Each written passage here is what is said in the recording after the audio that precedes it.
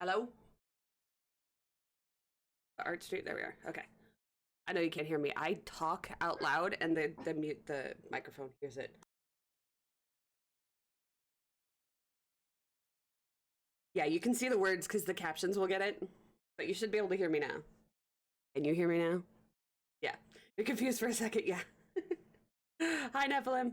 Yeah, usually if you get here, like, you're not here, like, the first thing normally, so. But yeah, I will always be talking to the captions, and it's kind of funny. Hi, Nephilim. Hi, Reno. Welcome, everybody. It's the Just Chatting channel, so hopefully we're gonna be okay, but we get any trolls, just ignore them. Is this enough light? I think this might be enough light, and I don't think I need the studio lights. I also have to remember to be next to the microphone, because are you getting half of my words on accident?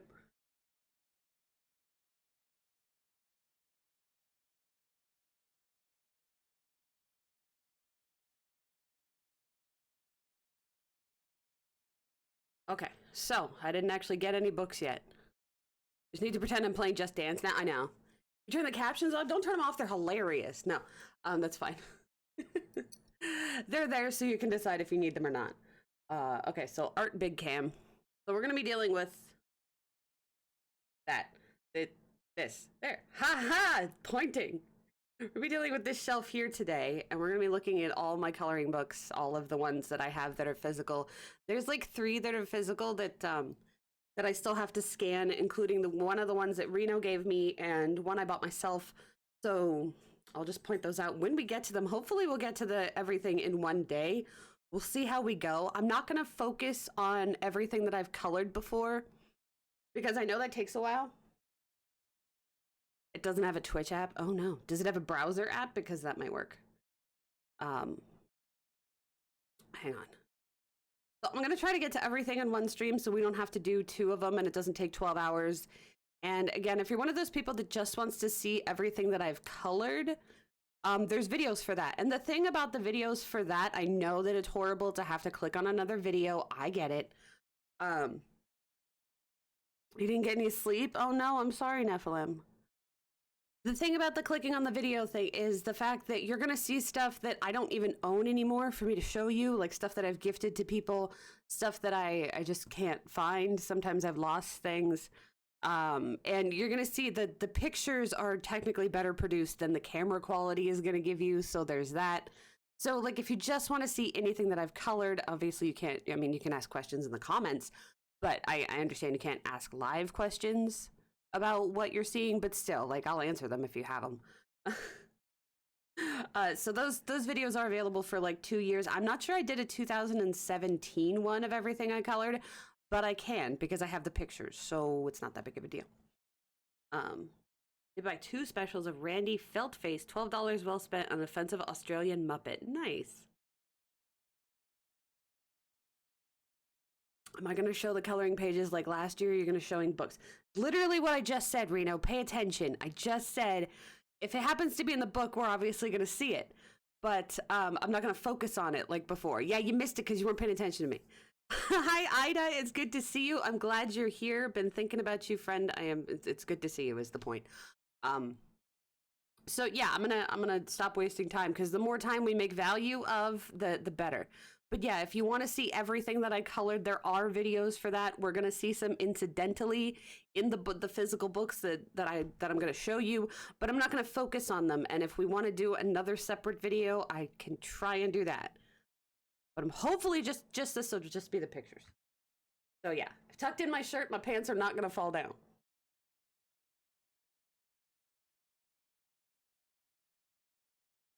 Start with the little ones.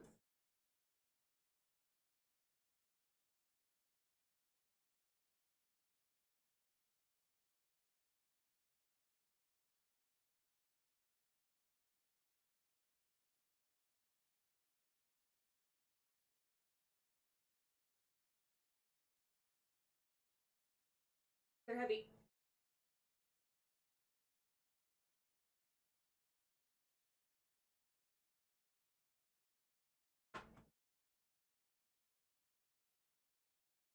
Okay, it's been a roller coaster the last few months. Apparently you're diabetic. Oh no. Are you managing it okay? I hope so. My mom was diabetic for a little while. Okay, so I'm also turning off the alert box. We're still going to hear them if you guys happen to donate things. But I'm turning off the box itself because one of the things people yelled at me about last time was the box was in the way of the screen. So it's not going to be in the way of the screen anymore because it's not on. Okay? Okay. I'm going to move the microphone. Is this enough light? Can you guys see? It looks like you can see. So I'm not going to turn on the studio lights. It looks like this is enough. You guys really good at poetry? Poetry is cool.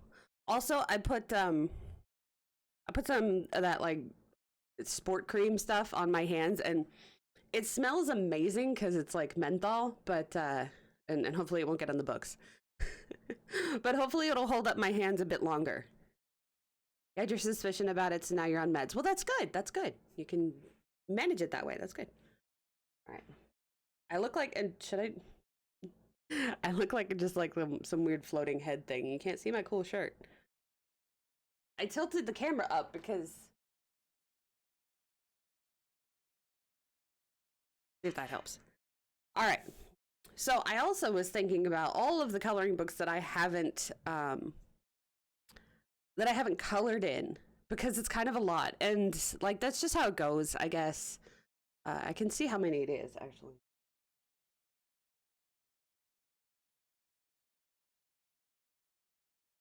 Cosmo's doing homework instead of hanging out with us. I don't appreciate that at all. Learning, who needs that? Anyway, so I guess this is the first books we should do. So I did the top shelf up there. You have a pen and paper ready to write books up. That I do actually suggest that, because the most comments I get are, I've never seen that book, I really want it. And most of the things, I cannot cite everything anymore. I've been collecting them since November 21st, 2016. I cannot cite anything anymore.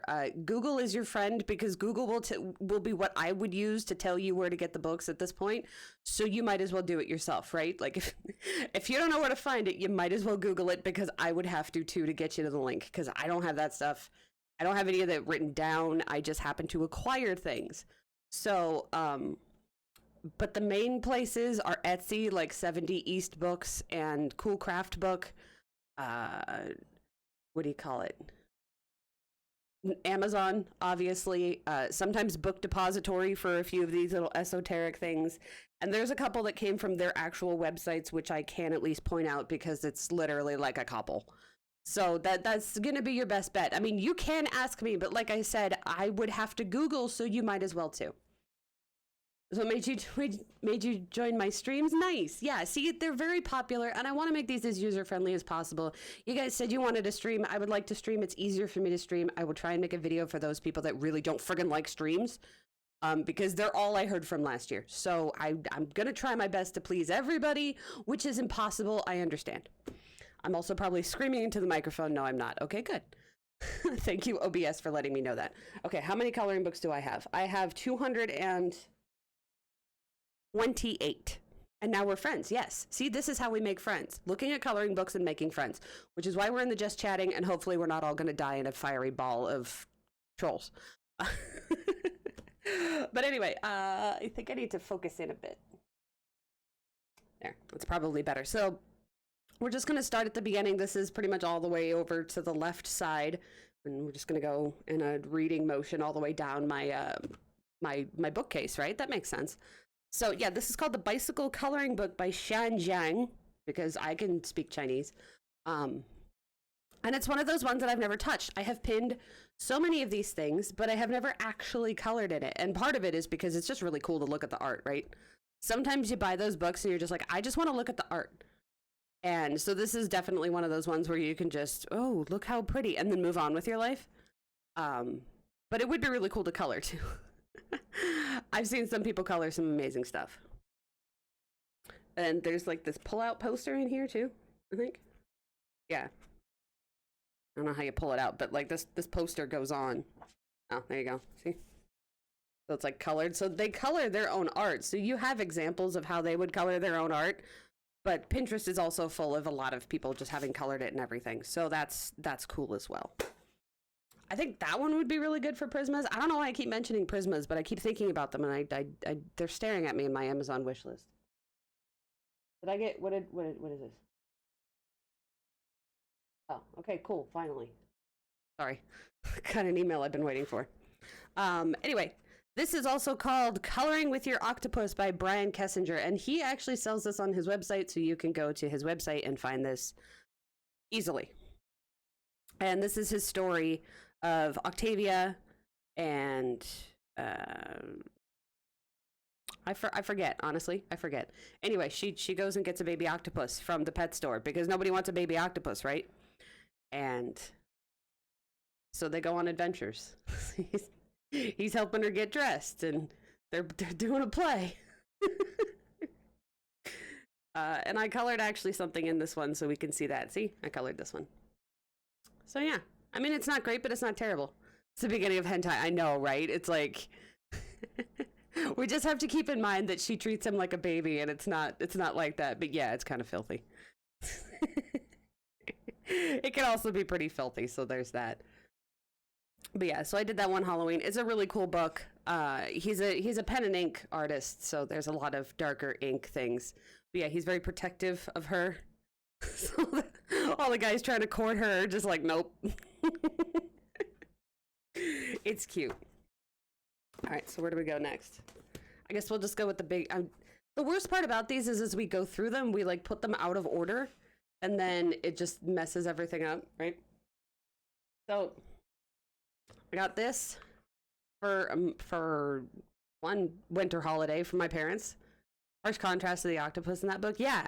The pen and ink is really cool because it's extremely dark or extremely light, and then when you add color to it, it kind of ruins that aesthetic. But it's still cool because I always think that coloring books, especially from Disney artists like that, it's almost like a collaboration between you and the artist when you add color to their work, because a lot of them that draw do not add color themselves. That's kind of how it goes, and so you have that interesting collaboration of working with somebody that makes your favorite things, because I like Disney. Speaking of Disney, ABCs, whatever. So these are cool, but you get a big old letter in the picture, so it depends on how you want to work with the letter in your picture, but still very cool. And I like the fact that there's scenes. I have colored one of these, but it's not in the book. And like I said, if you want to see everything that I colored, there are so many videos for that. Not only month by month, but there is yearly retrospectives for that. There are pictures for that, and trust me, the pictures are better. There's one I haven't colored in, and I know Bama Chick was saying, can you color in one of... Oh, wait, it's not this one. She was saying, can you color in one of the Disney books that have a whole lot of patterns in them? This one is too small. This is wallpaper. I don't like wallpaper pages. But there. Pretty. Also scary and pretty. So there you go. That's fur. I was going to say, I hope that's fur. Sirius's fur is black. But yeah, so this one is girl power, so it's all about the female characters in Disney. And I have a boys one. There we are. It's the boys one that had a lot of patterns. And this also came out of the book. See? It came off the backing, so it's not actually in the book anymore. So this one is boy power. And boy power is one of the ones with all of the patterns on it. So you have to figure out how you want to color. Do you want to color the patterns individually, or do you want to just color it the way that they normally are colored for the movie? Or do you want to do something else? I like to color things movie accurate because I'm pedantic that way. So that's what I would intend to do. I'm also fighting a headache, so if I look weird, that's why. Well, no, I always look weird, but I'm also fighting a headache, so, 6 of one, half dozen of the other, I guess. I like this one. We should have done that for fall. So one of the problems when you have a lot is because I knew for fall that I had things that I wanted to color, and I was just like, I wonder where those are. So this one's Disney Portraits. And these ones came from Amazon, but it was Amazon Japan. Does it have Aoni? I don't know who that is. If she's from the Black Cauldron, no, there's nothing in the Black Cauldron. Trust me, like 4 people saw that movie and they don't even have it on DVD. Also, I don't remember. Disney barely acknowledges that exists. And on VHS, yeah. See, that was my guess, because I'm like, well, Disney doesn't acknowledge that that movie exists anymore, so you're probably talking about that one. I've seen it before. My parents have it on VHS. Like, I've seen it, but a long time ago, because that's when it friggin' came out, okay? was born in 83, and that movie came out in 82 or 84. You also have the Sierra game. Nice. Yeah, I mean, they did do some stuff, but mostly it's been completely removed from the parks unless you go to Disney. I think it's Disney Tokyo. Because Japan, I think, has two. I think it might be Disney Tokyo. I forget. But they're the only ones that have anything relating to the movie. Like, they don't exist it. Disney mean you love that movie. Nobody else did. That was the problem. Nobody watched it. Nobody liked it. And everybody was just like, So this is Disney Portraits. So the funny thing about this book is there's like reviews on Amazon where they're just like, I don't even know who anybody is. Like, I'm sorry if you don't watch the movies that are actually out and they put on DVDs. If you don't know who anybody is, like, this is Melody Ariel's daughter. It's not that hard. The cats from Aristocats, Marie and Toulouse, and the other one whose name I can't remember right now, but that's my problem. Toulouse is harder to remember, frankly. I can't change the pictures. Oh my god. And Baloo. It was funny because the first one, Color with Claire, went through it and she's like, I don't know who this is. And I don't know who that is. So I literally went through her video and I was like, this is this, and this is this, and this is this. And she's like, oh my god, thank you. And I'm like, good, because the other response is, bitch. So I'm like, I'm glad she didn't say that. That's the problem with the internet, right? You can be really, really helpful and good intentioned and people yell at you or they say thank you and you never know what you're going to get. As Jessie from Toy Story, it's not that hard. Oh, man. Anyway, so that's the portraits one. Obviously, just what it says on the tin. Really big portraits. This is the winter one. We've seen this recently because I colored in it recently. But lots of winter pictures. So we've got our classic 5 or 6 main characters of the Mickey and Friends. We've got from, the movies. We've got from Pixar. We've got lots of different. I'm glad that they didn't go overboard with the Frozen. I will say that. Like, I don't hate Frozen, okay? I liked it the first 2 or 3 times I saw it. And I saw it 2 times in the theater itself. But the problem with Frozen is that Disney just went and just crammed it down everybody's throat. And I don't even have a child, so I can't imagine how bad it is with a child where you literally do have to see it 5,000 times, because seeing it everywhere in the parks was excessive.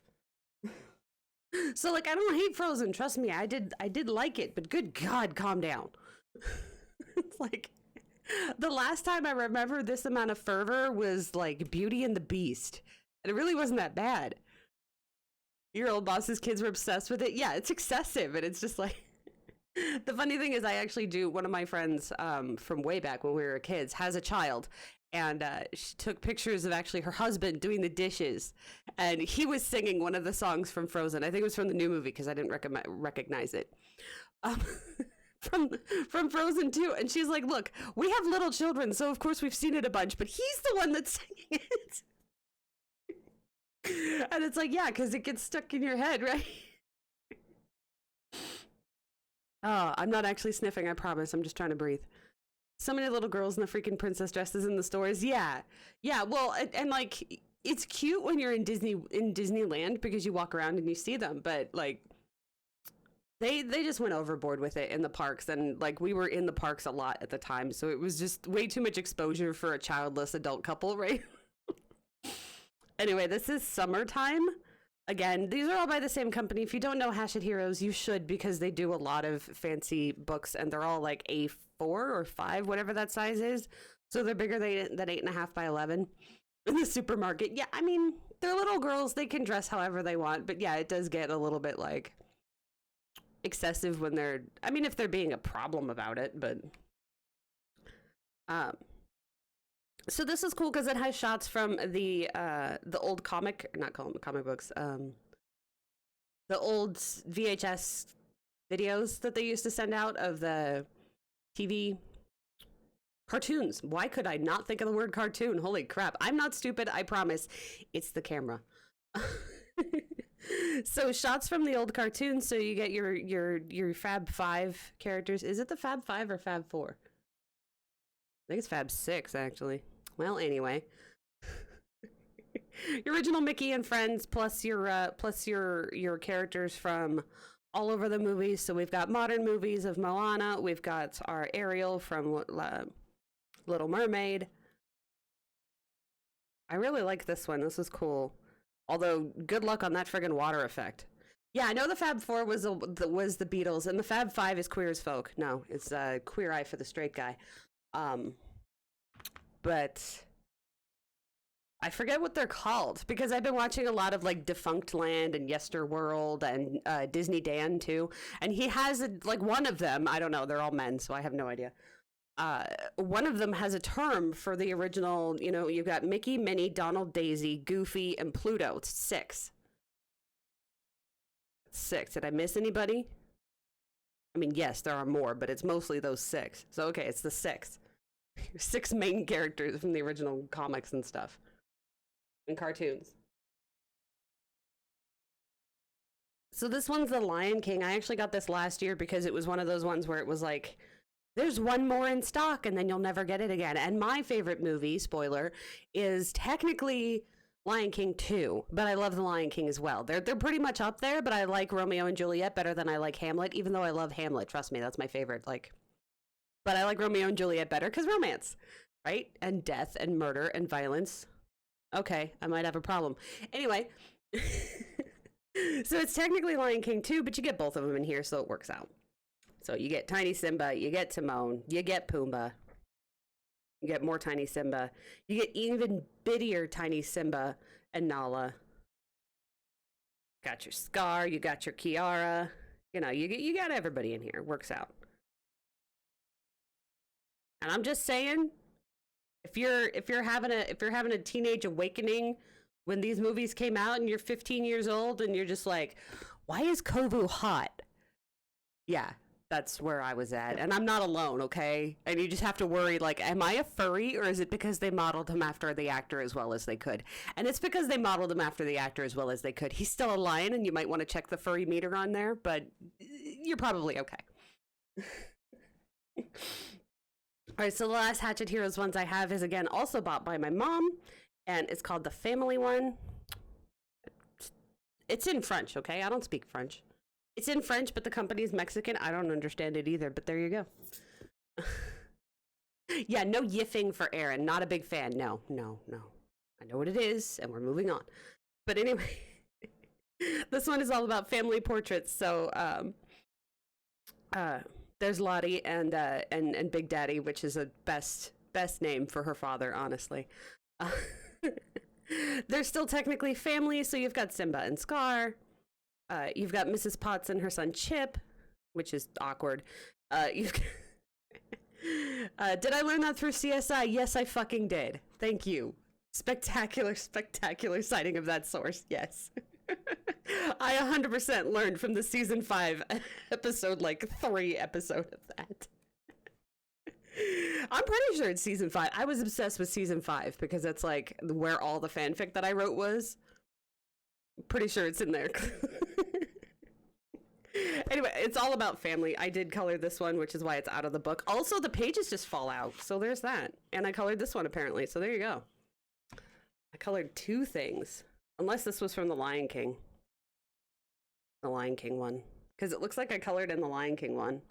So, you'll probably see these things through the collection. So the sparkly washi tape means that I've colored it before. The blue, cool, cracked glass washi tape means that it was a gifted book. Now, I know that, one of these books is missing it, and I think it's one of the ones that Naomi gave me. But aside from that, pretty much all of the books are labeled correctly. If I have finished a picture in there, it has sparkly washi tape on the side of it.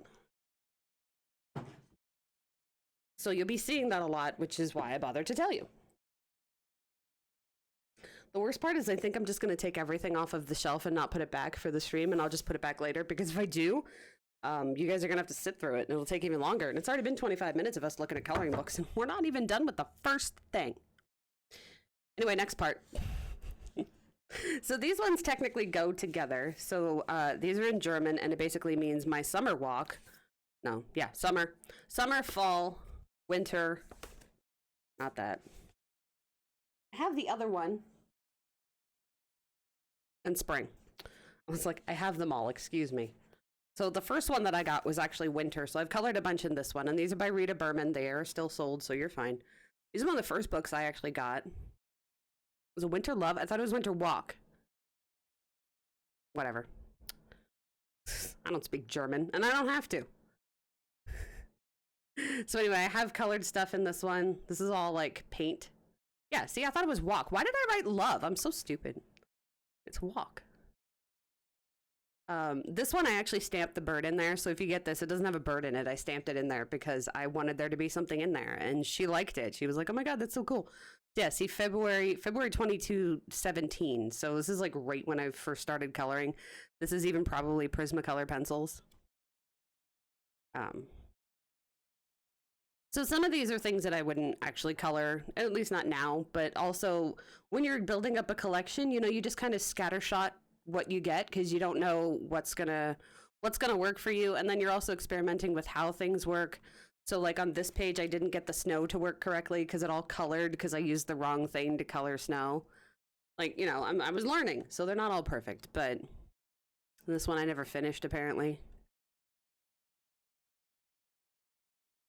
I don't know why the dogs are barking. I don't appreciate it. It was also me realizing that I don't like to color in just pencil, so there's that. But yeah, so I finished this one. I've seen this pinned a lot, which I really appreciate. Those of you that pin my work, thank you. It's always funny when I open Pinterest and it's just like, hey, did you see this picture? And it's mine. I'm like, yeah, I think so. I think so. Thank you, Pinterest. This might be relevant to your interests. Like, yes, because I did that. And yeah, see, sparkly washi tape. I ran out of the orange, so I was like, I'm never going to use orange in something. And I'm like, you don't even like orange. Why are you putting your coloring pages in a washi tape you don't like? So then I switched to silver. So this one is spring. I know that because Frühling is spring, and it's also part of my favorite song from Rammstein. So there's that. Let's not mention what it's about, but it's still my favorite song. Frankly, let's not mention what any of the Rammstein songs are about. Let's just not. So, very cute style. The cool thing about Rita Berman's style is the fact that her style is very much about her kind of coloring too. Hi, Ida. Her art style is very much about her kind of coloring too, because she's one of those people that it is pretty self-explanatory. Yes, it is. She's one of those people that really blends the colors into each other. Like, I'm very segmented in my colors. If it's a purple flower, it's a purple flower. But the way that Rita colors her work is very flowy and very rainbowy and very, like, you get a good mix of a whole bunch of different colors, and it's very fantastical, and it's just really cool to look at, but it's a style that I cannot replicate. So it's one of those, like, you can really tell, even just from the same people coloring, or different people coloring the same line art, it's so different sometimes. So you've got half done pictures in here. Like, I try to get to these during the actual holiday, or not holiday, season or whatever, because they're for seasons, but you know, they're also just fun to look at. And that's the thing you have to understand when I have such a big collection. A lot of these books especially have been actually touched, but when you have such a big collection, this one's summer, you got to realize that you're not going to be able to color every page. You might not even want to color every page. And sometimes it's just fun to look at the line art. Like, this is just a fun page to look at, whether I color it or not. And then I also, at this point, you know, with as much as I stream, if you have a job, it's got to be worse. I mean, I have a streaming job, but if you have an actual job where you got to go talk to a boss that's annoying and stuff like that, you got to budget your time, right? So if something looks cool when it's uncolored, you know, sometimes you can just leave it that way. I have some stamps that are like that. I like the little sheep. The sheep are cute. I did start this one. This one's a little glamping, camping one. I really like that. Did start that. Should I try and label everything that I started, but it doesn't always work. Where's the one that I finished? There. So I finished that one. See? But I think, like, of course the color adds something to it, but I don't think that the pages that aren't colored, like, there's anything taken away from them. I can't figure out why this apple is see-through, but here we are. It apparently is. Good job, Aaron. That apple is see-through. Why would I do that? What is this? I'm disturbed. All right, it's fine. I mean, she kind of drew it that way too, but like, what's going on here? What's happening? Anyway, so yeah, that one's summer. And then this one is autumn or fall. Maybe it's a Jello apple. Good idea. Good idea. Yeah, it's supposed to be that way. It's fine.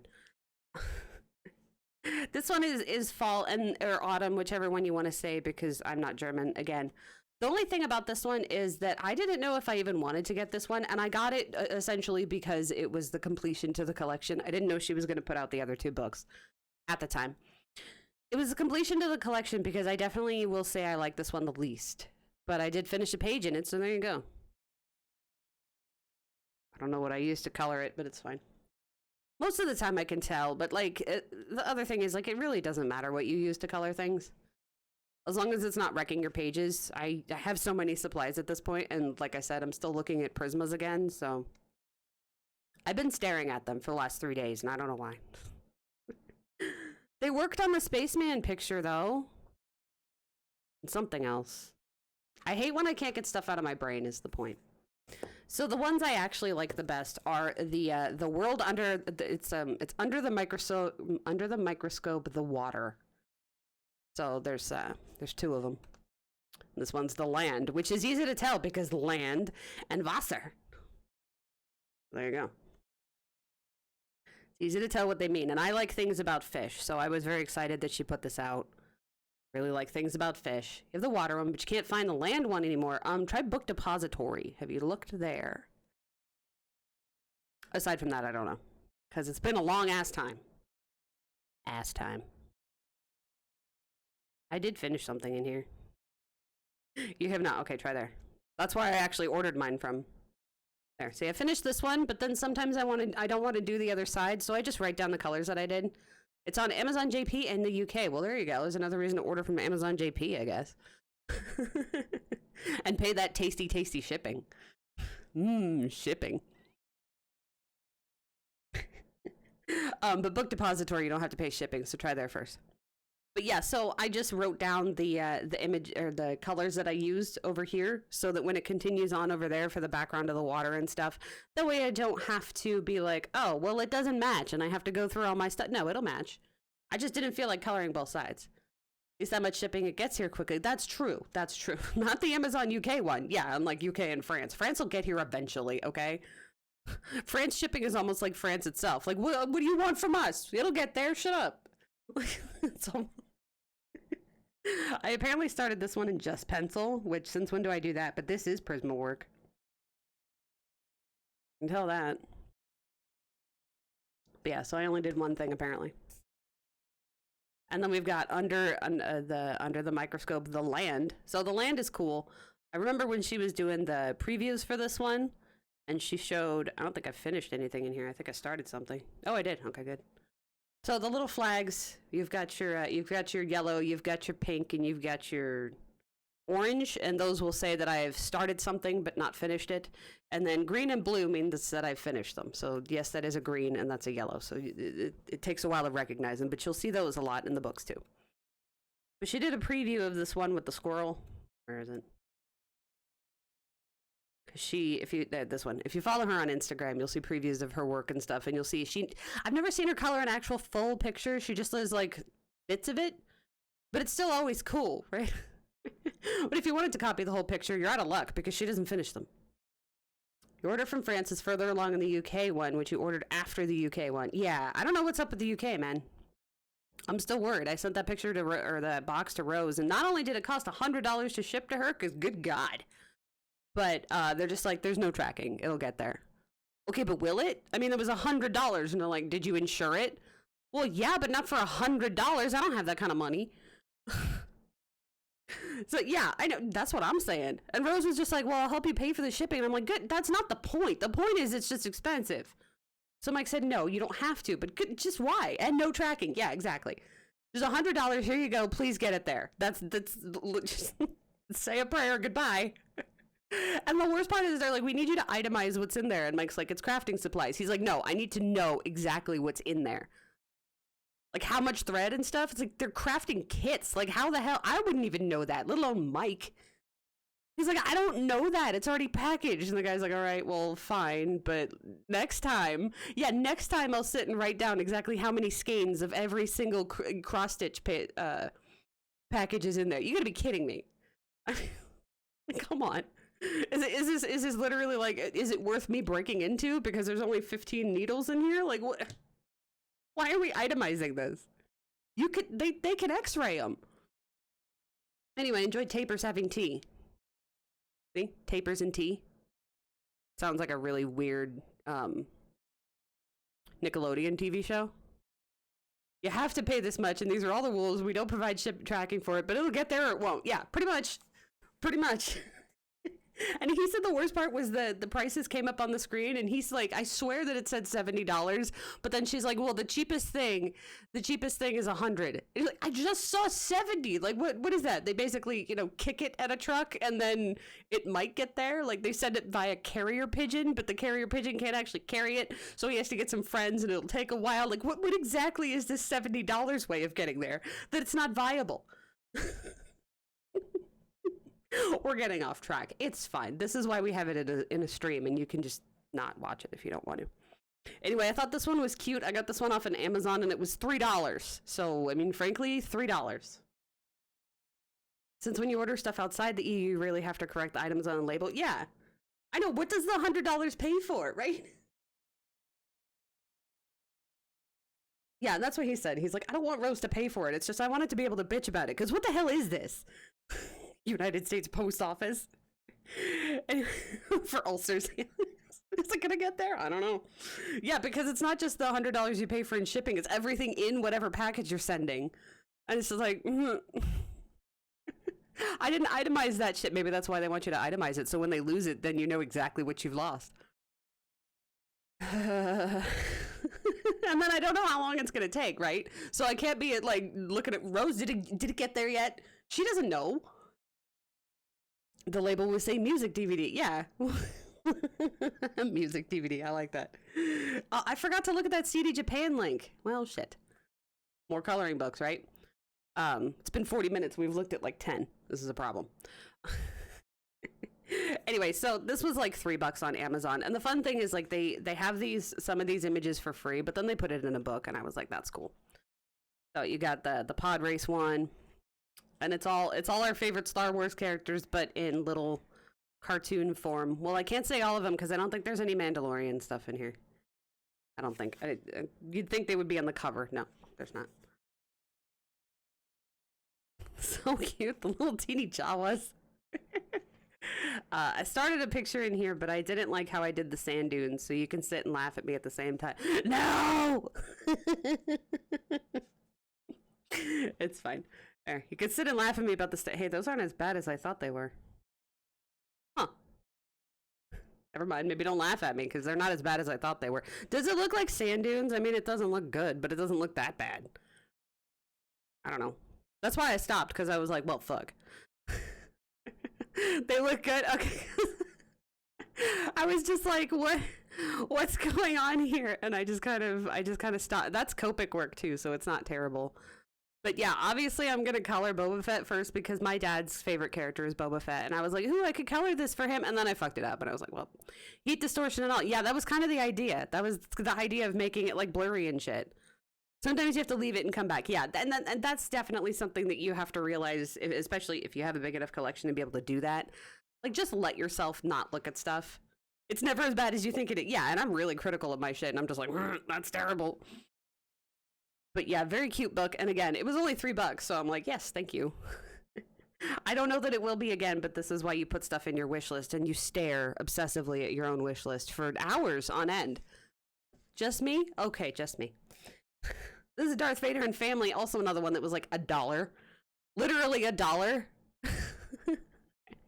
I don't know why they go on them deep, tasty discounts, but this one is literally $1. Jeffrey Brown is, if I remember, an actual Disney artist as well. But yeah, this is Darth Vader and Family.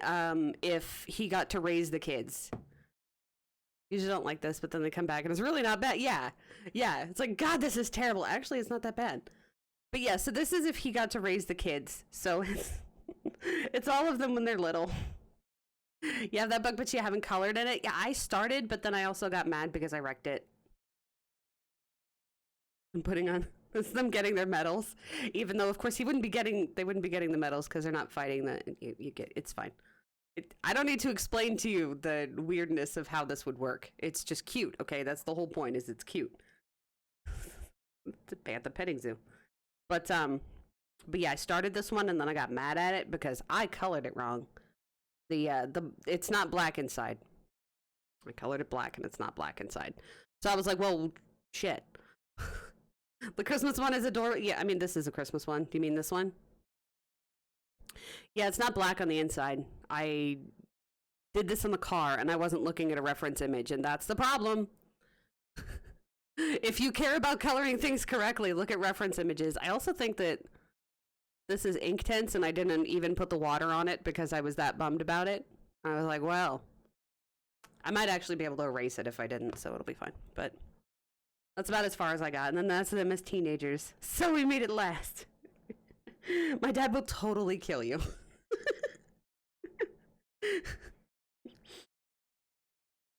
Oh, you can't see the night lights. I turned the night lights on, but you can't see them. Oh, well.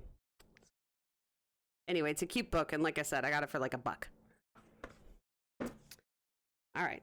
So this book, you actually do have to get from their website. So Travis Hansen has a website. If you want this book, you got to get it from there. Mike, thank you for the 75 biddies. You'll hear the noise, but you won't see the thing. So there you go. Hot Bitties. Hot Biddy. Slayer 9292 cheered. X75. Thank you for the 75 biddies to start us off for the day. For the week, in fact. So not only is this signed, but did he draw that on his own? No, he signed it. Okay, so you get it signed. So that's cool. But yeah, you got to buy it from his actual website. This is the Life of the Party, which is basically D&D campaigns, but in drawing form because it's cute that way. Focus. There. See? Like the little rogue dude fighting a monster. Little... I love the dragon is just so much like, I don't care that there's a human with a stick. He just does not care. So anyway, these were really cute. And it's just, you know, if I mean, D&D characters, like, they don't really exist. So it's just your role-playing character things. And he's got a comic, too. I didn't get the comic because comics are expensive, okay? They're expensive, and I think that they're actually colored. So that wouldn't have done me any good. Like, like the Mortal Instruments one isn't colored, so it's fine. I can pretend. So you got the mage fighting a big snake. You got the warrior chick fighting that guy who's terrified. But yeah, I thought this was a cute book, and I got it from his website. I've colored this one, but I didn't color in the book, right? Because it's signed. We don't mess with the book. I mean, you could if you wanted. It's just I didn't. If you're really into that, you can, but I scanned it. Click. She took a picture of it before she's going to fight it, I guess. So yeah, that one I know you have to get from the website. This one is called Sweets and Dishes by Eri Nishiwaki. Eri Nishiwaki. There you go. Hi, Finito. How are you? Yes, I'm always going to say your name like that unless you make me stop. So this one is Sweets and Dishes. I like food. Food is great. Did you make it in time this time? Mostly, yes. We've been talking about... I didn't even make it through the first top shelf, technically. You like it like that? All right, good, because I'm going to say it like that. This one has blue ink on it. Am I yelling in the microphone? Like, let me know, because it doesn't look like I am, but good God. I also realize I'm directly in your ear. Hi, Kenshin. So this one has blue ink, which is cool. And it's all about foods and stuff. So you got your breads, you've got your savory foods, you got your wine and your was it picnic basket? Words, picnic basket. You got your cakes, you got your random nibbles and birds, of course, because I eat those all the time. But it's also got really imaginative things. Like this is a Cinderella scene, but everything's in cake. Because that makes sense. It doesn't have to. Candy doesn't have to have a reason, but I like coloring food and I like coloring kitchens and stuff like that. So this was a fun book. This is one of the the early purchases. So those of you that watch all of these videos, you've probably seen this a whole bunch. I could have sworn I colored something in here, but it doesn't look like I did, so there's that. It did come with postcards. This is a good picture. Like the tea chamomile picture or something. This is a good one. It did come with postcards, and I did color that. How are you blending? Are you doing good? Excuse me. Oh, speaking of a little bit of news, well, blending technically already has something, but speaking a little bit of news, if you didn't hear on the Discord, there is something. Matt, thank you for the 100 biddies. There is a giveaway channel now, and it has things in it. Please, especially if you haven't gotten anything from me. An imaginary being cheered. X100. Morning. Thank you, Matt. Please go and claim some of the things because I need them not to live here. They need to live with you guys. And I have stamps now. See, I have stamps. And there's no charge for them, but if you happen to use the donation links, I can't stop you. Literally, I woke up to one because I cannot stop it. So it happens. I can't make it stop. But the point is, Mike actually bought me some stamps, and they're almost gone by now. My headache is going away, so I'm doing better blending. Thank you. So this is oh, geez. Wow. Are we done? Yeah. Hi, Sparkadium. I'm going to say it that way. How are you? I'm doing okay. We're going through my coloring books, which is fun, and my headache's going away, so that's good too. But yeah, if you're not part of our Discord, you can be. Pretty much everybody in here is. But yeah, check out that giveaway channel. And like I said, there's no charge for the stuff in there, but if you happen to send money, I can't stop you.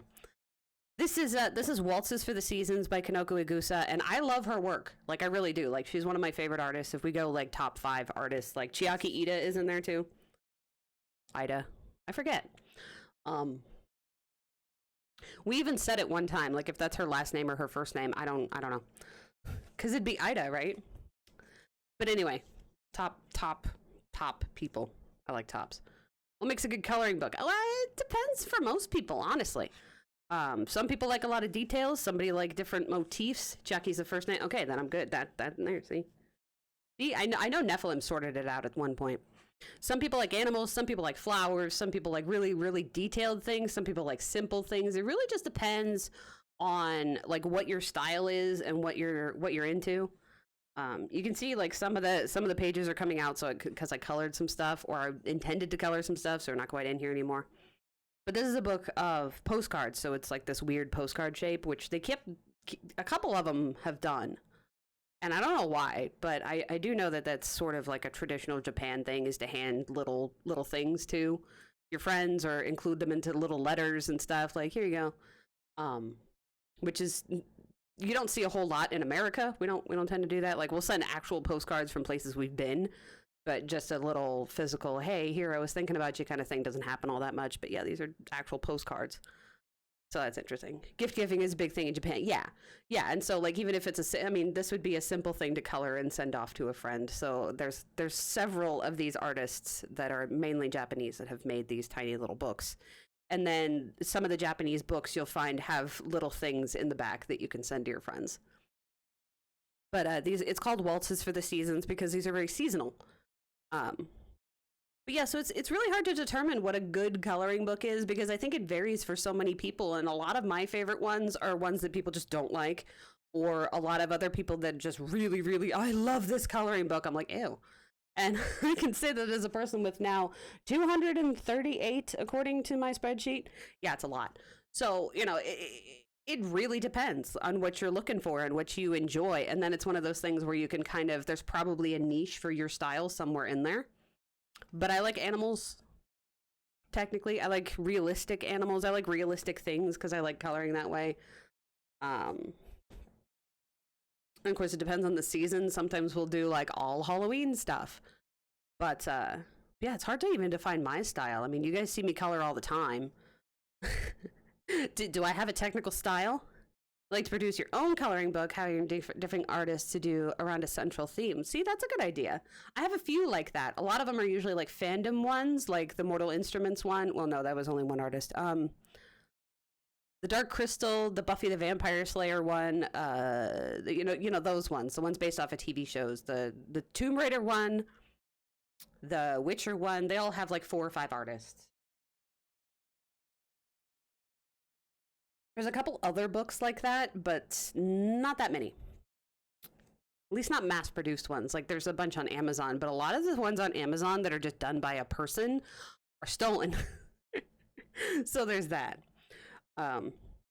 Anyway, so this is Chiaki Ida's postcard book. And the interesting thing about this one is not only do you get finished work in here, so you get it to, like, compare to, which is cool, because you can either color it like this, or this suggests that you cut it out. This is a painting sample, so you can cut it out and give this away, like anybody would do that. You can use it as a coloring example. Yeah, it's probably on your end, because it doesn't look like I'm dropping any frames. Looks like I'm okay, maybe refresh. But the interesting thing about this one is she does 2 copies of everything. So you get a second chance at it, or you can do one for a friend and then keep one for yourself, which is also cool. It's just kind of up to you as to how you want to do it. I thought that it would be cool to do like a night and day version. Yeah, it kind of is, because it's she has another book that's like the girl in the forest or something like that. So yeah, it is one of her central main characters, that she's like got teeny tiny girls and teeny tiny boys that live in the forest and play with animals that are gigantic, you know, that kind of thing. But yeah, I just love her style. It's so cute. And you can see I did color this one. I think the other one I tore out, I didn't actually color yet. The Beauty of Horror Christmas I started but didn't finish, and then we didn't get to it all this Christmas, even though I wanted to. I didn't think about it, so there's that. Actually, let's do this one first, because it's also Chiaki Ida. This is not a coloring book, okay? This is her actual art book, but you know what? If you do something in black and white, I'm going to add color to it, and you can't stop me because I paid my money. So this is just her artwork. Everything's kind of in grayscale, but you can see more examples of her work in here, and she does little tiny, I like to color little tiny details. I like to color little tiny rooms. I like to color little tiny kitchens and food. I like to color little tiny houses. So it's pretty much like her art is right up my street, right? Little tiny bookstore, you know. I love this inset bed over here, so cute. So yeah, this is like gray and brown scale, but like if you scan it and desaturate it, it'll be fine if you don't like that, which I don't. Or, you know, you can just color in the book if you want, you know, do whatever you want. It's your book. Do I color floral stuff? I am a big hater of flowers. I am not a fan at all. Like, if they happen to be in there, I will color them, but I won't go out of my way for flowers. I'm so bad at it. And I don't know that it's like I don't like it because I'm bad at it, or I just don't like it because I don't find them as interesting. I mainly color people and animals. Like, if we're trying to define, yeah, it's mostly people and animals. I did actually start out collecting coloring books, and I'm just like, I'm gonna color flowers because flowers are easy and mindless. And then I realized, like, not my jam. Anyway, okay, back to Beauty of Horror. So this is the Christmas one. So there's all these like North Pole scenes, and holding it too far away. I started this one. I don't know why I didn't finish it. Maybe it wasn't blending the way I wanted it to. Blending, why weren't you working? But yeah, so you got your haunted, like coloring stuff in Photoshop. Yeah, see, that's good. Digital coloring is cool too. There's a lot of digital coloring apps and stuff for your phones. I like this one where the gingerbread house is on fire. So yeah, I actually forgot. I think I probably forgot about this book for the holiday. I mean, we could still get to it, but there's some winter things in here, right? Probably. I don't know. We were going to do winter until like mid-February. That's winter. There you go. That's winter. Demonic snowman. Got your terrifying deer creature dude. That's not Krampus. That's just some terrifying deer creature that broke in through the window, I guess. Rude. How did he get through a hole that small? Like, the antlers alone would have busted out that window. It's fine. It's Guliana kicking the boy off the roof. I don't know if the boy has a name. Arcadium, thank you for the follow. It's a skeleton Wendigo, right? Okay, this one's called Once Upon a Time by Irene Ritonga. Ritonga. There we are. Anyway, there you go. It's shiny. Yeah, it's called Fairy Tales Around the World. I was gonna say it's very fairy tale like. Discord link isn't working for you, really? You sure? Do exclamation mark Discord? Did I fuck it up? I wouldn't be surprised if I did, but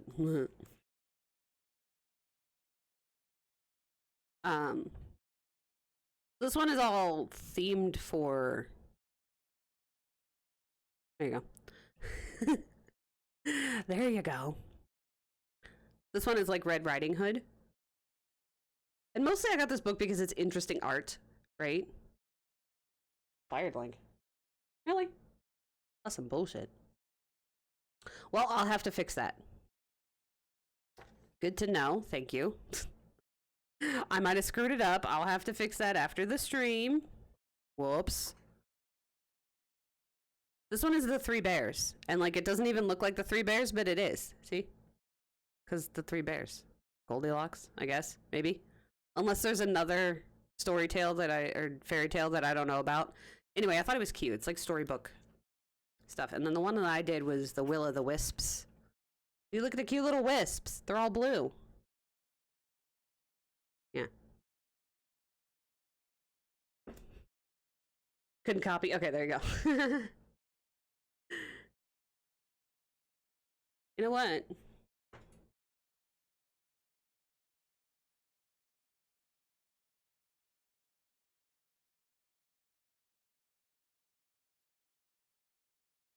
There you go, Ida. Enjoy your diamond. This is from an artist I follow on Instagram. Her name is Pola, I think that's her name. That's her art name anyway. And I was very excited to find this. I found it on Cool Craft Book because it took me like years to try and find it, and it's like on one Indonesian website that it would not let me order from. It just did not want my money, and I'm like, oh, okay, I see how it is. Thanks, Indonesia. So I finally found it on Cool Craft Book, and her art is amazing just in general. But I was happy to just own it, and then now I can color it too. That's colored terribly though, so I'll have to fix that. Good God. It's probably why I left it, because I was like, that's not working. Bleh. But her art is really cool, and the way that she colors is very, or not colors, she does watercolor work over on Instagram. The little painter. So it's very much not my style, but I thought I might try in her style, and if not, I just get to own her line art, right? That's a lot of reasons why I have coloring books from certain people that I follow. Because it's like, I can't buy prints of your work because I would run out of A, space to display them, and B, money. But if you have a coloring book, then I can get the line art, right? And if I really want to color the way that they color so that I can have, sort of a print, I can mimic enough, or well enough. Yeah, this book is really cute. And then, I mean, obviously I'm not going to fill in the blank canvases because I can't draw for crap. But yeah, her art is beautiful, and her watercolor is even better, but I'm not great at watercolor, so I probably won't try and color like her, but it's still very cute. So I was happy to have this book just as a collector kind of thing, right? See? Very cute. All right, and these three technically go together because why are they upside down? There. So tried watercolor once, you need to try it more. Yeah, I have done, I'm better at landscapes, honestly. I had a lot more fun with the landscapes than I did with like coloring people and stuff. And I don't like the style in coloring books personally. I mean, people make it look great, but I don't like the style myself. So these are the first chibi books that Dada Mao put out, and somebody said they're about Chinese poetry. I don't read Chinese, so don't come for me. But people are like, what's the title of that? I don't know, you read Chinese. I don't know. Somebody said it's Chinese poetry something, and they are based on poetry characters or fantasy characters, so okay, sure. But I'm not Chinese, all right? I'm super white. I'm not going to sit here and tell you these things when I don't friggin' know. So I just call them the green book, the red book, and the blue book. All right? It's easy that way. It's literally in my spreadsheet. as the green book, the red book, and the blue book. But the cool thing about these is we've done this one, right? Yeah, I did this one.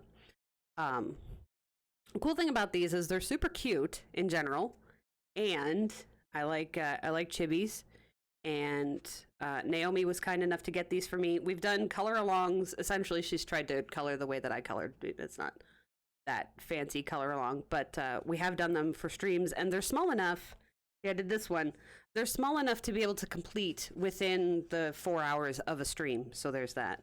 And they come with this pull-out thing on watercolor paper. So it's got most of the characters that are in the book in a long form. You try and print out a page, you're going to try coloring? Nice. Yeah, I prefer coloring with Copic markers, so a lot of the time I will scan something or take a photograph of it and then print it out on Copic paper, because that's my main medium. Hi, Pixie. Yeah, these books are super great, and unfortunately she's put out like 3 more, and the only place that I've seen them reasonably cheap is AliExpress, and I don't have account for that, so I want the recent ones. There's one about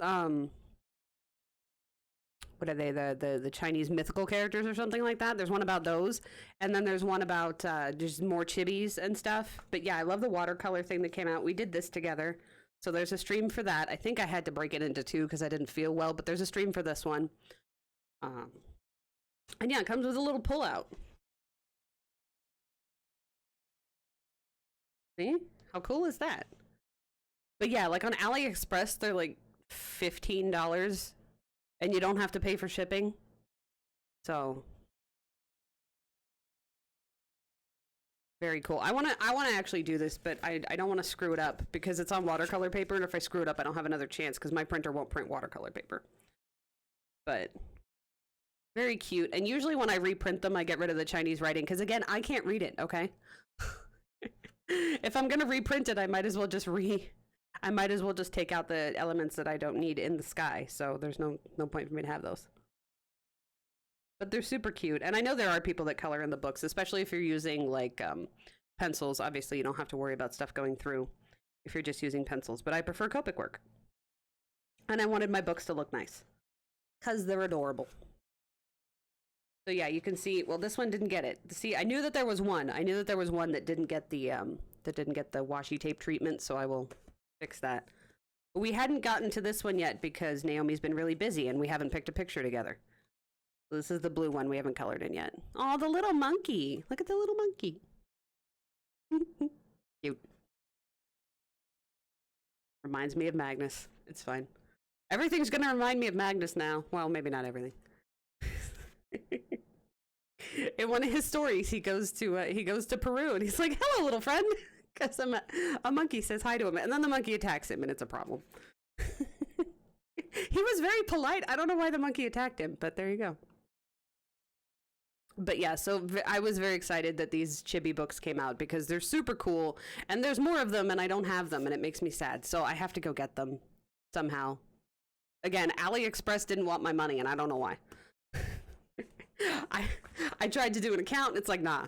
And I tried to order from them, and they're like, nah. And I'm like, why? Why though? So that didn't work. All right, so we get to go for another shelf, and you're gonna have to see me get up. And I'm sorry I'm fat, but I am. So there you go.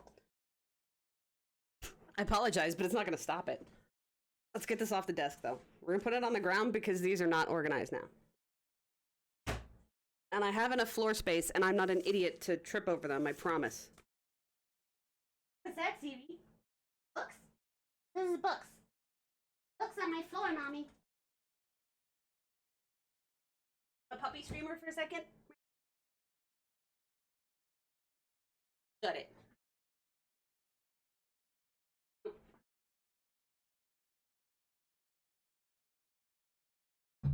There.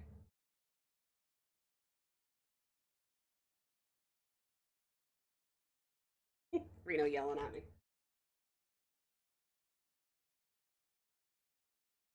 You know, if we do one shelf an hour, we might be okay.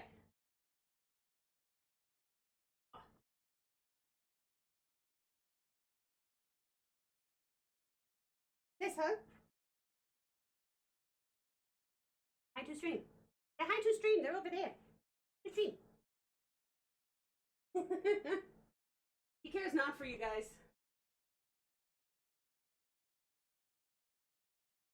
Oh. Ah. Yes, it is. It's 2, actually. Hey, Sugar Butt. You gonna look at the stream? You gonna look at the stream? You're over there. Hi, everybody. Yeah. You hearing Daddy? Is it what you're hearing? Huh? You come to Mommy?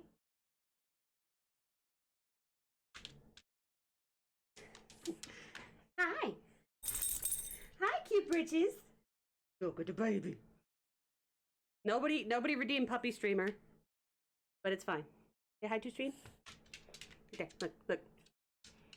Right there. Huh? Hello, everybody.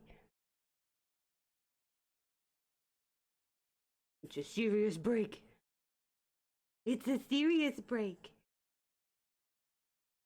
Did Daddy not give you your cookie yet? Is that what you're waiting for? Yeah?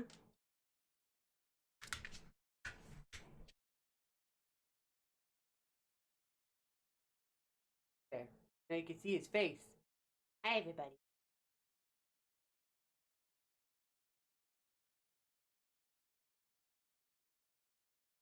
That's my baby. Okay. All right, so since you asked about it, Fernito, yes, I have 2 Thomas Kincaid books. And no, I haven't colored in them, either of them. I started this one, but this was actually a gift. You can see it was a present for my birthday. Unfortunately, it was a present for my birthday in 2017. Like, that's how long it's been. But yeah, this is the Disney one, Thomas Kincaid Disney. So very cool. You can either copy what's on the other side or you can color it your own way, you know, whatever you want to do. I did do part of a picture, so it technically counts. I don't think I marked it on here, but I did mark it on my coloring thing.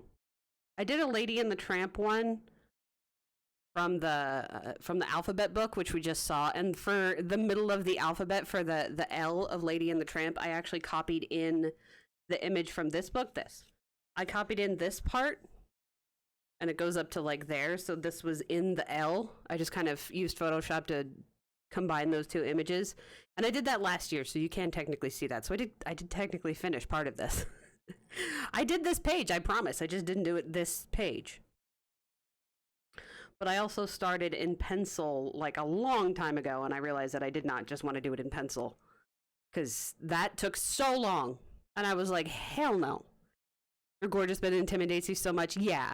And I mean, the problem for me is that my pencils don't cover over any of those lines. So all of the lines that they added, I was just like, well, how do I get rid of that? Right. And I was just like, And then this is one of the first ones that I got as far as getting coloring books. And so I didn't know how to do stuff in general, but if you just like his regular paintings, I like houses. I have a thing for little houses, too.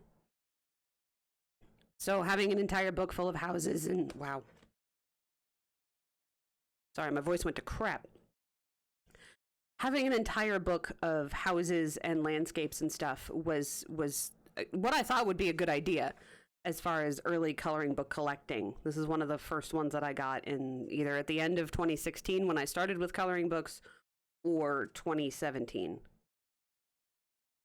So yeah, I started with adult coloring books November 21st, 2016. And I know that because I made an order from Amazon. And I got it like that day. And I got things for myself and my mom, so we technically both started then. I don't know how much she's actually done, but you guys can see how much I've done. So there's that. I keep saying so there's that, but what else am I supposed to say? I don't know. So this is the Forest Girls coloring book. Is this the first one or the second one? I think this is the first one. I think this is the first one. Girl in the Forest by Apel. I don't know how you say her name. Apel? Okay. This is my note to myself. Don't use luminance. Why not to use luminance? Huh. I don't know, but I'm going to trust myself. I wrote specifically in the book, don't use luminance. So don't use them. I did actually finish one in here, though. I actually like it a lot. I don't know why I said don't use luminance on it, because I did use luminance on it. Maybe I didn't like how it worked, and then I think that's it. I did it on her shirt, because I said it, and yeah, I would know exactly. That's what I'm saying. I'm just going to trust myself. I did it on her sweater, and maybe it was annoying to blend, and I just didn't like the way that it came out or whatever, or it took way too much work to get a smooth blend. That could be it. But yeah, her shirt is luminance for sure. I don't think her face is. Her face might be a little bit, but I really like how this came out. So the thing with this is I didn't feel the need to copy her image. Like, my girl's hair is totally different. The flowers are different, because I already have the example of her work in the book, right? So that's why I say, well, then that gives me kind of carte blanche to do whatever I want. So instead I made the girl's hair a lot more messy. I made it a different color, you know, that kind of thing. So yeah, I thought that was fun, but apparently don't use luminance in this book. Or I just didn't like how it worked. That's probably most of the issue. But that's what we were saying when we were experimenting with the prismas, is that I think a lot of times it comes down to how things work in the books and whether I like the look of it or not. So it's not that you can't. Of course you can if you like it. But if I don't like the effect, then clearly this is, you know, I didn't like it enough for me to write in the book not to use a certain material. So there you go. I didn't enjoy it enough to specifically write in the book, don't do this. So this book was gifted to me by Reno. It also needs its washi tape. So there's 2 gifts that don't have their washi tape on them. This is something I need to rectify. So this is a Bob's Burgers coloring book. I did start coloring one of them. I even have, I'm not going to show you the letter because it has her actual name on it, but I put the note into the book, which I always do. But I can't show you on screen because it's her literal name. But it's scenes from the TV show, as well as like little bits of the characters. You can fill them in yourself. These are comic book covers. So if you look up the Bob's Burgers comic book, you can see those in full color, so you know how to color things. Change that for future. Yeah, just put Savvy on them. My mom did the same thing. She's like, I love you, Mom. And then it had her full name on it. And I'm like, okay. Tay's the only one that just did Tay. I think Rich might have changed his too. But I was just like, I can't show that on stream.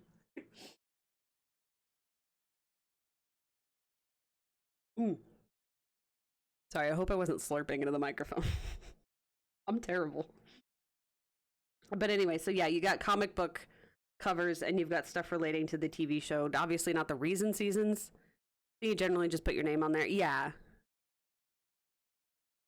I can look because I have them saved, or we're going to get to that book at some point anyway. Because you've given me a physical one as well as ones that I've scanned, so I just put the note in the physical one. But yeah, so the Bob's Burgers coloring book, I really like Bob's Burgers in general. I didn't get to see the actual video yet, but somebody did like Bob's Burgers family, or the Belcher family is the most wholesome family on TV right now. And I'm like, yes, thank you, because they still are. I didn't get to watch the video yet, but. So this used to be the only Fabiana Attanasio book that I ever had. But now with Mythographics, she's doing those too. But this is the only one of her story ones that I have. And mostly it's because I like Peter Pan. I have to say, I'm not like enamored with her art, but I like Peter Pan. And this book was $2. So it's one of those things where it was cheap enough for me to say, yeah, okay, I guess. But there's a reason I haven't finished coloring. So you have a retelling of the story. Obviously they have different versions, so if it's not in English, you're not exactly going to be reading it if you speak English, but I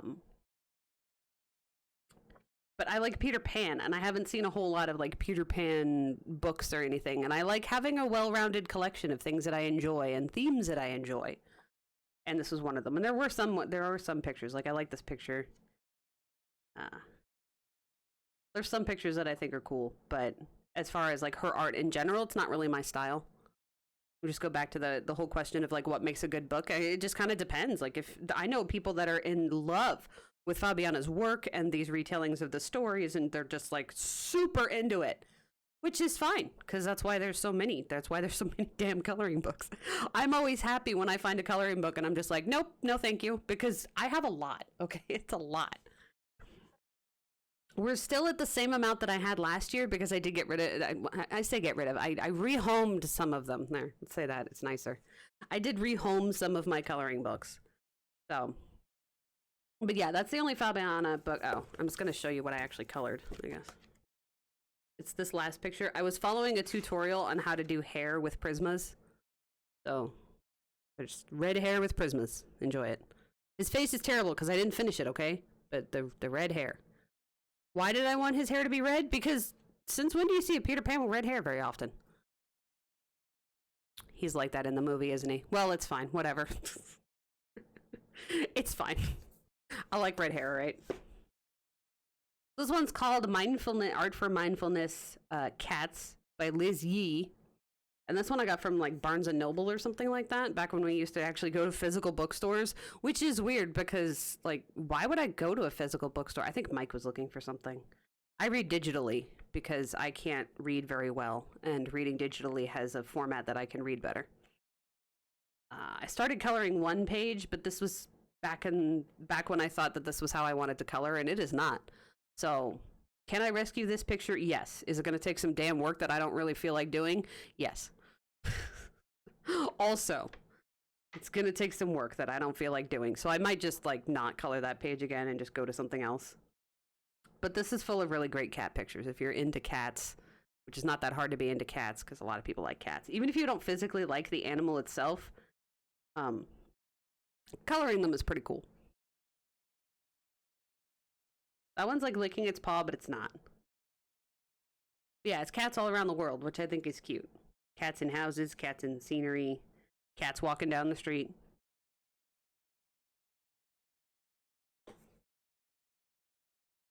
We've got the World of Warcraft coloring book. And see, I don't play World of Warcraft. I don't know anything about World of Warcraft, frankly, but this is a gift from my parents. It was really easy to get them to buy this because I put it on my wish list before Christmas and it disappeared. And I'm like, yep. I'm like, yeah, I definitely know that they're going to get that because my parents are super into World of Warcraft, like super.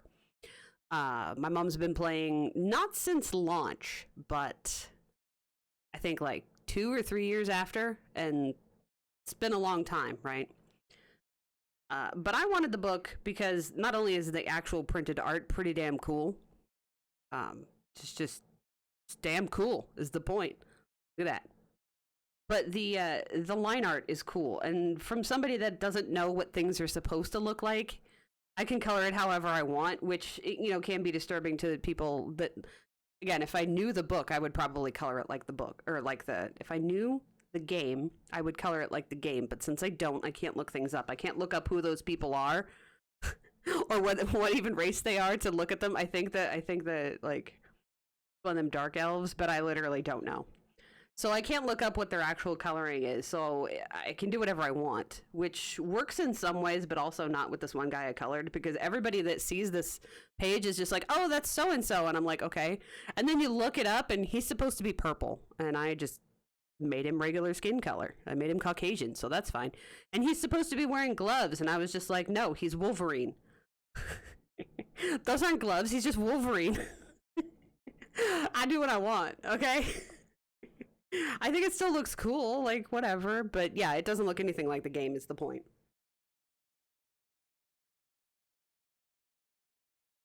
I still think it looks cool, and it's my book. So if you actually play the game and want to color it game realistic, more power to you. But I just wanted fantasy, and it's a lot of fantasy images, which is cool. It's just a werewolf guy. I don't know what he's supposed to look like. He's just werewolf guy.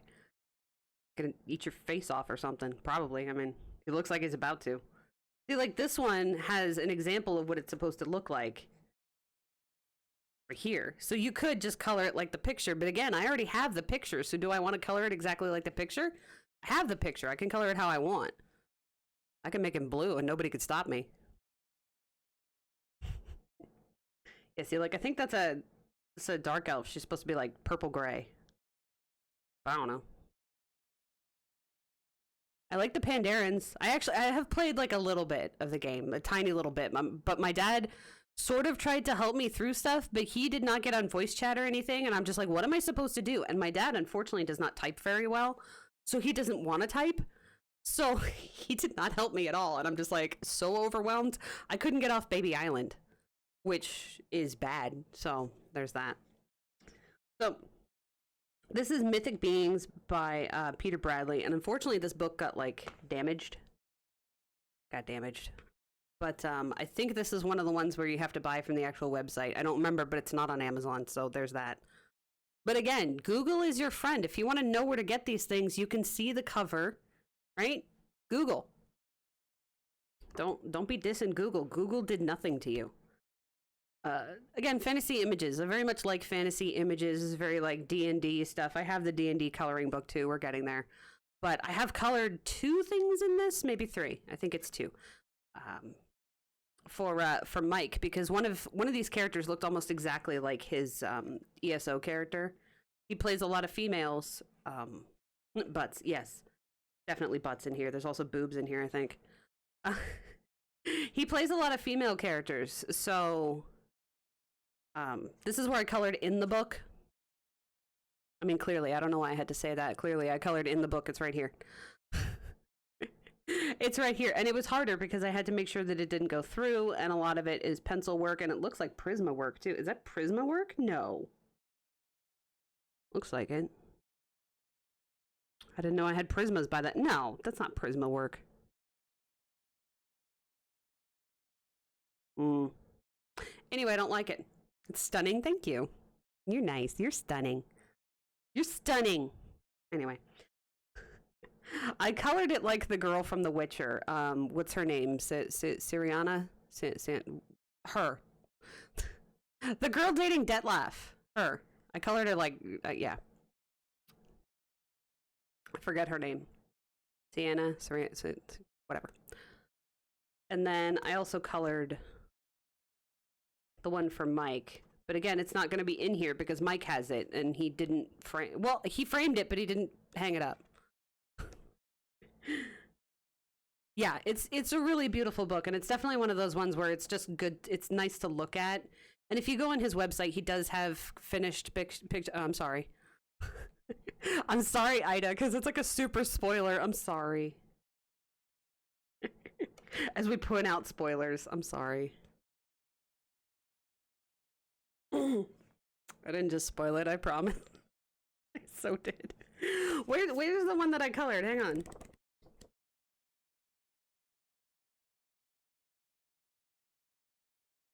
I don't know. And I'm pretty sure it's with an F. There, I colored this one for Mike, and that's not her butt. Well, it actually is, but I gave her pants when I colored it. She's wearing like a loincloth type thing. So that actually is her butt. But I gave her pants because Mike actually has his character, who is an elf, who does have a sword sometimes. And she's covered in mud, I think, in this picture, so I kind of added that. Or it's war paint, I'm not sure. I've seen this colored by the actual artist. But I gave her pants because Mike wears these, Mike has his character wear these, what are they called? Like harem pants, where you do like the, the belly dancing kind of pants. So he has his character wear that, and then she wears this little tiny, bustier type thing. And so I thought it was perfect because it really looks like his character. And then she's just hanging out in the forest. And as a wood elf, she would. So there you go. I colored that for Mike, but I gave it to him for his birthday a while ago. What is this paper? What is this paper? Hello, paper? Oh, this is me printing out a test page. Cool. Okay, so this book is amazing as well. This is another one. This is the same as the Epic coloring book. You have to get it from Travis Hansen's actual website. So there you go. His website. Just Google the name. It'll happen. I promise. You'll find it. Unless it's not available anymore, in which case that's not my fault because it's been a while. Also, this one is signed 2018. So I didn't color in this because it is signed, but also because it's super thin. So it says like use crayons or pencils or markers. Don't use markers in this because even water-based is going to go through. These are like super thin pages, which is why I copied it and reprinted it on Copic paper because super cool. Name is German name. For some reason they made the character's name Detlef. Yeah, well, I mean, I know it's like an actual name, but they can take actual names and change the spelling and make it fancy. They can do whatever they want. But yeah, I was gonna say it's exactly Detlef. It's weird because they just did it phonetically, right? Yeah, it's got a combination between the kids playing and actual fantasy stuff. I think what this is a collection of his just regular print work. Maybe it's a Polish version. Yeah, maybe it's a Polish version. Neither of us are Polish. But yeah, really cute book. This was me testing how it reprinted. This I did color. But again, it's not necessarily a book you're going to want to color in because the pages are so thin. The winter one was, yeah, like they're really great. I would finish all of these if I remembered that I would like to do that. It's one, you got to be careful when you let your collection get so big. There's a whole bunch of Dutch names in The Witcher. Yeah, see? But then they like change it. That's one of the problems when you let your collection get too big is that you forget what you have. Even though, like, I did spend fall going, I know that I have some fantastic fall pictures that I was like, this is going to be good for fall. And then I forgot. Like, this one is really cool. I like the monster stalking the archer here because he just doesn't know. Like, he's looking because he knows there's something there, but it's just like he hears the battle music and he just can't figure out why it's going off. The moment when you hear the battle music and you're like, oh crap. Actual Dutch names like Dijkstra? Gotcha. And I'm saying it like the game, I know, because I know that's not how you actually say it. It's Dijkstra, isn't it? They say Dijkstra in the game. Yeah, okay. I remember you saying that, that's why, because I'm like, I remember you saying that it's Dyke, and like, they didn't want to say that because it's a slur. It's not actually a slur, okay? It's a name, stop. These also you have to get from the guy's actual Etsy. So I'm able to point out some of these things. You can get them from the guy's actual Etsy. Matthew Larson has an Etsy. You can get stuff from him. You can buy individual images as well as these coloring books. And the cool thing about the coloring books is you can actually opt to get them signed, which I did. I got stickers too, apparently. You can opt to get them signed by the artist, which is cool. And he gave me a little tip that says blood turns brown as it dries. Yes, it's called oxidization. Thank you, Matthew. The oxygen oxidizes.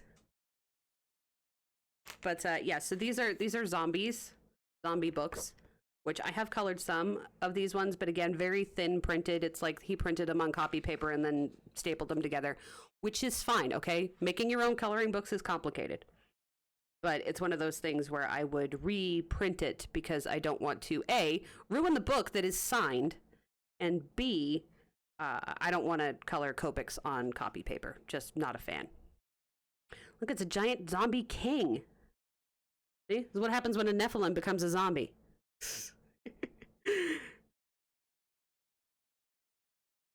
Get it? Because Nephilim are... It's fine. But yeah, so I don't want to say was, because I don't think I ever stopped liking The Walking Dead. I stopped liking where the direction of the show was going.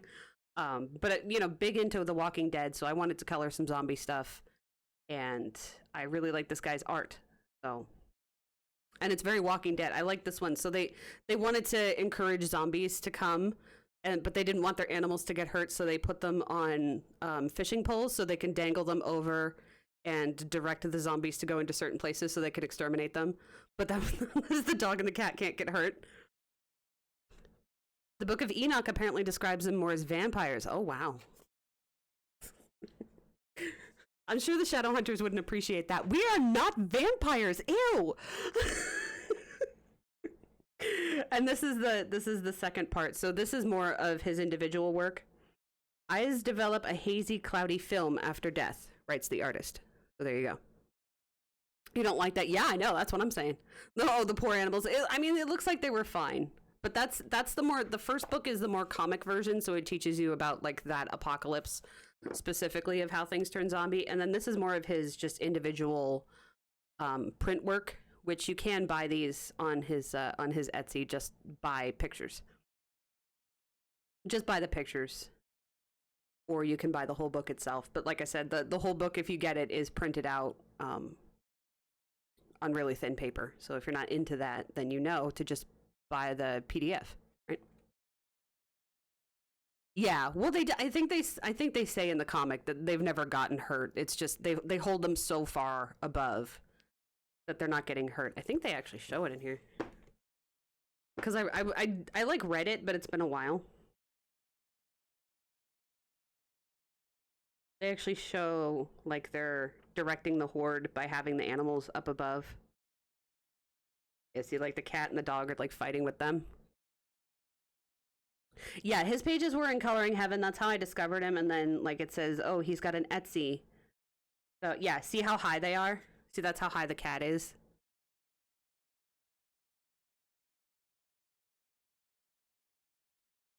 So he like barely, that one barely made it up there and still isn't able to touch it. So they're really high. It's just the cat's making a loud enough noise and, you know, is enticing the zombies to come where they need them to go. Into apparently a giant shredder. So yeah, they're not getting hurt. And it looks like the cats are like, this one is a zombie elephant. Like, how cool is that? Like, that's badass. Not as smart as World War Z then. Yeah, they can't climb up walls and stuff. So this one is Monsters and Heroes of the Realms for Dungeons and Dragons. And this covers the 5th through 8th series, I think they said. So unfortunately, it's none of what Mike has played. Because he has a whole bunch of these books. But I did color something in here from Mike, I believe. I forget. Oh, I was going to do this one for Halloween, and I even, like, sorted stuff out. Oh, with a queen zombie? Yeah. I was going to color for Halloween, but I just didn't get a chance. But more fantasy images, again. Very cool. I did this one. I gave it a whole background, because it was originally just this. And then this guy, and then I'm just like, let's put him on a ship. So I put him on a ship. Because why not? Your video is behind. It's fine. You're like 30 seconds behind anyway because of the Twitch delay, but yeah, so you get a lot of fantasy characters, elves and swordsmen and monsters and all that stuff. And if you happen to play D&D, then you'll actually recognize things. This one I finished as well. I ended up giving up on the jewels, so I was just like, you know what, gel pen.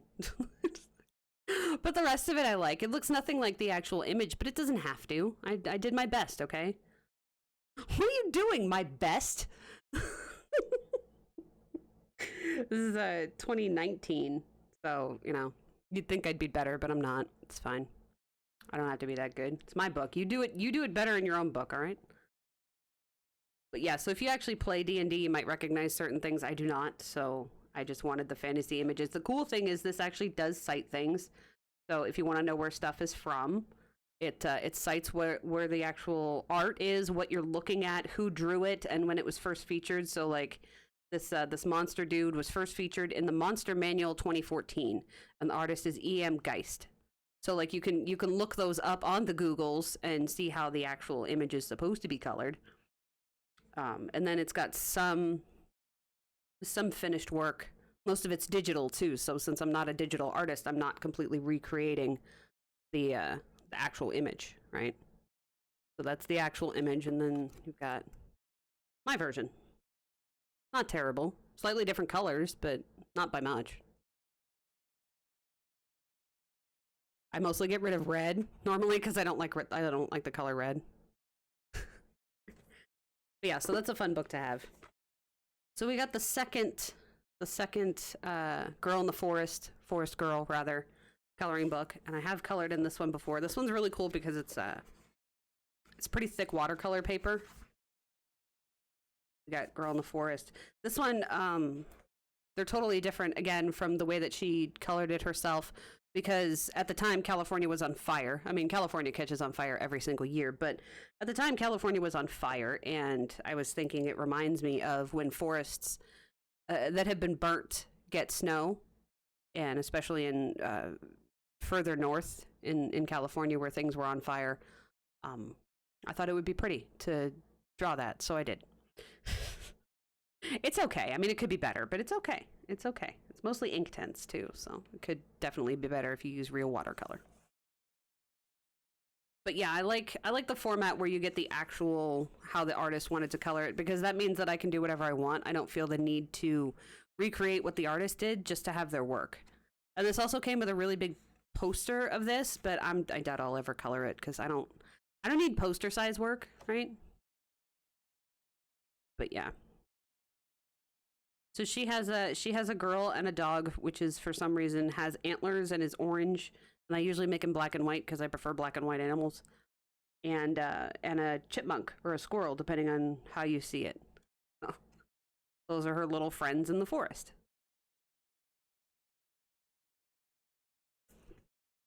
All right, so that's that stack. How far are we? We're doing okay, I think. Gotta go a little faster. I go a little faster, not a lot. Hang on. So, I did technically show these. Like, the first time I was gifted a book by Wolf, I had purchased these at the same time, so I have shown these before. But these are by Pictura. And I've got the reef, I've got dinosaurs, I've got fairies, I've got dragons, and I've got medieval town, and I've got the hedgerow year, which is also animals, because I like coloring animals.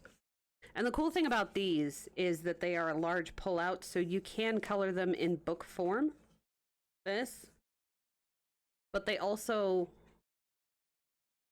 pull out like this. So you can have a really long poster, which I'm not really into, but they're also super thick. And on the back, it shows you what you're coloring. And I started the medieval town one. So they're sort of grayscale. Some of them are more grayscale than others. So I started this one, and I was just like, just finish part of the page, right? You can say that it's a page each. But that's as far as I got.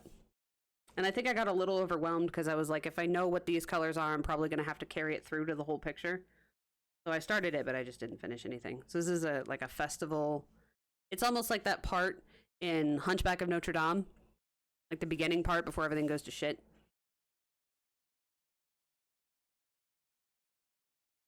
So just like cool, unique art is what I liked. And then the Dragons one is done by the guy that did the art for Lord of the Rings. So, in Lord of the Rings motifs. And the interesting thing is there's two formats to this, and the different formats have different pictures in them. This is the back. It shows you how to draw the dragon, if you want to draw the dragon. That's the back, though. So there's Smaug. Obviously. Little bit obvious on the nose right there, but you got little dragons. And it forms one big picture. So there. That's the format of those. And then there's like a whole series. There's way more than this, but these are the ones that I wanted. But there's this size and there's more. Probably you did miss a few books. Start all over again? That would be great. Look. I can ban you. I know how. You can be banned. This one's dinosaurs, and it reminds me of the movie Dinosaurs. But no, I'm not going to start all over. Hi, Dorothy. How are you? Speaking of Dorothy, if you haven't... Okay, somebody's claimed something.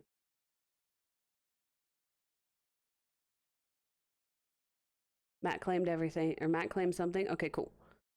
Matt can have something else. Dorothy, you have never gotten anything, so if you want to claim something in our giveaway channel, you can go ahead and do that.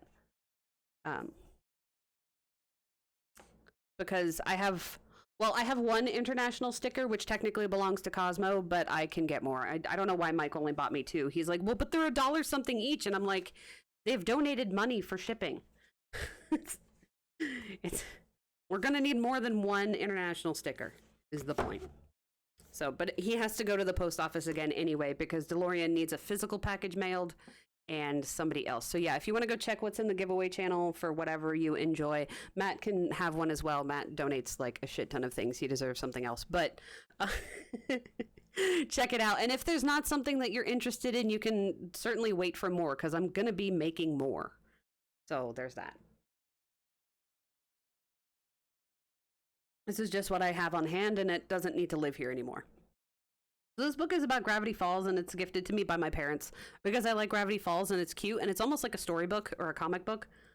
But it also has funny things from the TV show, so funny like motifs and stuff. You only got 3 hours of sleep. Yeah, see, you need sleep. Sleep is good. So basically, this book gets it gets possessed by a spirit, and they have to add color to it, and it's the characters talking about it, and all the silly things that that Mabel draws, and it's like a story, like I said, classic dollar bin coloring style. This is terrible. You had a dream Christmas things were chasing you. Oh no. I had a dream my parents were mad at me. And like it was like super mad. And like apparently I didn't say goodbye to them for something, and we were like traveling, and it was I woke up and I'm like, my parents are mad at me. Why? What kind of Christmas things did they catch? I know, like, right? Did they get you? Did they like reindeer murdering you or something? But yeah, so if you like Gravity Falls, this is funny. Right? You know, it's a fun book, and you can color it with your crayons or whatever you want to do. But I like Gravity Falls. Evil gingerbread cookies, like the terrible movie. What's happening? The book is shaking and sweating rainbows like a teenage unicorn. So that's that one. We have A Million Christmas Cats by John Bigwood. I have finished some in here. I wanted to get back to this Christmas, but I just did not. This is the one I finished in 2017. Just really not good. Not utterly terrible, but it's not good either. There's that. This is the one that I finished last year in 2019. Oh, this is 2019. Yeah. This one we did together. I don't remember how much we got done on the show, but I like this one better. It's fun. They're Christmas horror things. They didn't get you. Well, that's good. Do you guys have like reoccurring nightmares where it's like the same nightmare? Like you've watched a movie before and then you just keep watching the movie? It's like, I've dreamed this exact scenario and I know exactly what's going to happen. I don't know why I'm even scared, but it's still a nightmare and you're like, huh? Because you know exactly at what point in the plot the monster's going to come trying to get you, and you're like, I know it's coming.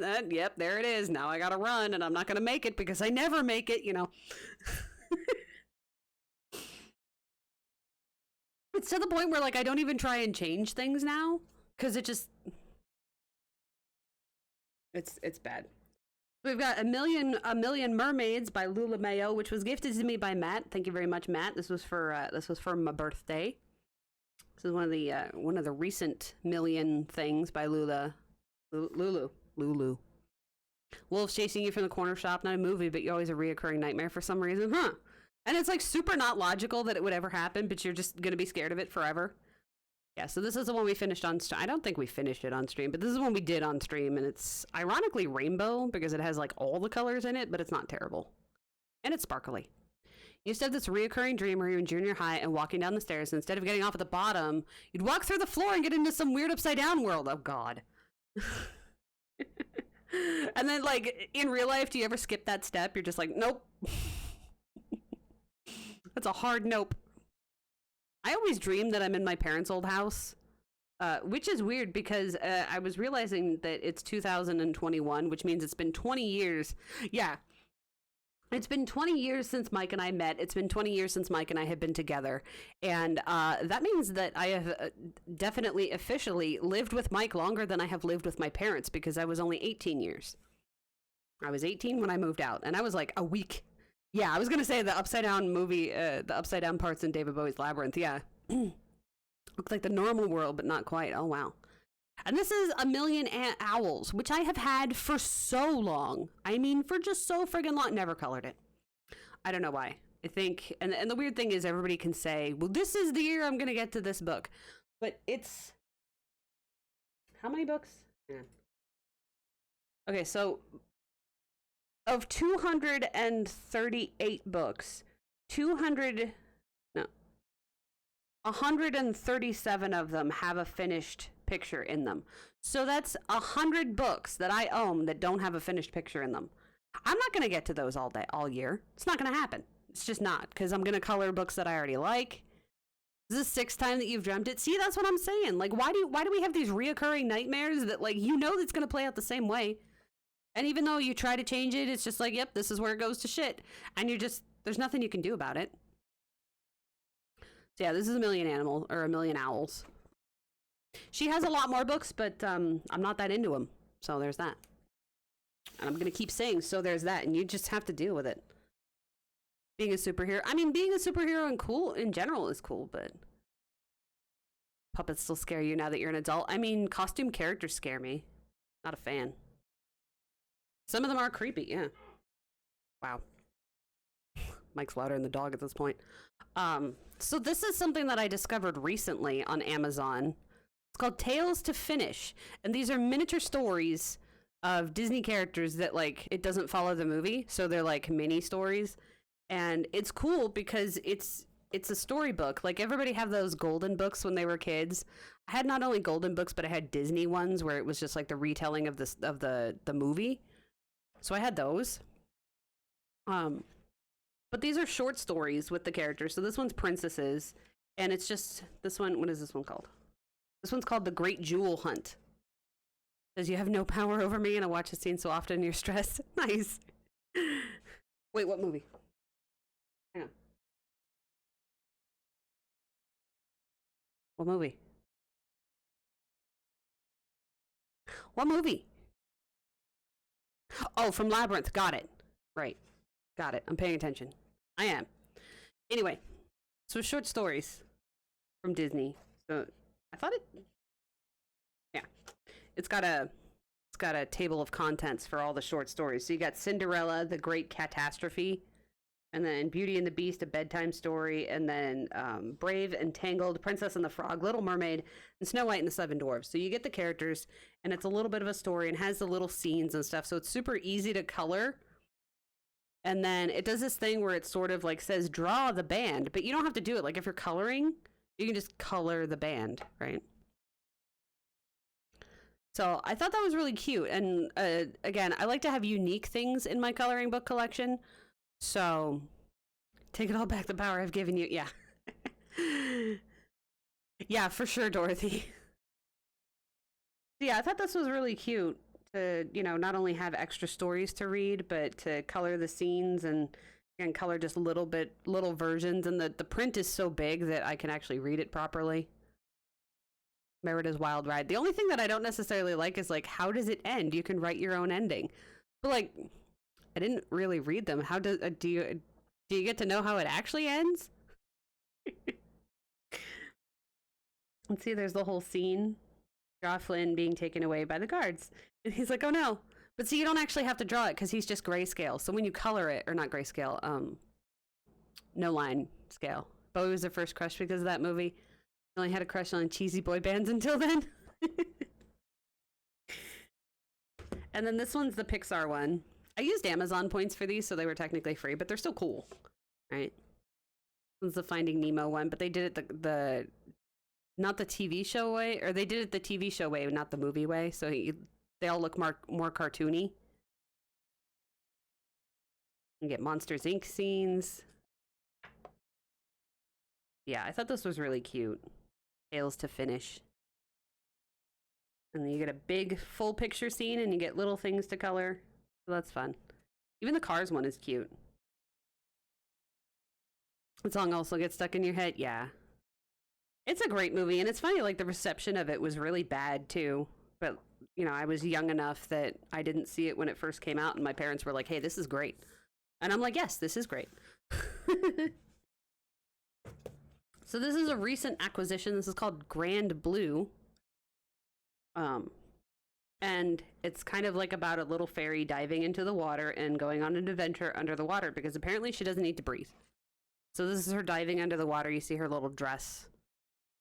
And the line art is not only blue, but it's really light. So I'm sure when you color it, it gets fancier. There's some things I don't want to color in, but when does it have rain on? Do you prefer when they're drawing the rain in? Do you prefer to have them leave it blank and add it to your side? I prefer to add it myself. I mean, if they want to add some marks where I can see that it rained, but I will usually add it myself. I think our groceries are here. But this one is cool. It's very unique art for me anyway. The fairy is basically led through a ship. Do I know this page?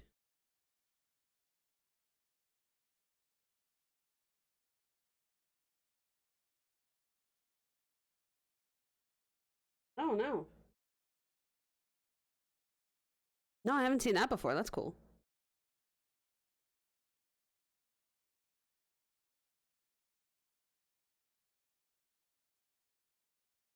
That's cool. Thank you. I'll leave it open so I can look later. Obviously, looking right now is just going to be a waste of our time.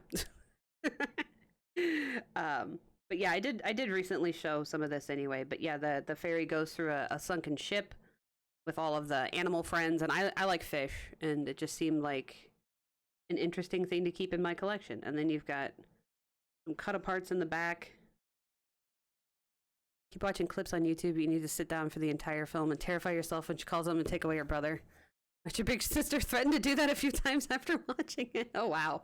Yeah, see, I don't have siblings, so I was fine with it. This is called the Animals in Their Lovely Home in the Forest or something like that. I know this isn't the actual cover picture, but that's because I don't like... This is the cover picture. That's because I don't like dust covers, and so I get rid of them a lot. So, yeah, there's that. This is the actual cover. There is somebody that photocopied this book and did it as a PDF form. It does not legally come as a PDF form. If you buy that, you are stealing. Don't steal. It's not okay. Just so you know. This book is not in PDF form. That is a stolen book.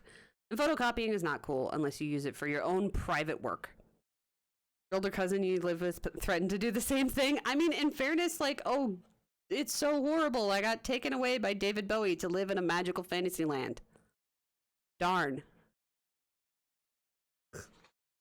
And he totally flirts with her too. Like, it's incredibly inappropriate because, like, she's super young, but, like, he totally flirts with her too. So, like, you wait until you get older and then... No, Dark Crystal is a completely different film. Yeah. And it's like, darn, you know, just wait until she's older and then you get to marry David Bowie. That's terrible.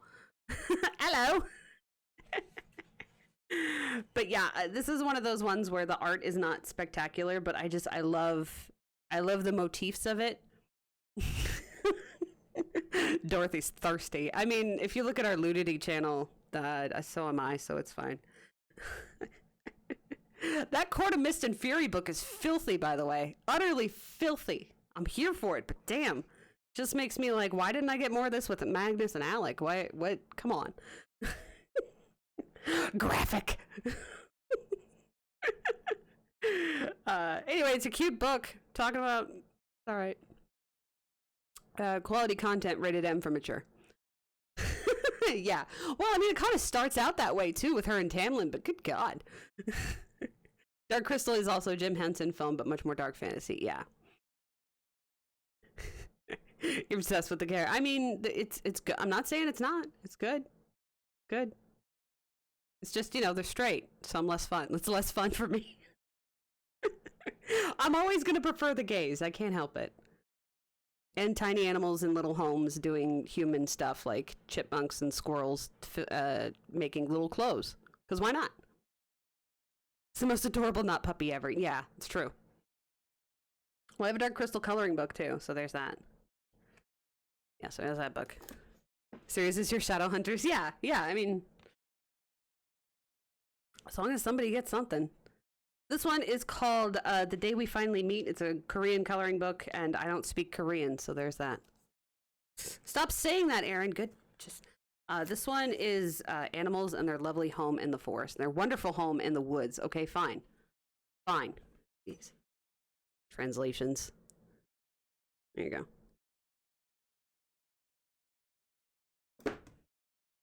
There you go. I'm half listening to Mike do the dishes, or not dishes, the groceries that came. You're welcome. So yeah, this is The Day We Finally Meet, and it's sort of like nursery rhymes and stuff. It's basically about, like, you know, pregnancy and having babies and stuff, or spell. Yeah. Well, that's because you're too thirsty. Okay, you're just too thirsty. You need to settle down. I can't type when I'm like that either. So it's part like nursery rhymes and stuff, and part just cute animals. And I don't read Korean, so I don't know exactly all the references, but that's fine. Just cute animals, and that's what I wanted it for. And at the time, this was really hard to source, so I was very happy to finally get it. But yeah, just like this. It's clearly raining, but there's only a little bit of rain, so if I colored it, maybe I would add more rain. Like that, since Dorothy literally just asked that question. See, this is clearly raining, but there's just a little bit of rain. So it's indicating that it's there, but I would add more. So that's kind of helpful. Which is like, I would like this scene to be rainy. Okay. But see, this is almost too much rain, but it does add some. So I guess there's a balance, you know. This one I started to color, but apparently just that's as far as I got. And I think it was one of those ones where I couldn't decide on how I wanted to use the medium and didn't like that medium and how it was coming out, which is usually why I will abandon a page. It's because the medium that I chose just was not working for me. Same with this one. I tried to do it in just pencil, and I was like, oh god, this is going to take forever. And I said no. I was like, no, thank you. But look at the teeny tiny baby raccoon. I mean, just so cute. Speaking of this situation, I saw a commercial that was just like so sweet.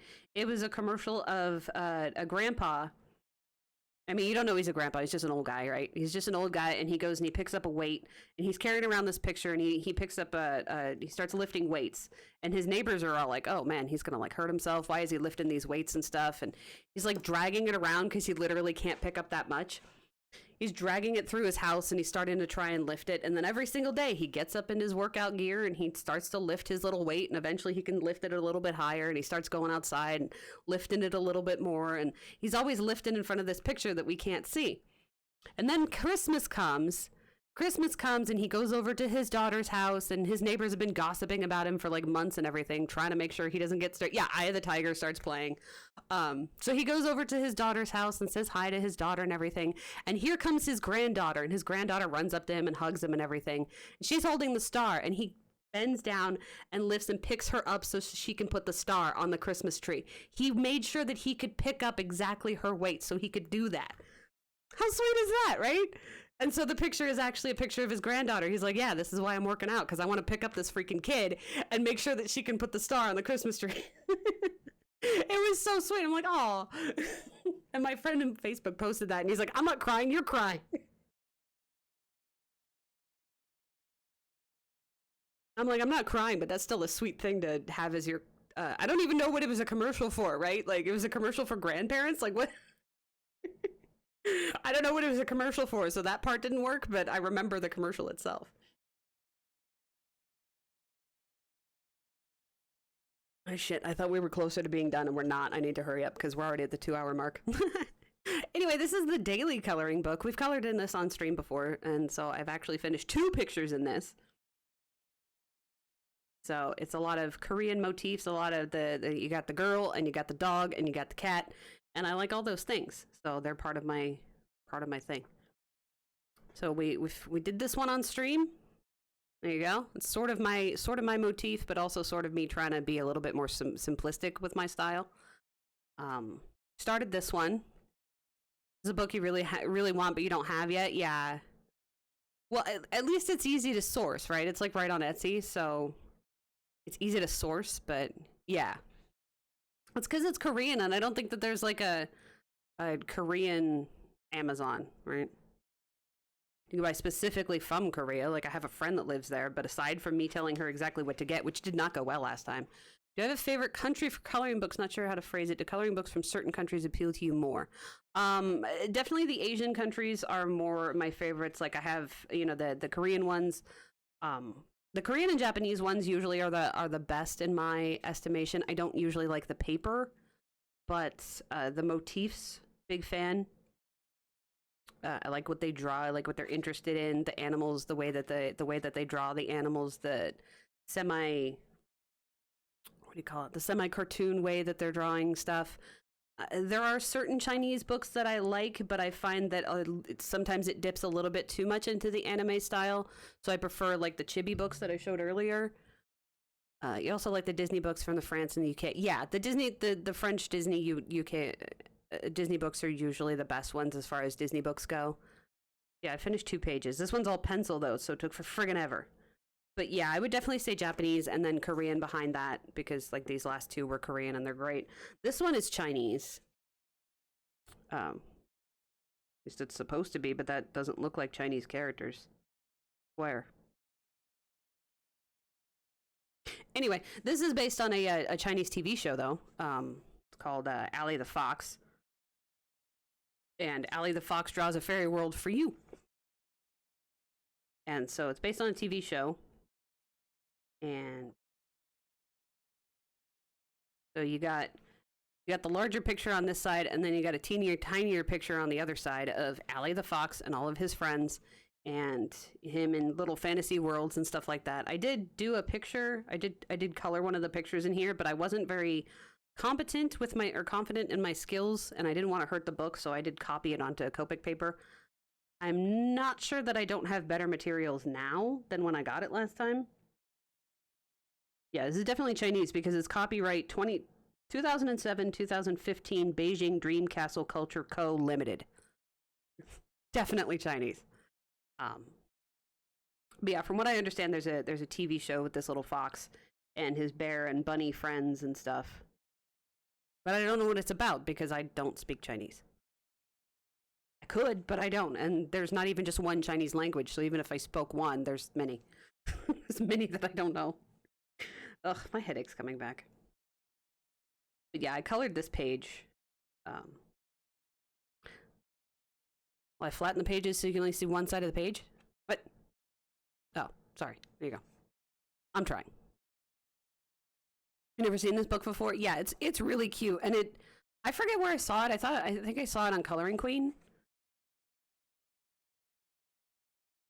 Most of my imports like this, I won't spend $30 to not know if I like it or not.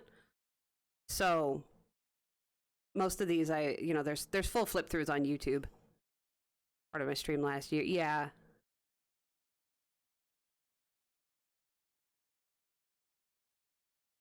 Because yeah, I mean, maybe she has more money than I do. I don't know. Or she gets enough from AdSense that she can fund it. But holy crap, if I don't have a flip through and it's $30 and I don't know if I definitely want it. This took a bit longer for me to source than I would have liked, but I finally got it, so fine.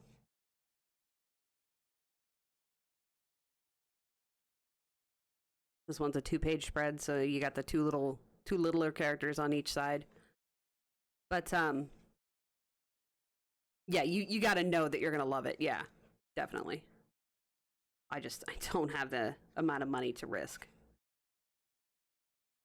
You got some painting examples of how the artist colors him. So that's cool too. This is like if you want to do in pencil or watercolor, I guess. Again, I don't speak the language, so I'm assuming that's what it says. Oh, I should have done these back to back. See, this one I did take a risk on, and this one is like, would I have gotten it necessarily? Like, I wouldn't have liked it as much, but I didn't. I don't know how much money I paid for this. I forget.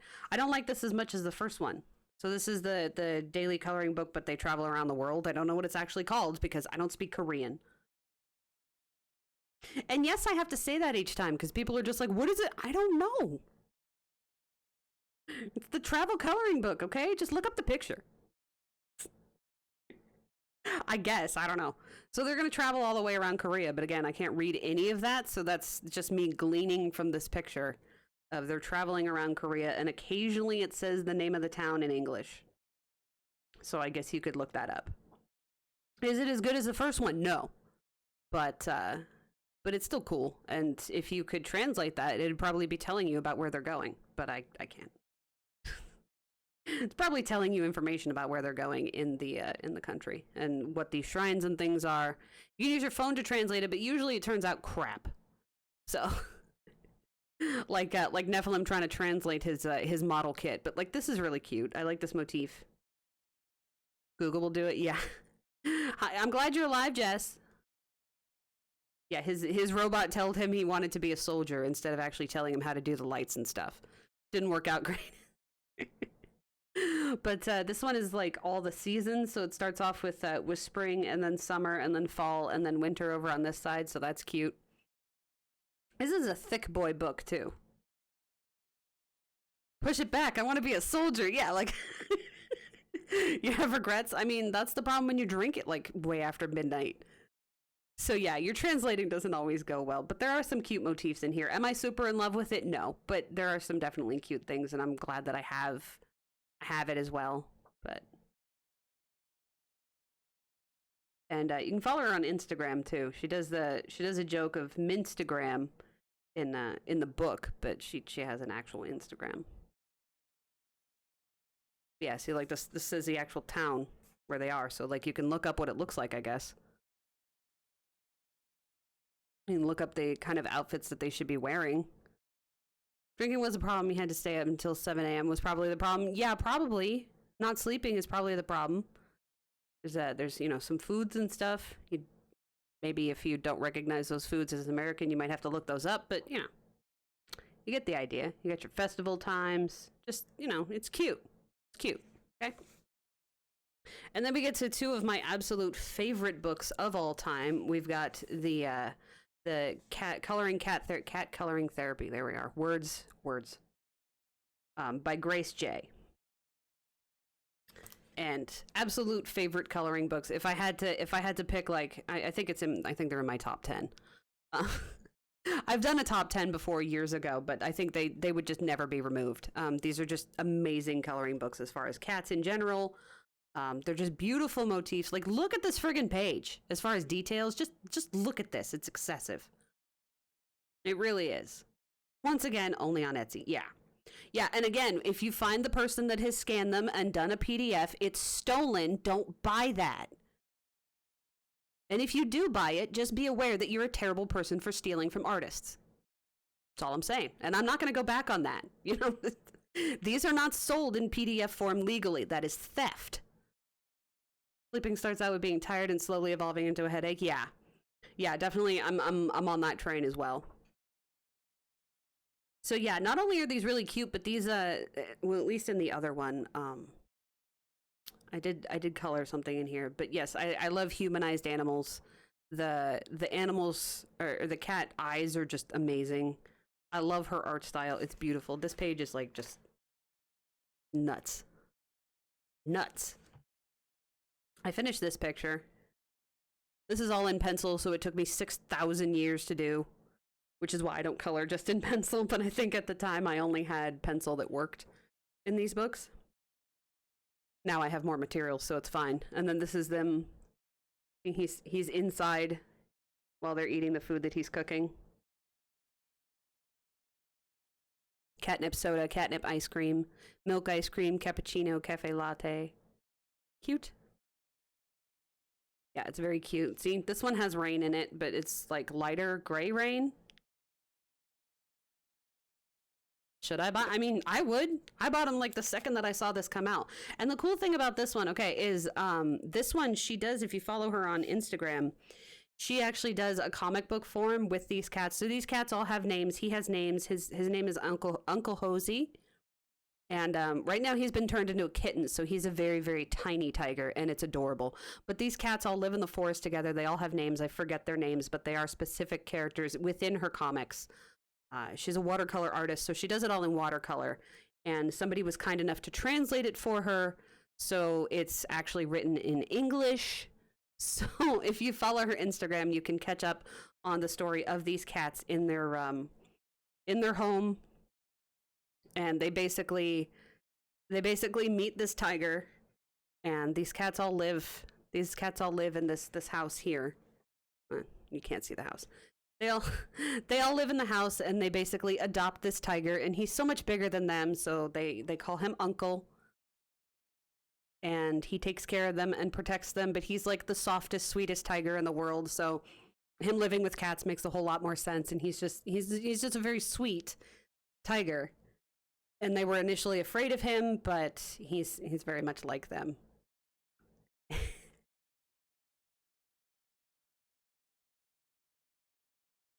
And there's an ongoing story right now where he, through a magic spell, was turned back into a kitten. So he's a baby tiger, and it's just the most adorable baby tiger you have ever friggin' seen. And they're kind of sad because they liked him as Big Uncle Hosey that could protect them, but also they like him as the little baby that they get to protect now. But yeah, they eat apples and they eat sweet potatoes, and it's just adorable. And like I said, since it is a full-on story and the cats have their own personalities and stuff, this is one of the things where I would want to take the cats and color them accurately. And see, they're trying to make it so that he can go into their into, into their treehouse that they've built, but they can't figure out how to fit him in there because it was built for them, not for him. Mr. Cheetos in the pictures? What? Those are Cheetos.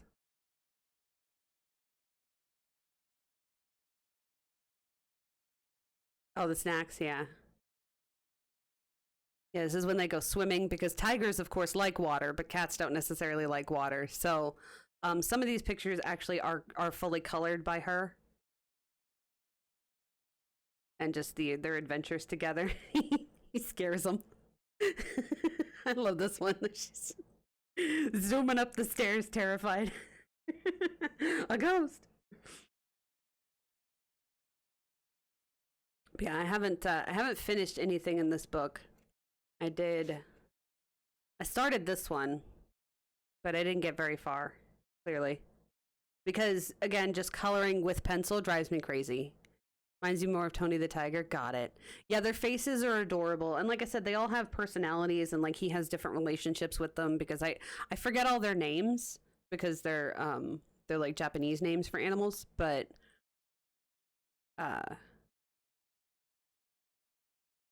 they all have, you know, I wanted to keep the personalities and the relationships with him and everything. Because it's cute. But yeah, I didn't get very far because just coloring with pencil drives me insane. And this just, the white part, stop it. So I'll have to figure out how to fix it. And this one is My Colorful Town, which I got recently by Chiaki Ida. Got recently from Amazon Japan, so it's available pretty easily. It's been around for a long time, so if you haven't seen this, I mean, and you're a colorist and you're not new, I'd be really surprised. If you're new, that makes sense.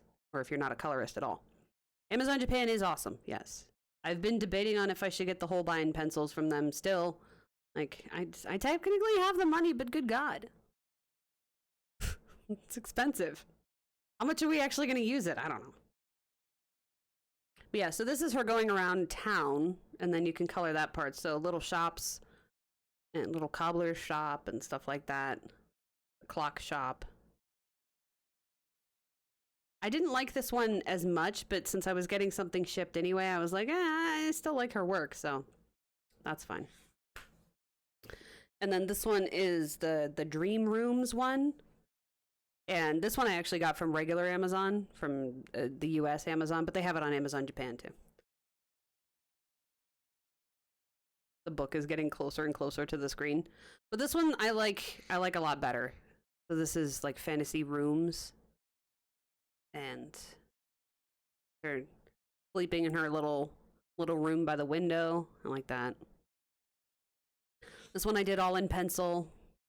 Just took 6,000 years to do. I don't like working all in pencil. I have way too many things to do. I just do. But, I mean, it looks cool. It looks fine. This is all Caranda Ash Pablos. You can tell by the coverage. Or lack thereof. I don't like working in just pencil. Not saturated enough for me. But then I find at least in the Asian books, I find that I can at least say, well, it's not as saturated, but a lot of the style is more watercolory. And see, I started to color in this one, trying to use my my Tombos, but they didn't appreciate the paper. It didn't go through, but it didn't appreciate the paper. And I was like, well, I don't want to wreck the book, so I might not do that. We'll see. Yes, that's my Dream Rooms by Chiaki Ida, and I like her work, so I wanted to have both of those. We're not almost done. Crap. We're not even on to the next shelf yet. This one's called like Mystery Cats or something. I forget. Not in English, so I don't even remember. This is me writing notes because I wanted to keep the animals consistent because it is a boy cat and a girl cat. And I wanted to keep the animals consistent through the book, so I just wrote myself notes on which colors to use. Neocolor base, polychromos. Do this before you ban yourself from buying shit. I mean... So this is cats traveling across many different fantasy things I can't read because it's not in a language I understand. But there's your map. and them traveling all over for humanified animals. So you got of course a parrot in a top hat, because why not? And then this one, or this is one I actually finished and I actually like. Most of it's neo color.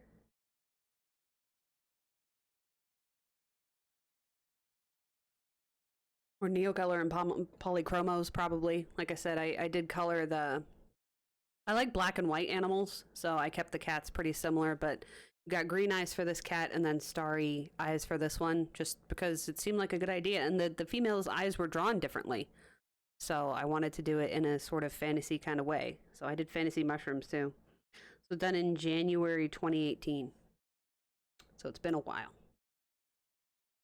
Been a hot minute. Got wolves. Wolves are cool. Got more wolves. Got Halloween picture. That's cool. That's a cool Halloween picture. See, the cat seems to have starry eyes, and this cat actually has slitted eyes. I thought that was interesting. Ooh, we got gingerbread house. Wow. Didn't remember that. Got volcano. Been coloring a few of those. Yeah, the cats travel all over different places, having different adventures. I forget what it's actually called. And then, you know, we've got little cut-aparts that you can do and give to your friends. There's a lot of books that have little cut-aparts in them. At least the Asian ones. All different sizes and shapes and all that kind of stuff. Move this over here. There we go. All right, so this one you've seen a bunch of times. This is the Molang coloring book by it got bent. I think that's the bunny's name, but there's a lot of bunnies. This piece of paper is all the people that are represented in the picture that we were coloring, but we didn't finish yet. And I had to write it down, and I didn't write down everybody's animal. So some people are in there, and I don't know whose they are. But the cool thing about this one is it has the printed pictures in the beginning, so like you don't have to wonder what things are because it's already colored, and so it shows you.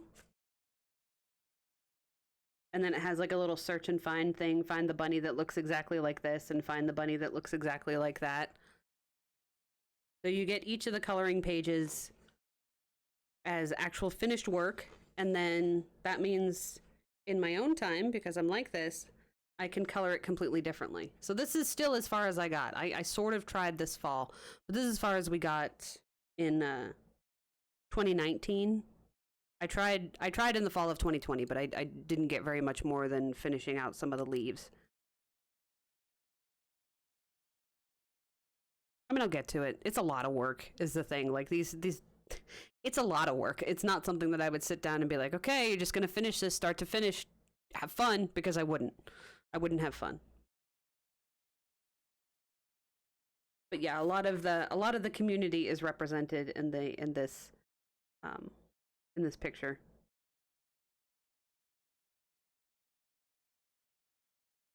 I was trying to find this one. I think this one is Reno's. This is the one that's Reno's. Mallow was a blue one? I think so. I don't know if she was this blue one. She might have been. I know that this one is Rin. And this one is Euphoria. Disco's a blue one too. This one is Smooshy. And then, is there only one? There's not, no, this one is Nephilim. This one's Nephilim, and then this one is Matt, because I'm like, Matt wanted to be a grumpy one. This one's Matt. I think that one's Mike. He likes orange. Yeah, I remember it's the 49ers one. And then after that, I just started coloring them regular. But yeah, this is all the people that are represented on there. And I was only able to like write down some of them, so I don't remember who everybody's are. Thunder is yellow and the black. Thunder is yellow with the black bag. So that one's Thunder. But yeah, that one's Euphoria because it's a mage. I don't think he's ever been to the stream, but he doesn't have to be. It's fine. And then Smeeshy and DS are over here. I think I'm this one. But yeah, I think we did like 2 streams, and this is only as far as I got, and I worked on it on my own. Like, there's a lot to this page, okay? There's a lot to these pages. This is not the kind of book that I sit down to and I'm just like, I'm just gonna finish.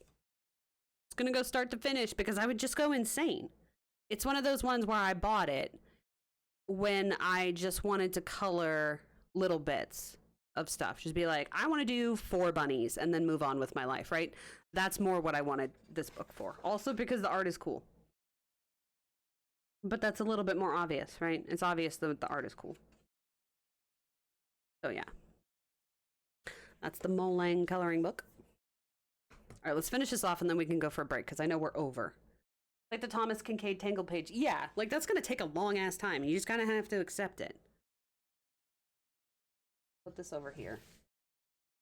Yeah, no. All right, so we got one more little stack and then we'll take a break. Yeah, it's a good idea, Wolf. Been trying to drink my coffee.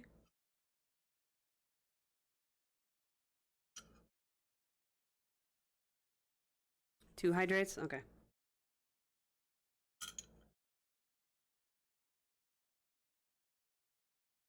Okay, so these are the girls' coloring books. Ooh, sorry. Yikes. These are the girls' coloring books. See, girls' coloring books. In Japan, they actually have a holiday called the Girls Day or something like that. So that's kind of why it's called that. And this one is Lola and Mary's. Mary and Lola are right here in the front. Mary and Lola's coloring book, and it's the story of Mary and Lola, who were friends since they were teeny tiny friends. Slightly bigger friends, much bigger friends, and then they end up moving to a different place. Yeah, it's a good time to hydrate when we're switching. It's, and then they move away from each other and they have their own houses and stuff, and they still keep in contact, and you can see the difference between Mary and Lola. This is not me doing this. This is printed this way. It's colored like that.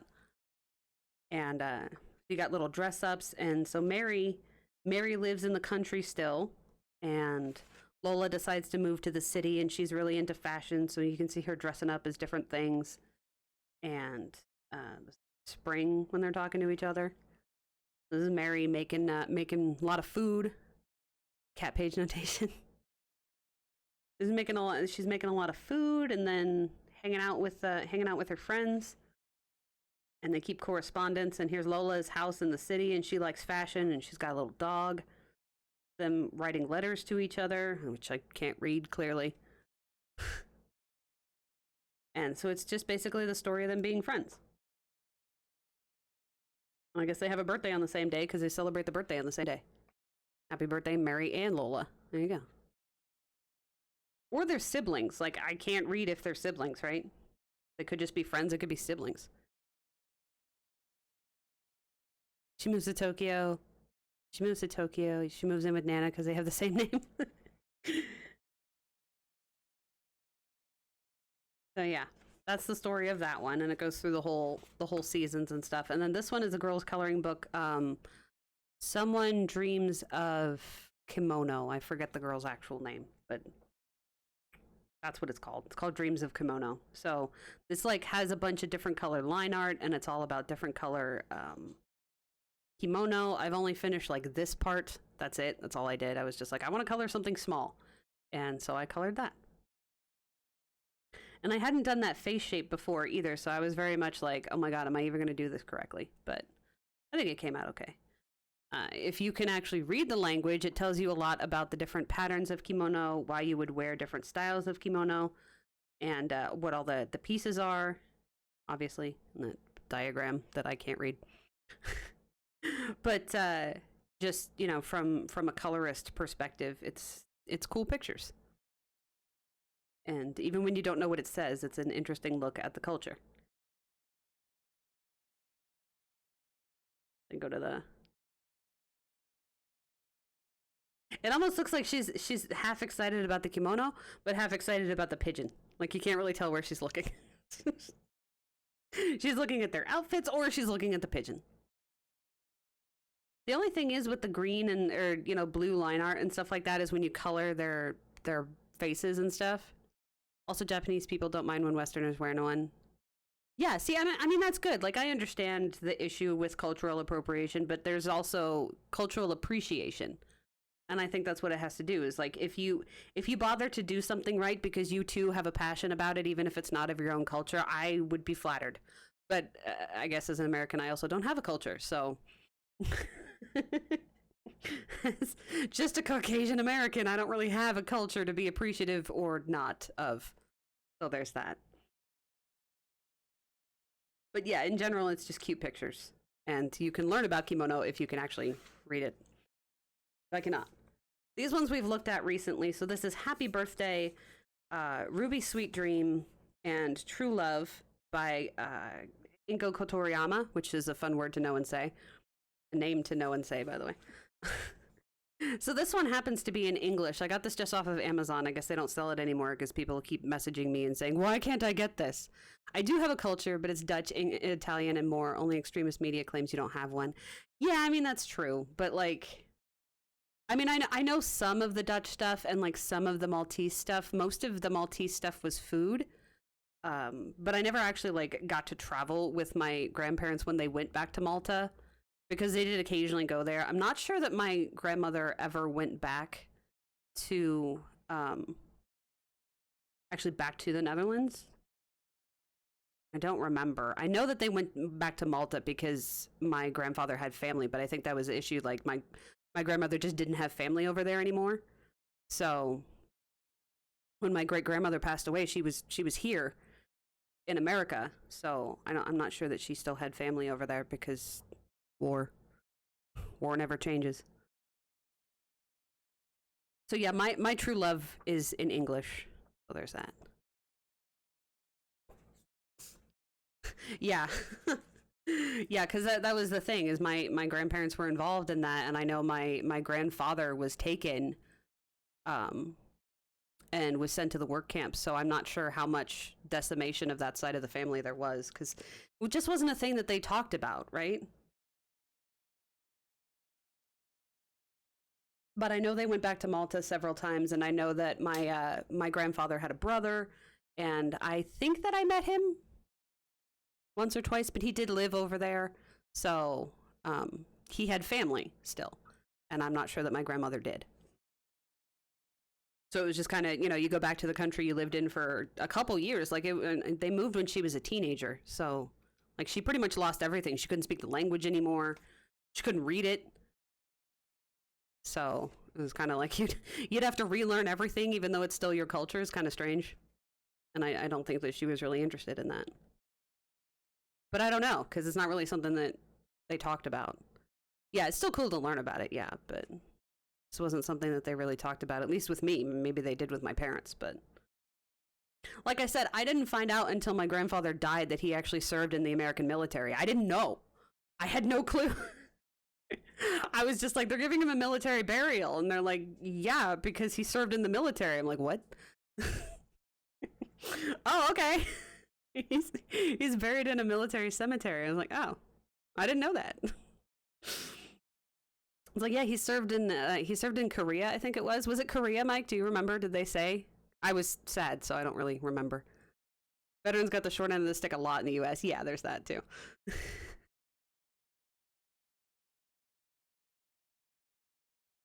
But yeah, we did recently just flip through these. So this one's about a frog. Oh, jeez. I hit my Copic case a little bit too much. And then this one is about chipmunks because they're cool and celebrating the birthday. But these are not in English, so I don't know what these ones say.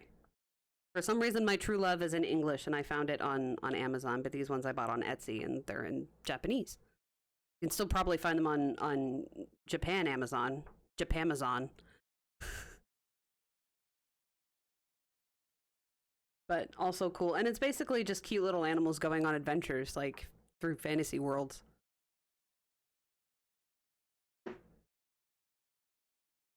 First Blood is a fascinating book about that. Yeah, Mike really likes the book, and he's seen the movie too. Yeah, he does that whole comparison of like he's seen the books or he's seen the movies and read the books.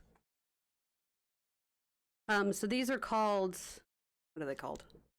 I got rid of the covers. Colors Make You Happy by Miki Takai, depending on how you want to say it, because I know that I know that George is specific on how you say it, but you can say both.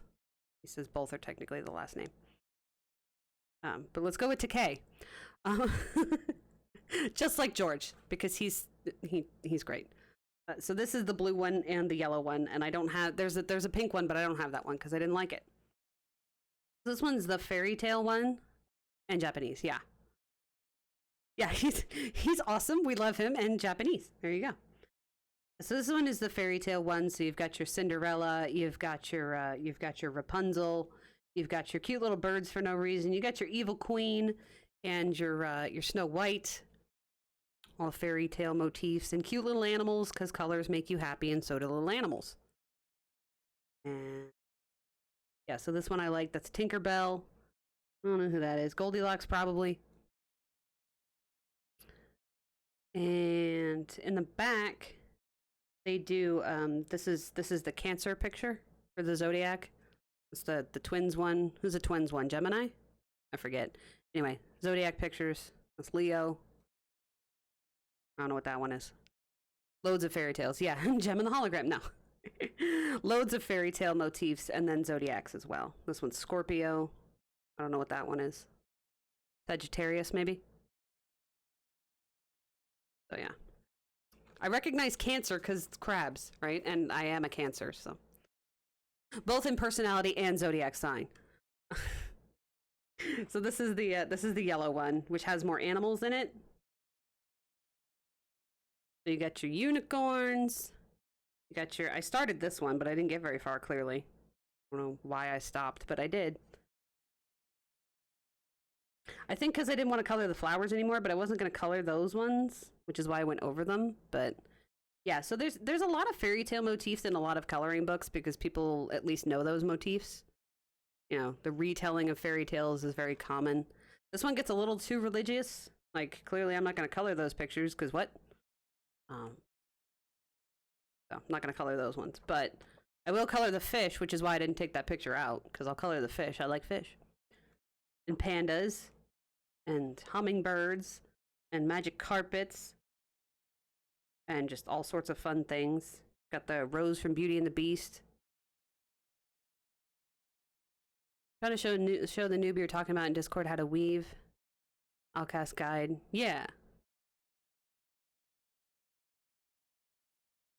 Yeah, I usually follow Outcasts for at least the build stuff.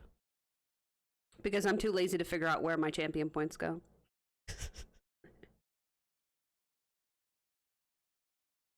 We got a gingerbread house. See, there, I knew I had gingerbread houses and I just didn't know where they were. And then this is the Chinese zodiac. So you got your mouse, you've got your ox, you've got your tiger, you've got your bunny. You got your dragon, your snake. So I thought those were cute, too. It's a snake! Yeah, it's good for PvE stuff, yeah. So this one was gifted to me by Naomi, and we did do it on stream. We did do one of these. Is Coloring the Pacific Northwest, and by Zoe Keller. And this one is cool because it cites all the animals on the back. Or, well, no, on the opposite page. So it cites all the animals and everything that you're doing. You remember this one? Yeah. Yeah, so we did this one on stream, and a lot of cool motifs. This is mostly the Pacific Northwest. So you're going to see California, a little bit of California, at least upper California. And California, Oregon, Washington, and British Columbia, right? So you got your Vancouver area. I'm not sure much of California counts. Did she cite where they are? Yeah, see, Naomi actually just put her name. So if you send me something, make sure you write a gift message, because I'll put it in the coloring book. Did she cite where they are? I thought she did. I think if California counts, it's only the upper part. California! Yeah, so we did this page. Very cute. Very fun to do. I did autumnal because I could. And the lupines, which are wolf referencing things, and then dead carcass of animals, because why not? Sirius's stomach is making a lot of noise, and it's actually driving me crazy because I can hear it over me talking. But yeah, so really detailed animal pictures, which I like. First movie that featured Super Mario Brothers 3. You got your Gold Rush stuff, which, okay, so, I mean, our Gold Rush stuff was mostly California. Doesn't mention it. Okay, well, fine. 2 Gold Rush era buildings standing in the distance. True. Did it... You see, she's from Oregon. Yeah, doesn't count, because that would be... Well, fine. I still count Oregon. No, I did a turtle page out of this one, which is her second book, Coloring the Natural World, which is not only the Pacific Northwest, it is all the places, I think, in America. Or just many places. Yes, all the places in America. The United States of America, not North America, clearly. Color your way through the natural world from the temperate forests of the Northwest, the rocky shores of the Pacific coast, the deserts of the Southwest, to the Gulf coastal plain, and the rich forests of Appalachia and the Northeast. There you go. Yeah, it's actually 2 books. So this one I bought on my own, I think. Yes. This one I bought on my own. And I tested if I could color Copic markers in here, and they're pretty good. Like, it's single-sided, so I'm clearly not getting the correct side on all of them, but they're really cool, and I like the realistic stuff. This is one of the first coloring books that I had, actually, was back when I was a little kid, was realistic animals like this. I almost wonder if it was her as the artist, and I really wish I could find it. It's probably in my stuff at my parents' house, which I don't know if they're going through my stuff, too. They're going through a lot of the boxes, but my mom said that some of the stuff got damaged, too, which sucks. I don't know if it was my stuff or what, but like stuff in the shed got damaged. Yeah, we finished this side of the turtle picture. And then I just have to do the raccoon, so I could just do the raccoon and call that done. But it's the cycle of life between these guys eat these guys, and then these guys eat the eggs, you know, that kind of thing. And I think they eat the crabs, too. But I had fun with this one. We did two streams on that, and I think it was one of the few streams I've done on YouTube. So, and the last one for right now, before we take a break, is the Netherlands version or the Norway version. I think it's a Norway version from May. May was kind enough to send this to me for my birthday, and she wrote me a sweet little message. So it was my happy 35th birthday, Erin. Love from your friend in Norway, May. So May Brox has a YouTube channel. If you don't follow her, you should, because she's great. And the fun thing about this one was Phantomorphia, their version, was actually a combination of the American Phantomorphia and Geomorphia. And it came out before they came out in America. So we didn't know that we were going to get these extra pictures.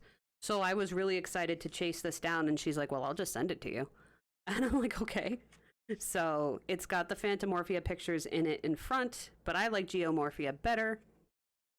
I did color this one. That's from Phantomorphia, the American version. But the first one I colored was this one because I love this. I love it so much. And then this is the house from Up.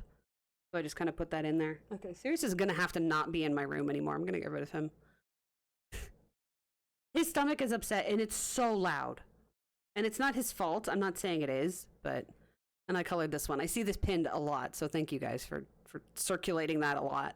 I had a lot of fun with this one. I really fell in love with the Geomorphia pictures more than the Phantomorphia ones, so I was very happy to have this edition before it came out in America. Because we didn't know that it was going to, right?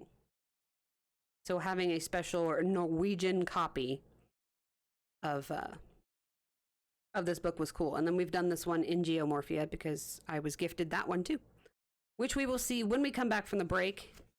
So I'm gonna take a break. I'm gonna clear off my desk as well. I'm gonna get another drink. Everybody get up, walk around, all of that stuff, and I will be right back.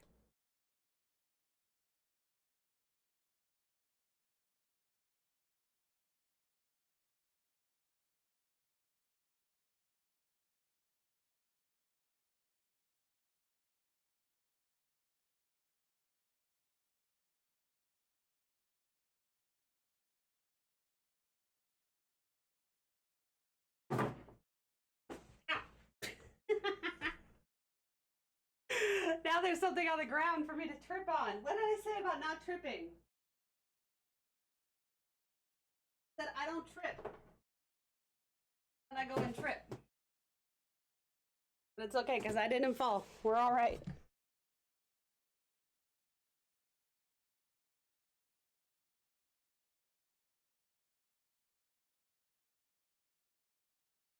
Tripping. I know, right? All right, so these are all messed up. They're not really in an order, but they kind of are.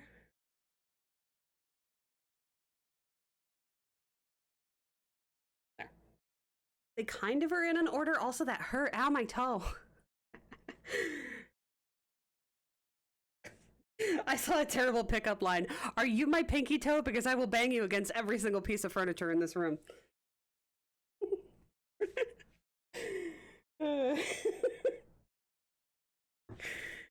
Oh man, ow. Okay. So the problem with these books is they're the biggest and the heaviest, which is all well and good except for when you have to carry them around your house. So there's that. Eventually I'll stop saying that. Probably. I don't really keep these in order except for the ones that have a bunch of ew. Except for the ones that have like a series. So this is Magical Journey and Magical City.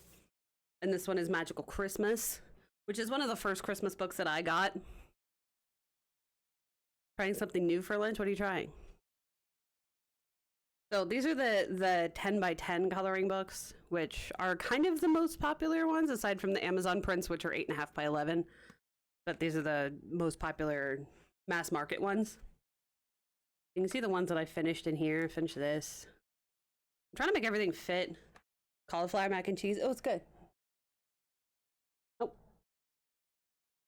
This way. Let's do this. So that way I can fit stuff under the screen. So these ones are complicated. Her style is very, is this too far now?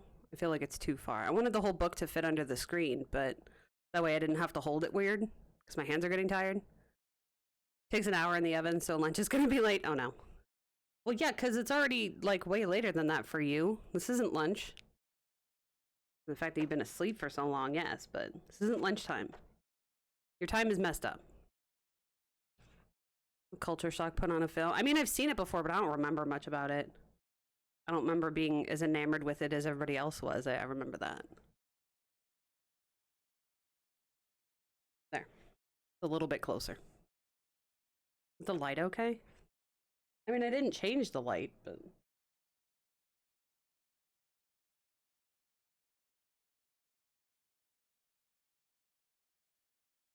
that bright enough for you guys? Because I don't want to turn on the studio lights. It's, like, brighter. It's too bright for me. Yeah, so these are the ones I finished. It's very, like, swirly, and it works better if you've known culture. So, yeah, I haven't. Like, I've been across the country, but Pennsylvania isn't that different. Look up at 1 is when you normally eat lunch. Ah. This is a Magical Journey. And I don't think I've colored much in this one, but the Lizzie, the artist... Serious!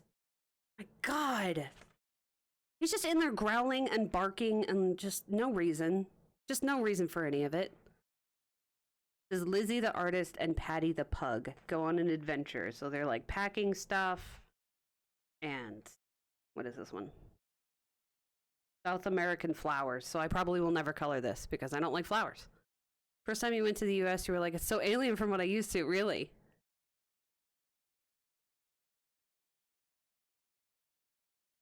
And so this book is cool because it tells you like where they're going.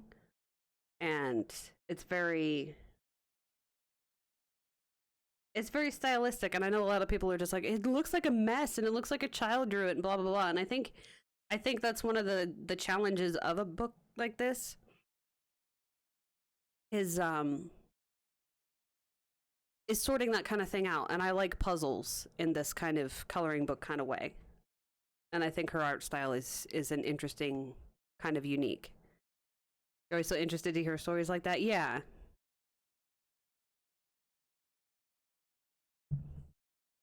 See, Mike, when he worked at Sony, like a lot of the people were either immigrants or from like different countries. Like he worked with a few Indian people, and he worked with people like actually from Japan. And so, you kind of get that culture shock of like our food is different and we're louder and we talk different and like our cities are laid out different, and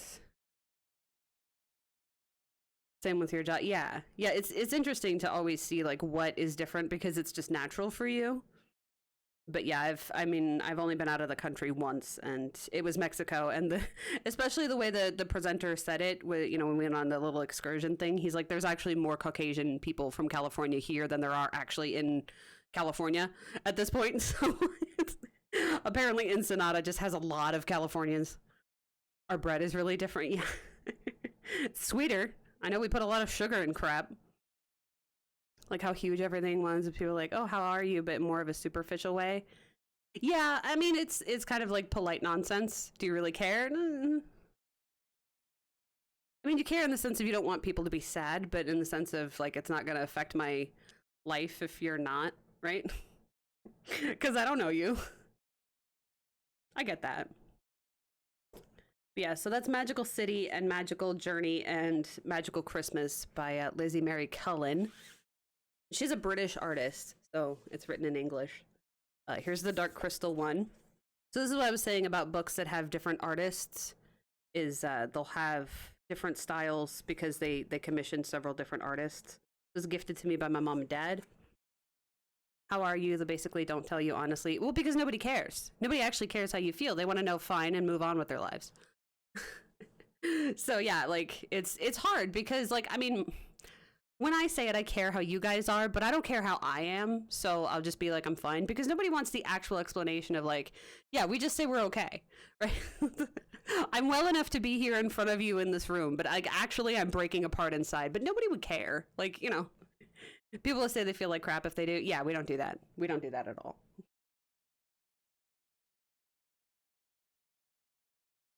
You might with your friends, like again, like with you guys, I will straight up tell you. But yeah, if a normal part of our conversation, it's just I'm fine. Yeah. And it's not a passive aggressive I'm fine. It's just literally I don't feel like getting into it. So I'm fine enough to be here and speak with you right now. So that's what we're doing.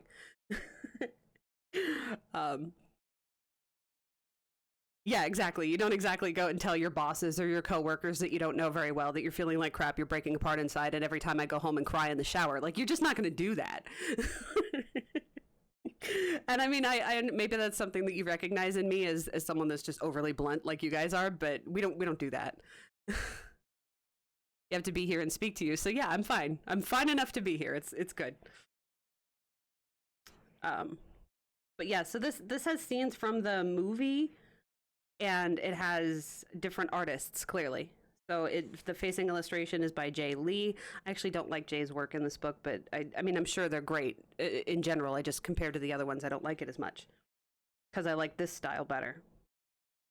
But yeah, so scenes from the movie, unfortunately, it is not in order. So if you watch the movie and you want to get references, it's not in order. Yeah, your bosses really don't want to hear that kind of thing. Your coworkers, unless you're friends with them, don't care. The random person on the street is really not going to care.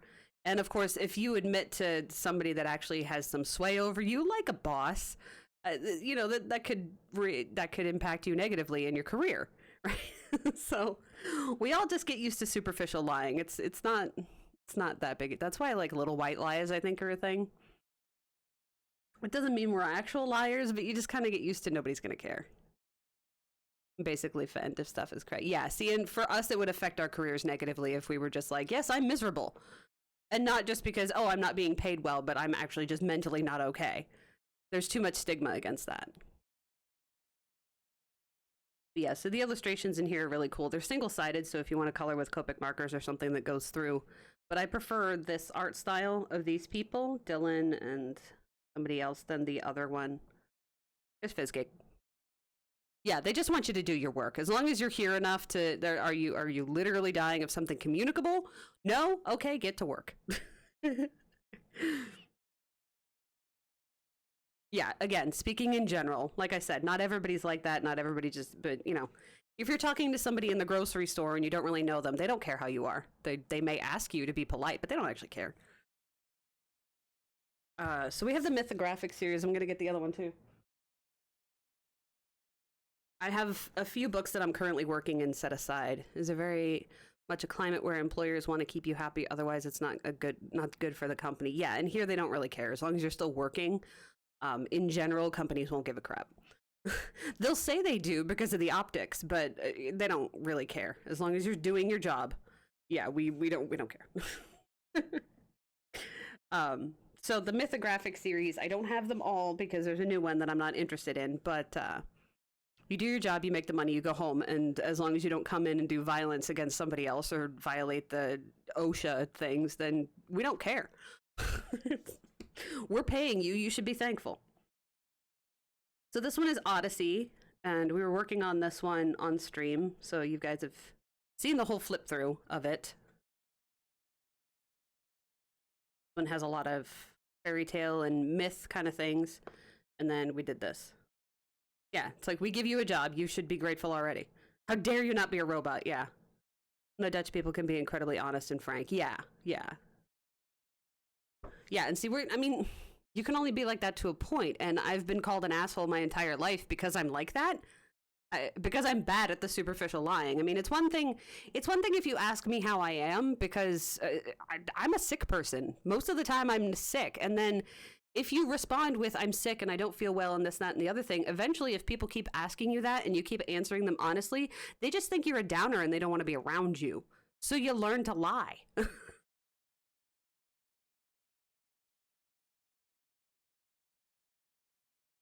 Yeah, and then you get in trouble for it. Yeah. So this one's Mythographic Paradise. This one is by Fabiana Attanasio. But Mikey was very fortunate to find a job with a small company. Yeah. Yeah, and smaller companies have an easier way to do it. Or you get labeled aggressive for speaking the truth. Yeah, that too. Or non-compliant. I love that one. Here people will straight up ask you your finances or a birthday party or something and offer advice if things are not good. Yeah. Yeah, and you can never speak about your finances, especially with anybody in control of said finances. It's incredibly rude. Which is, it's weird because, you know, when I talk about it on stream, it's like, well, you guys are my friends, but also it's really rude as an American to be speaking about. Why are you still making the same mistake we've talked about 10 times? Oh, it's rude? Yeah. Yeah, I mean, I was always taught that in like business classes in school that like we're not supposed to talk about what we make, how we make, if we don't have enough money, what our rents are, stuff like that. It's like you shouldn't talk about money, especially with people in control of that, because your boss knows how much you make and they want you to make that, so they don't care if it's enough. They don't care if you're struggling. How dare you point out that I'm not doing my job? Yeah.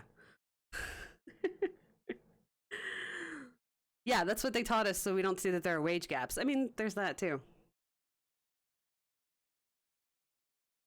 Yeah, this one's Paradise. So we've finished 2 in here. I didn't know it was 2. I don't know, because there's so many of them, and I sort of want the whole collection of these, but yeah, it's an unspoken, it's a trap. Yeah, I mean, it's essentially a trap. It's really hard when you go to a job and they say, okay, what kind of salary are you expecting? Because if you say the truth, then they're not going to hire you. If you say close to the truth, then they're going to try and lowball you. And like it's a trap.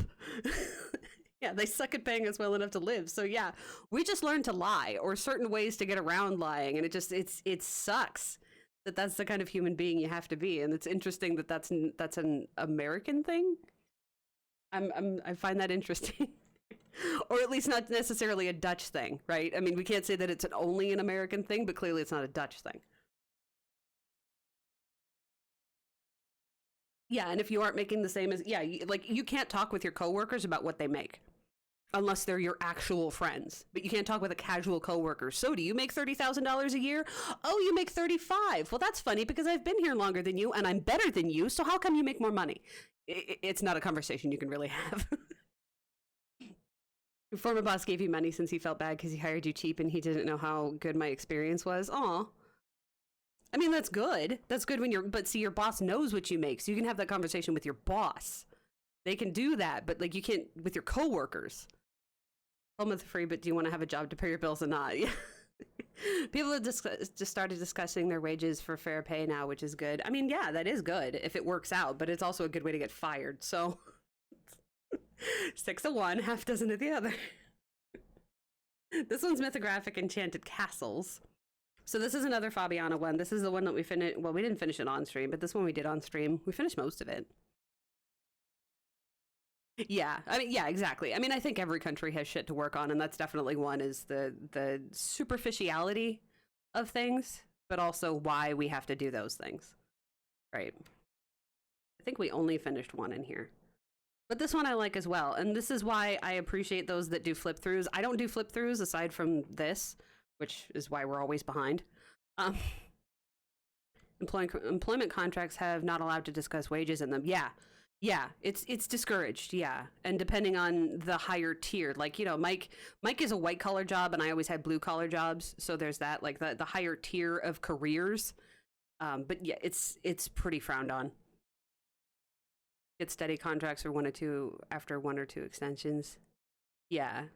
Yeah, and see, for us, it's pretty frowned on to talk to about your coworkers again, which is why it's difficult for me even as a streamer, because I mean, you guys are my employers, right? The only reason I get money is because of you guys, but for me talking about it, it's gauche.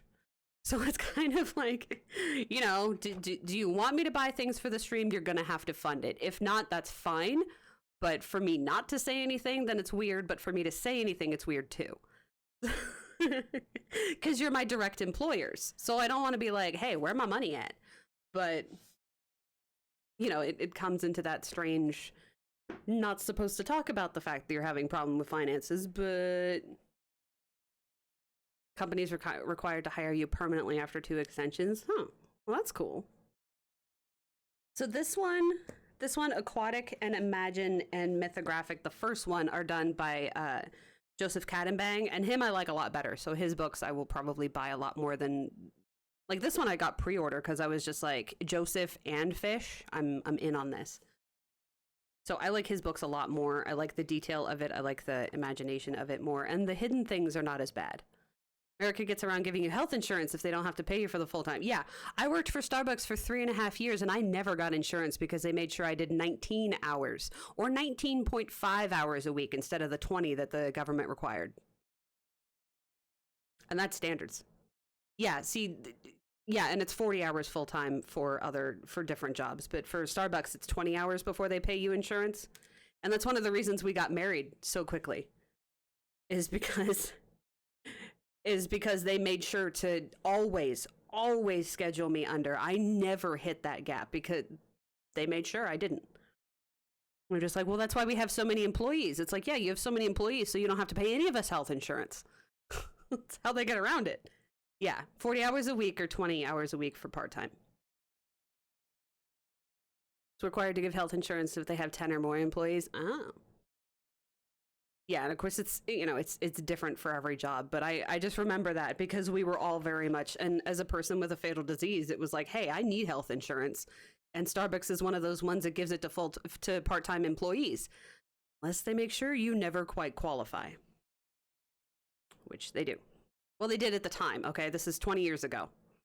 2001 to 2003 is when I worked for Starbucks, so if they've changed, that's good, and if they haven't, well, they're a Fortune 500 company for a reason, aren't they?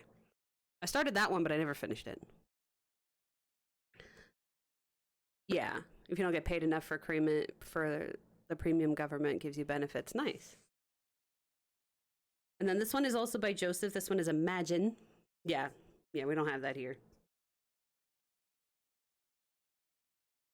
I really like this one. Like, I was so excited when I saw this picture, even because I was just like, ooh, look. And then I made a lot of the stuff shiny.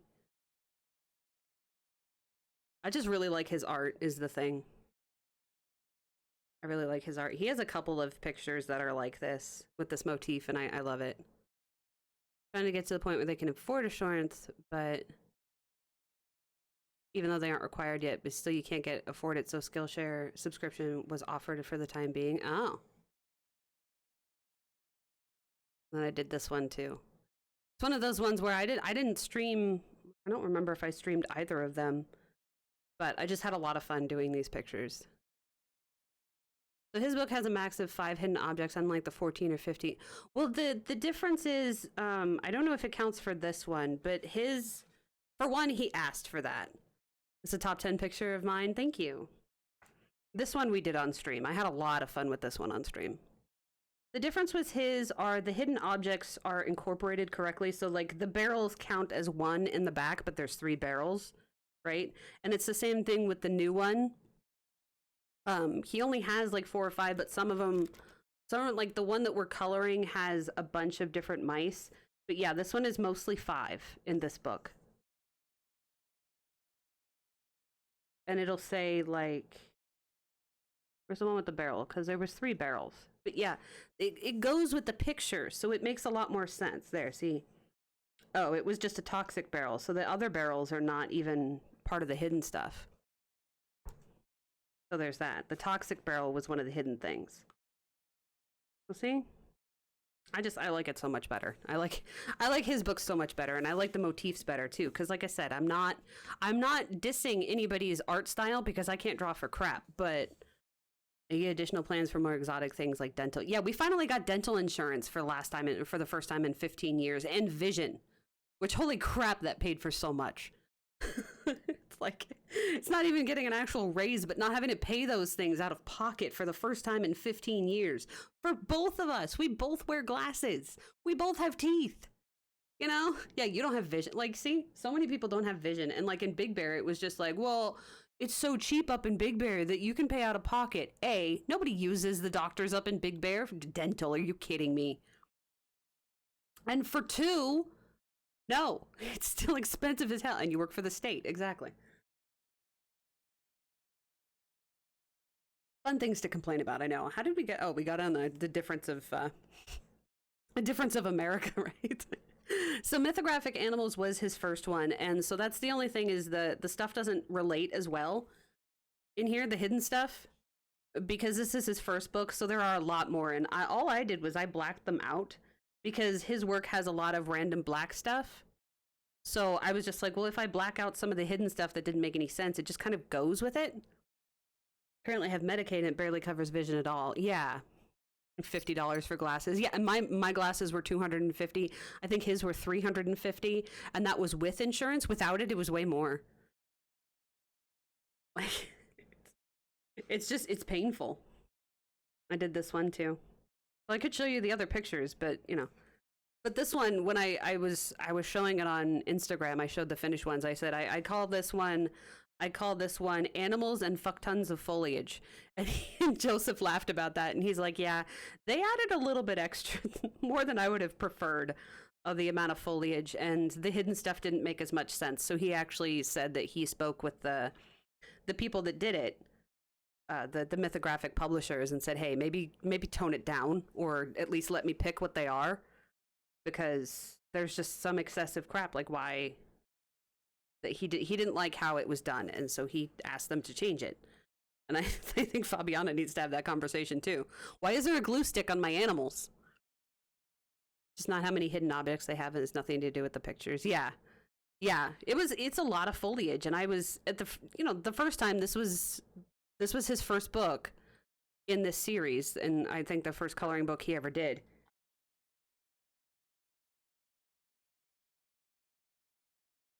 Sorry, I can't talk over a dog that's barking over nothing. This was the first book that he did, so he hadn't had the experience of what we might want and everything, and how it would come out working with a publisher versus just doing his own stuff. So we get into Kirby's stuff, but I don't have it all in an order when I put them over here. So some of Kirby's books. This is my 2 copies of Worlds Within Worlds. We have the British version, which was gifted to me by Dorothy, and the American version, which was gifted to me by the publishers. They sent that review copy for me. Health and dental costs about €150. Yeah. Need to go to the grocery store? No.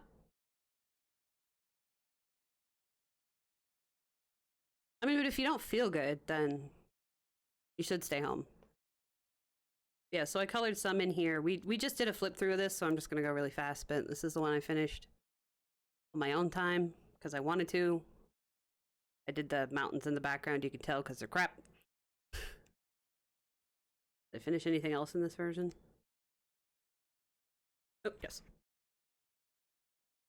Oh, to 150, you get a little back from the government because you're below a certain income. Huh. There you go.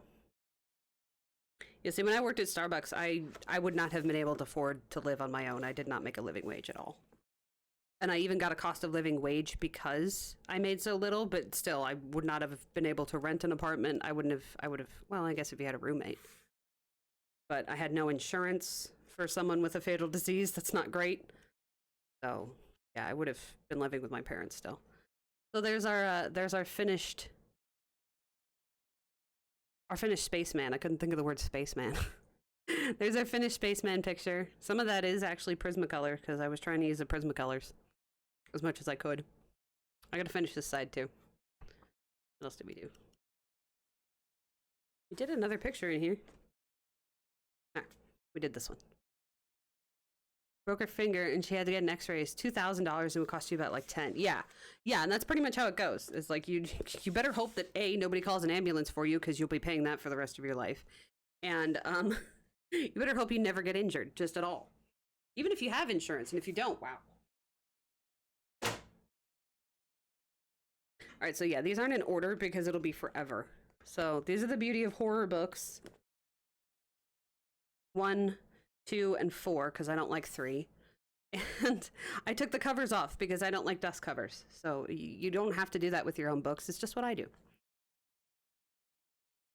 So all horror pictures and stuff. One is pretty cool. I like it still. I did paint out the what do you call it? The frames because I don't like frames. Yeah, culture shock. I still have to finish this. It doesn't look as bad as I thought it did. It does look like those are floating bodies in the back. So I just have to fix it. But we did do a stream on this. I just didn't finish it because I didn't like how it was coming out. And we'll see. I gotta fix it is the point. But I did a lot of work on it, which is one of those things where you do a lot of work and you're just like, man, I wish this had turned into anything, and it just didn't. But those look like floating bodies. But I tried. I did this one, which would have been a lot better if I hadn't used budget pencils on it, but I had Marco Raffines at the time, and that's what I used, and ugh. They do look like floating bodies, good, because that was the idea, is because mermaids will drown people, and I thought, wouldn't it be funny if they wrapped them in plastic bags and just had them floating? Yeah, I mean, it is kind of supposed to be spooky and muted in like filthy water because there's dead bodies rotting in it, so it wouldn't be exactly very clean water, would it?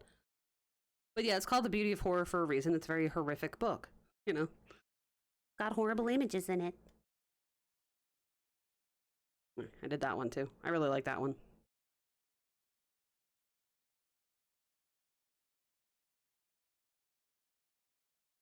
I think that's all I did.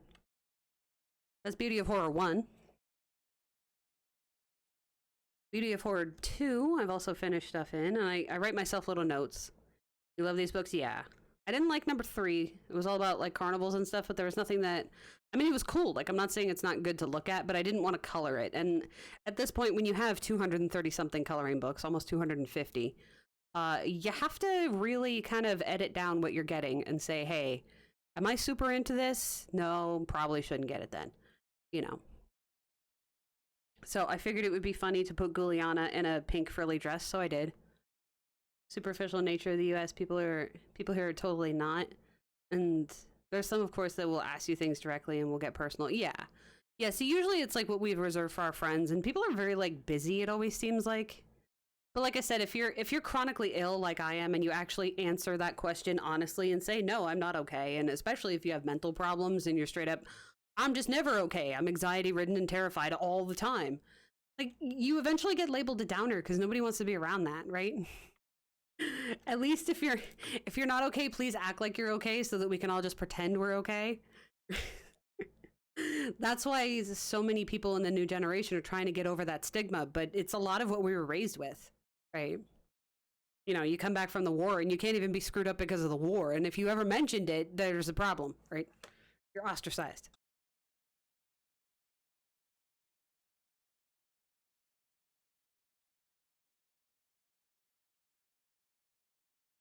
And you've got the much older generations going like, well, we did this and nothing ever happened to us. It's like, yes, it did. You just weren't allowed to talk about it. Right? There were plenty of people that came back not okay. They just weren't allowed to say anything. And now that we're trying to change that, it's just like, oh, y'all are weak. No, we're just actually not lying. And I say that as the generation, not the people that had to deal with it. Yeah, there's also a thing called the thick skin, yeah. Which I understand. I did part of this for a video, for a YouTube video. I think it was like coloring the background. I think, of like how to blend the pencils. I forget, but there's a YouTube video of it. These books are also cool because Alan is pretty involved in, like, if you tag him, he's very interested to see what you've done in his books.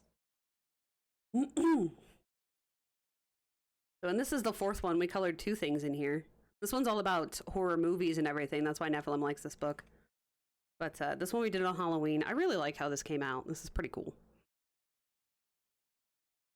Yeah, and see, I think I more have a thick skin because I'm from the internet than so much a culture of what I was raised with. Get away way too upset about superficial things and instead of worry about actual things. Yeah. Yeah, I like this one too. I think of all of them, it's my favorite. Even in the movies I don't recognize, I think they're cool. But I like how this one came out.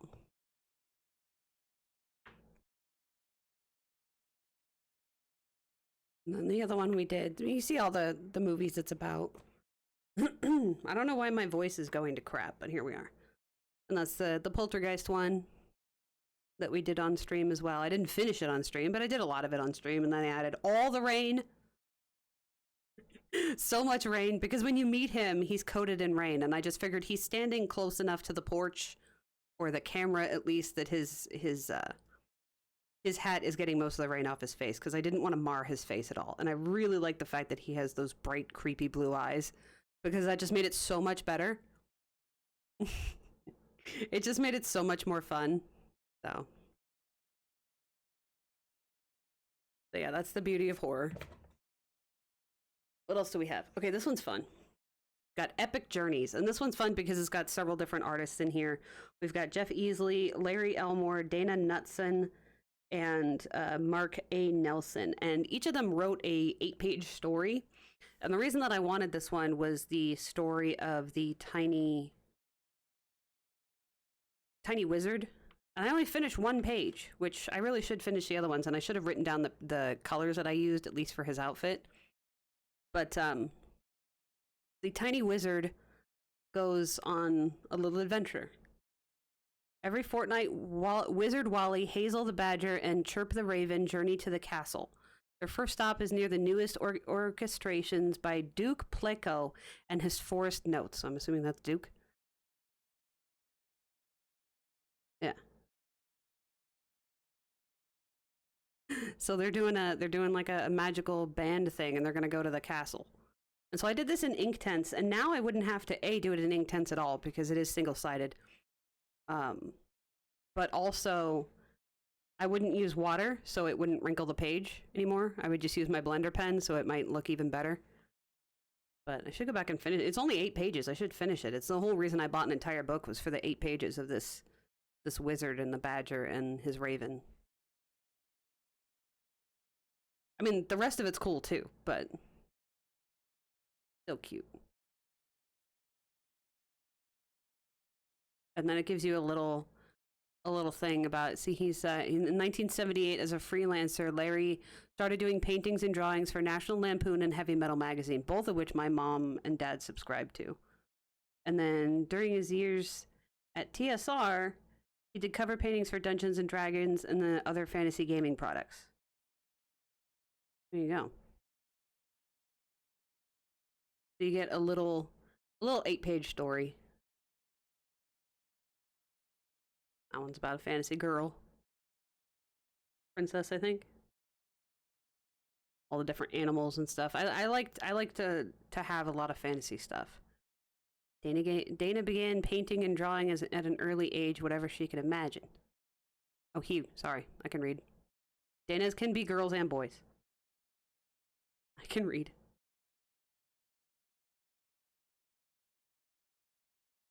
And I like the different art styles too. So that's a cool book. I like how everything has to be on the floor now. This one is cool too. Like I have so many cool books. That's all I'm saying. This is why I want to do these things, because not everybody watches all the videos from every year, but also because it's fun to just look through my books, right? It's fun for me. Aside from the fact that it's taking way longer than I would prefer because I'm tired. I'm tired. So Dreamweaver is a story by Olivia Whitworth, and she does a story about a girl. You really want that book? Yeah, I love this book. She does a story about a girl who's dreaming, and her cat escapes into her dream. See her cat right here? Cat is going to jump into her dream. Cat is about to go into the dream right now. And book needs more attention. I know, right? We should the thing with this book is I had a different one and it actually got messed up. And so I had to buy a new copy, and I just really did not want to redo everything. And I need to figure out a better way to color it, so it would be faster, so it doesn't take 60 billion years to color. But yeah, I had finished this page, and so it just made me angry that I have to do it all over again, because I did have that page finished. But the idea that I had was the dream would be in color, and then every time they show her it's definitely one of the books you love so much it makes you scared to color in it. The top 10. Yeah, it's one of my top 10 favorites too. I still love it. Maybe not top 10, maybe top 20, because there's still some great ones now that came out more recently. But the idea is that for her dreaming part in the real life, I wanted it to be all grayscale. So it would be the dream itself is what's color and magical and everything. And she basically just tries to go and get the cat. And the cat's just wandering through her dream this whole time.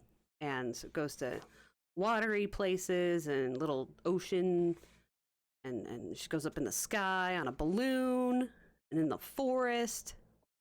Shows a finished one. I haven't finished an actual book yet, but I have been showing finished books or finished pictures just as we come across them. So there's that. And hi, Dr. Busa. This part is, what do you call it? Albrecht Dürer, and then with polychromo over it, which is why that one blue polychromo is so small, because I colored like this whole page. I colored this whole page in just pencil, and it took forever, and then the book got wrecked, and I was so mad. So that's that one. We need to finish. We need to finish something in there. We should make a note of that. This one's Mouse Guard. So we did finish one in here. Oh. We did that on stream, actually about a year ago. We did this one on stream for this. This is Mouse Guard. It's based on the comic, and we did a little glowing lantern, little white mouse. That was fun. But this one's cool too, and very. You saw that one, yeah. Thank you. Yeah, we did this one. Did this one on stream. It's based on the comic book, and I think he actually streams as well. But I didn't really feel like being accurate to the comic because I don't know the characters and I can't afford the comic either. So trying to be too accurate with the mouse colors was not really what I was looking for. I just wanted to have some fun with it. So yeah, some very cool mice. Thank you. We got the Dr. Seuss coloring book. So this one I wanted to do all in crayon because it's childish, right? I finished this one.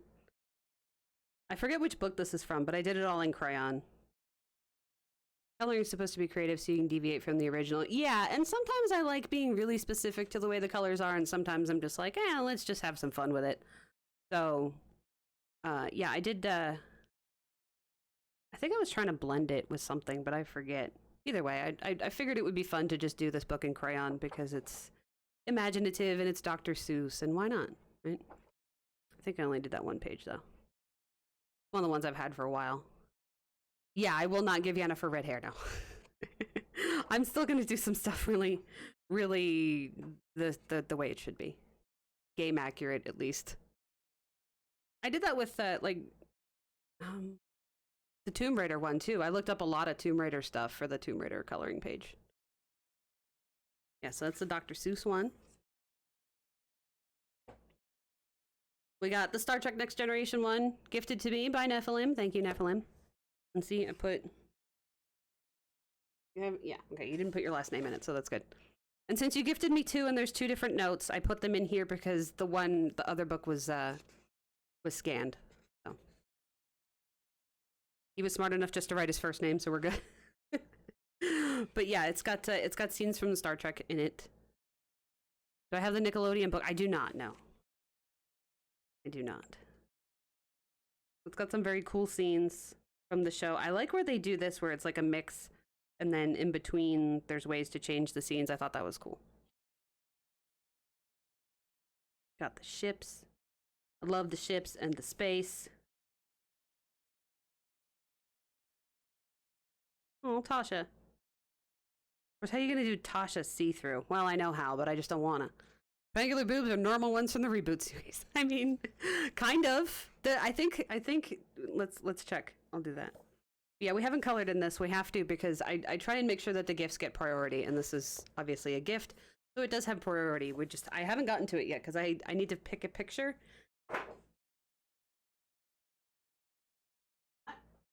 Oh, thank you. I need to pick a picture. Let's do the Lara Croft one. This is the Tomb Raider one. Dark Horse just does really good books, just so you know. Like, they're good. But yeah, the Tomb Raider one goes through a bunch of the different games. I think they all have proper boobs, though. There's several artists. They actually did a competition for being able to get your work in this. Oh, shit. Yes, here's all the different Lara Crofts, but I think they all have proper boobs. Different outfits, but... And they cite the video game and do some, like... quotes and stuff. I remember watching Mike play this part. He got attacked by moray eels and it freaked him out. But I did this one. A bit more for the anniversary series for yeah, I think so.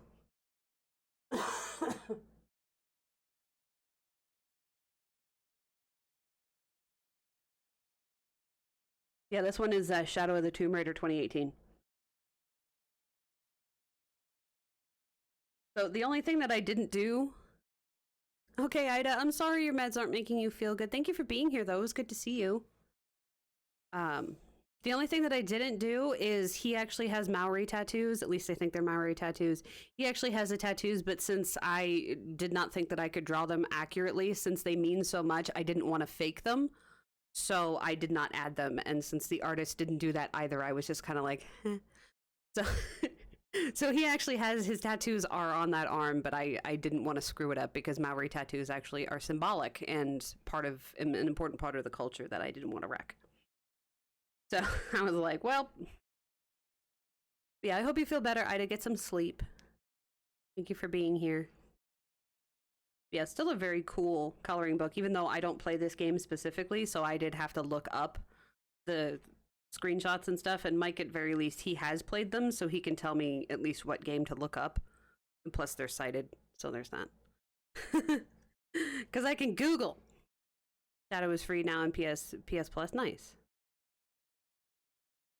But yeah, I liked how they did it, and they, like I said, they did a contest when they were figuring out what artists they were going to add. So the contest winners were in here too. Let me see. It says their names. Yeah, see illustrations that they actually paid for the people, and then fan art. Mike, thank you for gifting a sub to Wicked Pixie. Pixie, welcome to the art room. That's all it's gonna say. Then we've got our Jurassic Park coloring books. So I did get all three. I wasn't originally gonna get the Jurassic Park coloring book, because the thing with Jurassic Park is it takes a while to reveal the dinosaurs. So there's not as many dinosaurs in this one. Because a lot of it's the people, which is fine, but I wanted to color dinosaurs, right? Which is why Fallen Kingdom is the best one.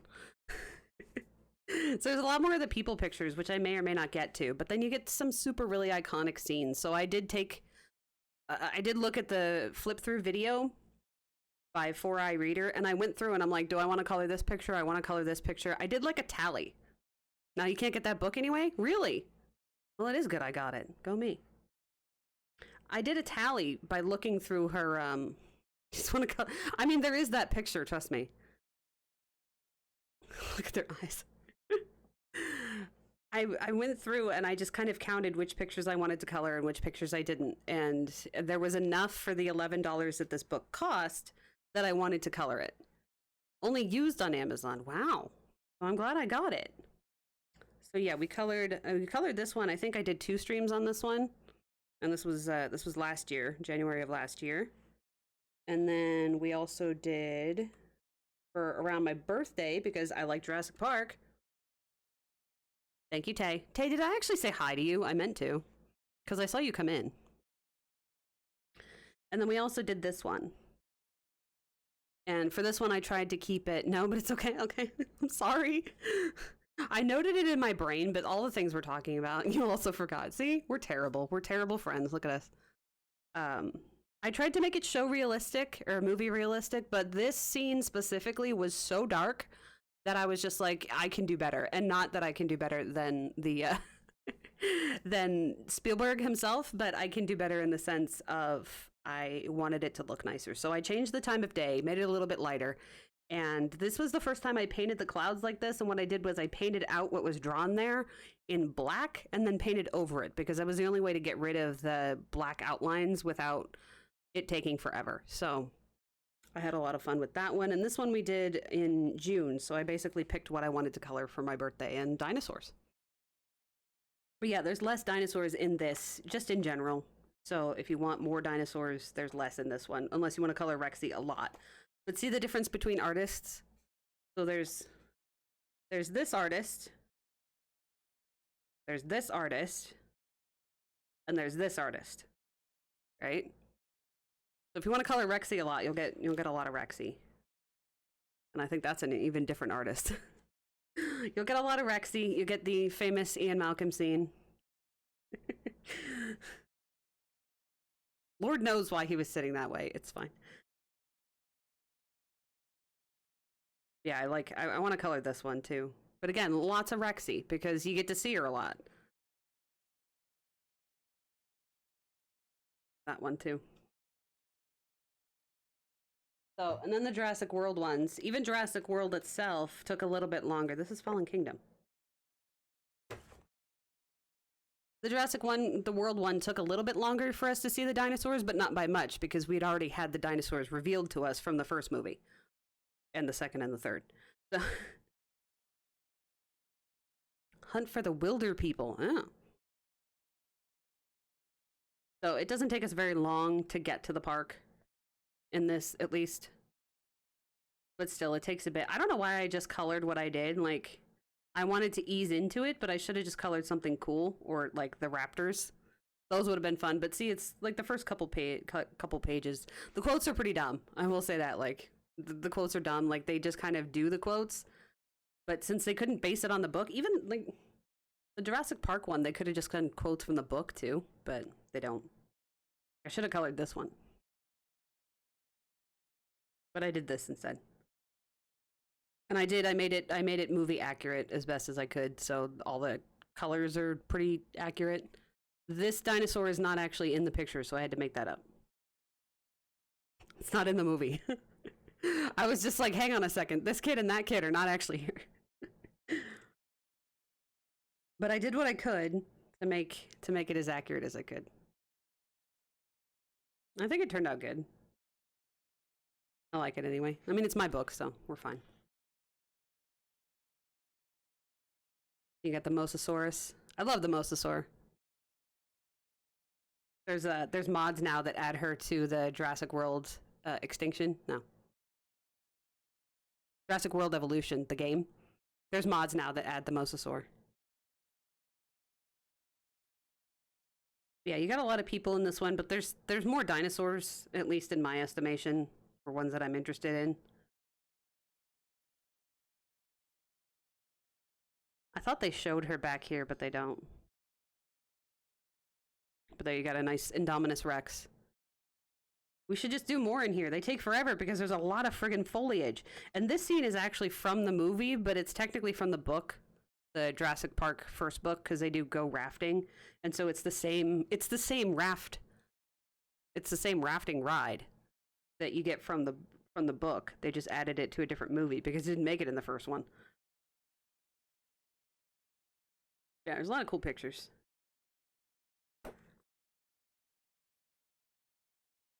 And then Fallen Kingdom, I did. A friend of mine's daughter signed it for some reason. She was like, "Can I write in your book?" I'm like, yes. But she wrote in the beginning of it, so it was fine. Yeah, so I did the mosasaur because this scene was super good. And the only thing that I'm sad about is like it has Rexy chasing the dude first, which would have been great. Like that should have been the first picture. It should have done this. And then it should have had Rexy because the whole sequence is a great way to open a movie. It's terrifying. And like, it's just good. He thinks he's getting away, but he's not.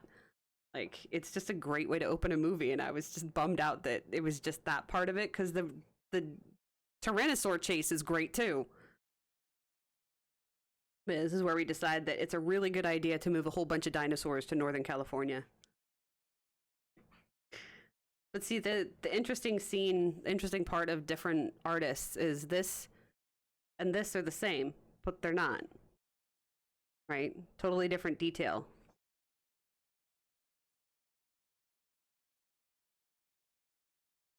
And then that versus that. So you get two different details. And I think it's cool because I find comic book art interesting. But I understand why some people don't like it. It's like, why does it look so dumb? Like, well, because you have different artists drawing different things, and some want a level of detail that others don't. So, like, it's the same hamster ball, right? But two different artists drawing it, it looks different. It's still the hamster ball. And it's not what they actually are, I understand that. I like that. We did this one on stream because dinosaurs. Because dinosaurs, right? So I made blue as accurate as I could, and I made it as accurate as I could for the scene. Obviously, they changed it some, but and the Indoraptor made a lot more destruction, and her room was a little bit lighter and also darker at the same time. So I desaturated this as much as I could, to the point where my marker actually messed up her toe, and thankfully you can't see it, but my marker actually did mess up because I was desaturating so much. I had to refill my marker because everything is done in gray and then with color on top of it. So it took twice. Blue's a girl. Just saying. And I had to color everything twice and then try and make it work. But yeah. I think blue came out pretty good. She's actually like several different colors that I just didn't add because it would have taken forever. And not only did they not draw every scale, but I didn't want to. I didn't want to do it either. But yeah, I wanted to do this one too. One's good too. Because blue's a badass. Yeah, the difference in the detail is just, I find that interesting in these books.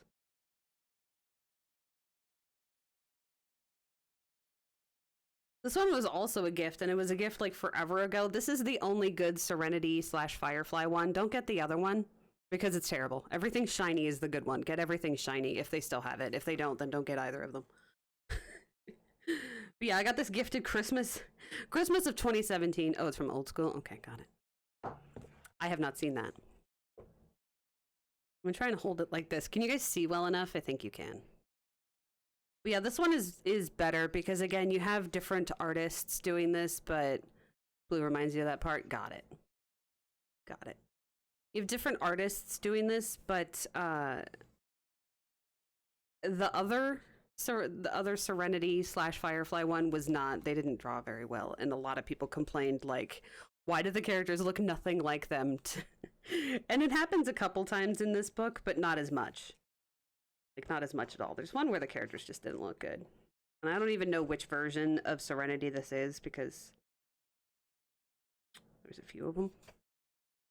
There's a few different versions when they redid it. It's an old Will Ferrell movie. Oh. But yeah, they mostly just look comicified, which is fine. I actually have the comics. These are the different versions? Yeah. Yeah, you see they look different. But it's fine. They did a few different versions for the show, too. See, I should watch Firefly again, but then I'm just going to get sad. And I'm going to be quoting it all the time. And every time I watch Firefly and I'm writing something, I end up writing the way that they talk, and then I have to change it because there's only like one book where they're supposed to talk like that. Not the random Mandarin, but the other stuff. You have one comic, what happened between Firefly and Serenity? Yeah, I have all of them, I think, unless there's a new one. But yeah, I have that, and then I have a few of the... Yeah. I have a few of the, like, script books. Because the helpful thing about that is it actually translates the Mandarin for you, and not just the way that it would regularly translate it, but what they meant. I've not ever watched a show because you only ever heard they canceled the show and everyone's pissed. I'm not pissed, okay? And the thing is, Reno, they actually do end the story. So it doesn't end on a cliffhanger as long as you watch the movie. If you watch the movie, you're fine because the movie basically finishes it for you. But no, I 100% suggest watching it. It's short is the problem. It's, what, 30 episodes? It's not even that long. I think we get 20 episodes and a movie. It's so freaking short. And that's... The reason we're sad is because it's beautiful and it's 14 episodes. Good God. But no, I 1,000% recommend it as long as you watch the movie. They do finish the story for you. You don't have to read the comics. 13! Fuck. But that's why we're so mad, because it's so good and it's so beautiful and it's so heartbreaking because literally there's at one point in the movie, or at one point in the TV show, they have this button and you press the button and it'll call everybody back to the ship. They had to leave the ship, but if you press the button, everybody will come back. And the actors, they handed it to Joss and said, press this button and we'll come back. Because they knew that the show was over, but they will always come back. Joss will always work with everybody he's ever worked with. They adore him and they wanted to come back. So they did a symbolic press this button and we'll all come back. Yeah, it just keeps getting lower and lower. It's so fucking sweet. Please watch it. You will love it. It is a great show. And I mean, don't watch it just because I'll sit and gush about it, but it's a beautiful show. The space part is beautiful. The world building is beautiful. The characters are beautiful. The actors are beautiful. It's a beautiful fucking show, okay? The Browncoats documentary is also cool. Yeah, all of the behind the scenes stuff. And then if you watch the movie, it'll finish the story for you. So, and it works. And I ship Mal and Simon, so ship Mal and Simon with me, please. I fucking ship it, okay? And Summer Glau, the beautiful, wonderful Summer Glau, just needs more attention. She really does. She's just... And read the comic with the blue hands, people. Yeah. You didn't even know there was a movie. Yeah, the movie is called Serenity. So watch Firefly first and then watch Serenity. Where can you watch it? I don't know. I have the Blu-rays. I haven't needed to look at a streaming service. I mean, the Blu-rays are not that expensive. But, but I don't know what streaming service they're on. But yes, Summer Glau is fantastic. She just is. Yeah, maybe Amazon. Try Amazon. Also, she can kill you with her mind. Yeah, she was in Sarah Connor Chronicles, and that's the only reason I watched it, because of Summer. Yeah, my favorite character is Simon. Simon there, and then Mal, and then Kaylee. They're all great though. They're all amazing. But yeah, I remember that story of him just going, you know, press the button and we'll all come back. Cuz it just breaks your heart. I think so. Yeah, that's where you've seen it. Yeah. But yeah, the movie technically is the continuation, so don't watch the movie first. It won't make any sense. There is an episode called Serenity that they made as like the first episode, because the way that Fox produced it and then broadcast it is what killed it. Like, they just destroyed it. And they destroyed it before they even showed it. And then they're like, hey, nobody's watching this. It's like, yeah, because you made it so it doesn't make any damn sense. Why did you do this? Oh, she's in Terminator in season 2. Got it. Yeah, we watched the Sarah Connor Chronicles. Yeah, so this is the Buffy the Vampire Slayer one, and apparently you can't get this anymore, and I'm sorry. I had this gifted to me, and unfortunately the person that gifted it to me just died recently, so thank you, Ruth Ann, for gifting me this book, so I have to remember you by. But yeah, so this is the Buffy one. And Mal was also in Buffy too, but we're not going to be mad about it because it's not his fault. Everything that happened in Buffy was not Mal's fault. I don't like this artist. Like, it's okay, but it doesn't look like them at all.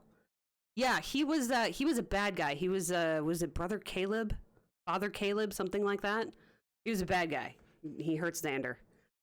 Near the end of the series. And Gina Torres was also in Angel too, and she also played a bad guy. So, I don't think Caleb's in here. Is Caleb in here? Hang on. It's season 4. This one has a bunch of different artists too, but it's mostly cool. I just don't like that one artist. That's the last. Where's Caleb? There's Caleb right there. See? It's Nathan Fillion.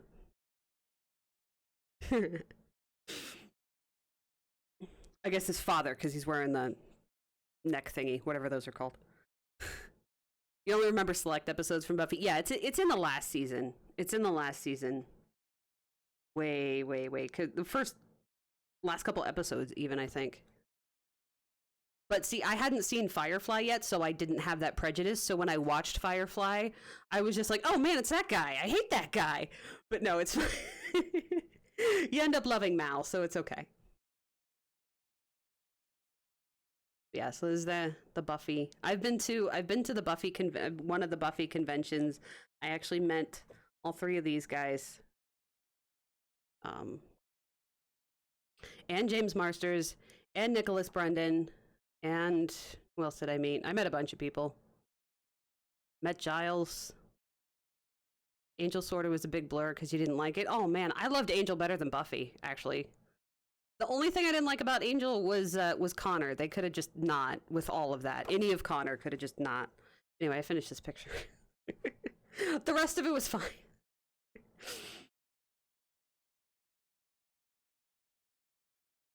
I think the reason that I liked Angel better was because I like boys better, but also because Angel in his own series, which was a much better character than when he was on Buffy, so it kind of redeemed the character for me.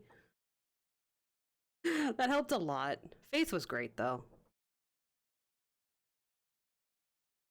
One of your coworkers is a big Buffy fan. She has a stake with all the signatures from the actors. Nice. Yeah, I have pictures. That are signed by the actors. So I met James Marsters, and I met Giles, and I met Glory, and I met Lila.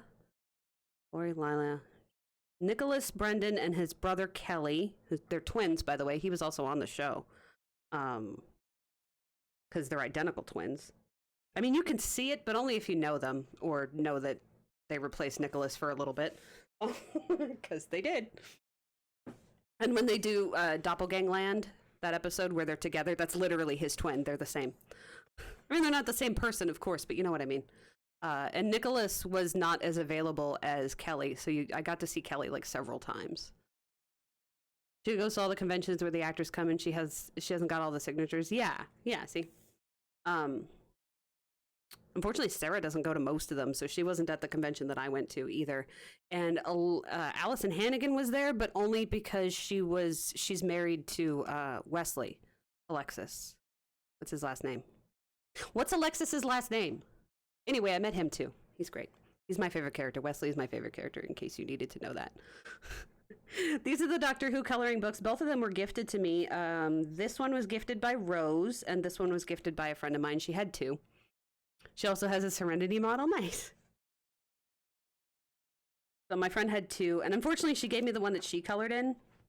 So I have a picture that she colored in, and I'll have to, air quote, fix it. I did the master page, so it has the girl master as well as John Sim, the best master. No. The Mr. Master. I like John Sim, if you can't tell.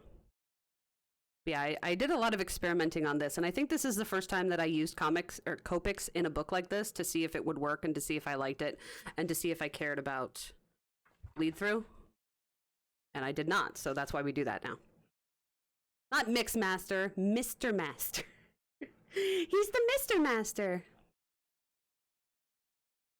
So yeah, this is mostly, this is a mix of them. I've only seen the new series, so the 2005 until now. I've only seen from 9, but this has a bunch of references to the other ones too, which I don't get because I did not see them. So I'd have to look them up. Only bring him in here if his stomach isn't making noise. Okay, because he was driving me nuts. I'll kick him out. Mostly. There's the silence. So yeah, there's this one. I like Travels Through Time better. So that's why I asked Rose to get me this one. I like Travels Through Time better. Travels in Time, rather. Whatever you want to call it. Because it has better scenes. American Doctor Who movies. Really? I didn't know that. So yeah, I have to look up what the other ones are. Because I haven't seen old Who. I've only seen new Who. 1965. They don't have anything to do with the series? Oh. Yeah, I haven't seen those then. Hi, Sirius. He's just in here sniffing because there's stuff all over the floor. 10 is my favorite, 11 is my second favorite, and 11 is mostly my favorite because of River, because River's the best. I loved her in ER, so it's not really surprising that I loved her on Doctor Who. It's already been 4 hours, and we're nowhere near this. I thought we would make it, but you know what? It's hard for me not to look at things. Did I not color anything in that? Didn't. Well. Nope. Well, I'll have to get on that. We should make the books that were gifts a priority. This one I was actually going to send back because I don't really like coloring flowers. And then I was actually going to gift it to Smooshy. And I didn't. And I don't remember why I kept it. Amy Pond is great. I'm not saying she's not. Amy Pond is great. But then I colored it. So I couldn't send it back to Amazon because I colored it. I don't even know why. I think that's Prisma too. So like... But yeah, why do I like flower fairies when I don't like flowers? I don't know. But I like these scenes. So we'll see. It's just never gotten color. Probably could have still worked. I mean, probably. Probably. I mean, even in the MC, yeah. I mean,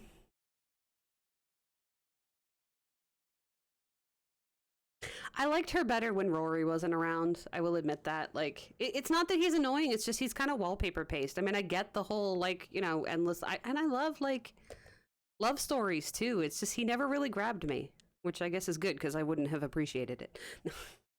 This is a Steven Universe coloring book. I'm going to keep going even as we're talking. I haven't colored anything in here yet because I haven't decided exactly how I want to color it. But I friggin' love this show. And if you're a person that believes in equality and beautiful things and happiness, it's just... and emotions that make you cry and rip out your heart, it's fine. It's a great show, okay? And it starts out dumb and you're just kind of like, what the hell am I watching? Okay? You will occasionally say that. And it's fine, though. Because what the hell are you watching? But it's beautiful and it's heartbreaking and it's about people and life and death on the planet Earth. And it's just beautiful. Fucking love this show, okay? And he's got the best relationship with his dad, and it's just everybody supports him even when they don't, and it's just just makes me happy, all right? So yeah, Steven Universe, you should also watch it. Like an angry little slice of pie.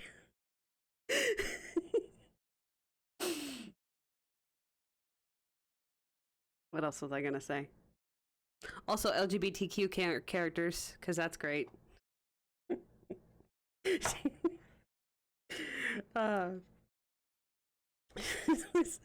There's a meme about Pearl, and it's she went from what was it? Where's a softer Pearl picture? Damn it. Damn it. Okay, she went from yes ma'am to your daughter calls me daddy too. I love it. I love this character progression for you. She's gay. It's fine. I just love that your daughter calls me daddy too. She did. She just badasses. And you're like, wow. This is the Rick and Morty coloring book. Moving on. Full steam ahead, everybody. Just let's move on. This is a Rick and Morty coloring book. I love Rick and Morty, and then Rena was kind enough to gift it to me, and I friggin' you need more Rick and Morty. Yeah, I know. I wanted to do one for Halloween too. I really loved the series of us doing this picture. I love the fact that this picture just kind of says, "Hey, Joe, just go fucking crazy with it," because it came out really good, and I was happy about it. And if you don't like it, I don't care because I like it, so we're good. I really like how this came out. I wanted to do. Yeah, the show's friggin' crazy, and it really does just kind of lend itself to being crazy. I wish they would do the 2 later seasons. This is only season 1 and season 2, and we need more. I was going to do Anatomy Park for Halloween because it's very red and bloody and everything, but I didn't get a chance. So we did that one on stream, and then we did... I mean, I should go a little bit slower so you can see what's up. I think there's flip-throughs. I'm not really sure. What's your problem? They literally put you into a Mount Rushmore. And we did this one too. I also added a quote because I could, and there's no quotes in this book, so I could add one. I thought this was cool. But yeah, the show's really friggin' crazy, and it's heartbreaking too, which is great. If you're talking about an anti-hero, there's definitely good examples of anti-hero.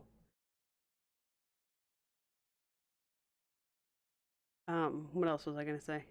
But yeah, we should do another page in here. I was gonna do either Anatomy Park or there was 2 from Anatomy Park. Phoenix Person. Yeah, there was this one from Anatomy Park too, as well. In addition, so it'd be very red and bloody and stuff. So it would have been really good for Halloween, but I just didn't get a chance. I did not get a chance.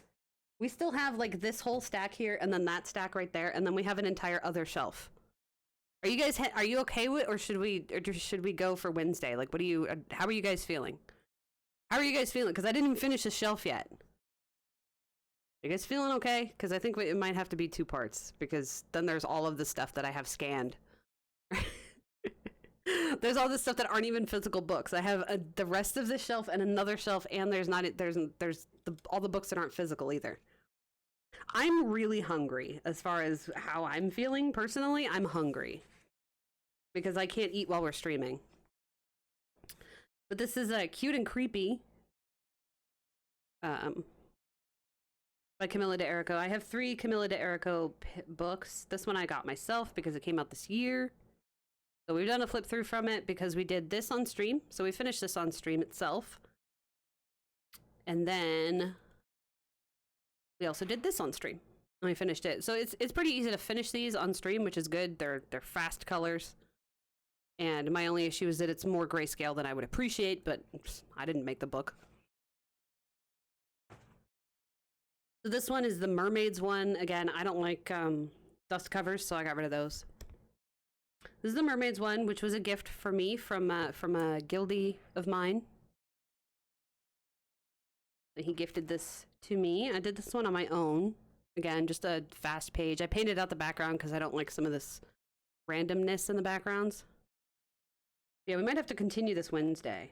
I'll finish like this part, and then we'll leave the rest. Is that okay? Are you guys okay with 2 of these streams? I know half of you aren't okay with the stream anyway, so there's that. You're okay with 2? Okay. Because I'm like, my stomach is growling like crazy. But yeah, let's do that. Are you off for that, Reno, too, as well? No, you're not. You'll have to work. It is Martin Luther King Jr. Day, so that's why some people are off as well. But yeah, this one's sparkly because I added stickles, which was a bad idea because it went through. No, you'll have to work. I'm sorry. But you can catch a replay, I promise. And these will be available on YouTube. So if you don't like live things either, I'll film it too. And I'll do cuts so it's faster. I don't know what else I'm going to say, though. I'll try. Okay. Aside from just flipping through things, I don't know. I don't remember how to film these without just doing this. You'll have to watch the replay. Yeah. Well, I'm sorry. But yeah, we'll do a week of coloring books. Trying is all I know at. Yeah, I think it's just gotta be like that. It's just so much easier for me to stream. That's all I'm saying. Yeah, this one's all fish and underwater stuff, which I really like. And then this is her first one. This is just the pop manga coloring book. And again, I noticed that a lot of people are doing just the streams because it's easier for these longer videos. The more coloring books that we get, it's easier for the longer videos to be streams because they process so much easier because you let YouTube or your streaming platform do it instead. And it's just easier to not have to film or edit it. So yeah, I finished that one, and I think that's the only one I did in this. Well, it's not just because of you. I would like it to just be one video, but I know that it gets... I mean, last year it was 12 hours. I don't think it's going to be 12 hours. This was 4, and we finished more than half. So it's not going to be 12 hours, but it's a while. So yeah, people have also stolen this artwork, unfortunately, which is not cool. Don't buy stolen art. It's not cool. And report it when you find it. I did, but she's trying to get it taken down, and it's not working. Oh, screw Amazon on that one, right? But yeah, I'm just hungry. So we can do the rest on Wednesday, like that, and then one more shelf, and then the digital stuff. Because I don't know how much we're going to be able to see the digital stuff. I can switch over my computer part so that we can see the pictures and everything, but it's not the same as flipping through the books. So anyway, this is the official DreamWorks coloring book, which I really like because for the things that are black, they don't straight up just black it out, which is good when you have a black dragon, right? They let you color it so you can add some shading and stuff. Also, with a black panda, we can add the shading as we want. So we colored Astrid on stream. I don't like the clouds, but I tried, and that's all anybody can ask is for me to try, and I did. I tried. It's better than a 4-year-old would do it, I would hope. So there's that. So yeah, we did Astrid. And then I started Poe and his dad. But I got stuck because I didn't want to do all of this in pencil.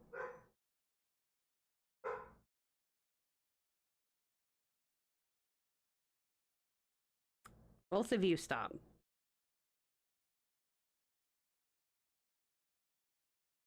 Oh, I'm sorry. Make sure you cite what you were doing. Yeah, like where and why. It would be great when it was... Yeah, it'd be great when it's finished. I just have to like go over it in marker instead for some of the parts.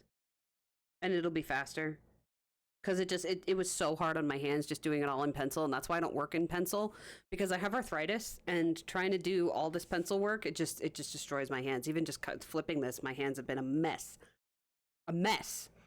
So this is Mermaids in Paradise by Denise Collette, and I have 2 of her books because I don't like the other ones. So there's that's just the straight of it.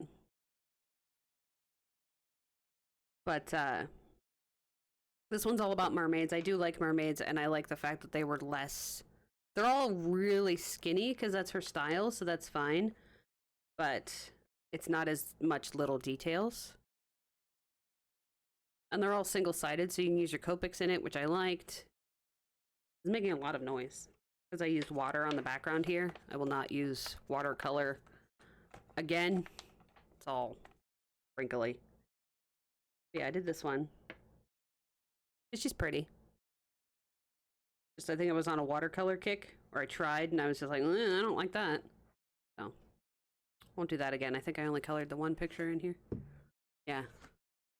That's the problem with these big books that are one-sided, is it looks like so much you just haven't colored, and you feel like, well, that's kind of a waste. I mean, it's not a waste, but it's just a little obvious that you haven't done anything in something. Even the books that I finished one page in, I still have a lot, right? So this one is Gnomes in the Neighborhood, and we have colored on stream in this book. Pretty sure I have that one.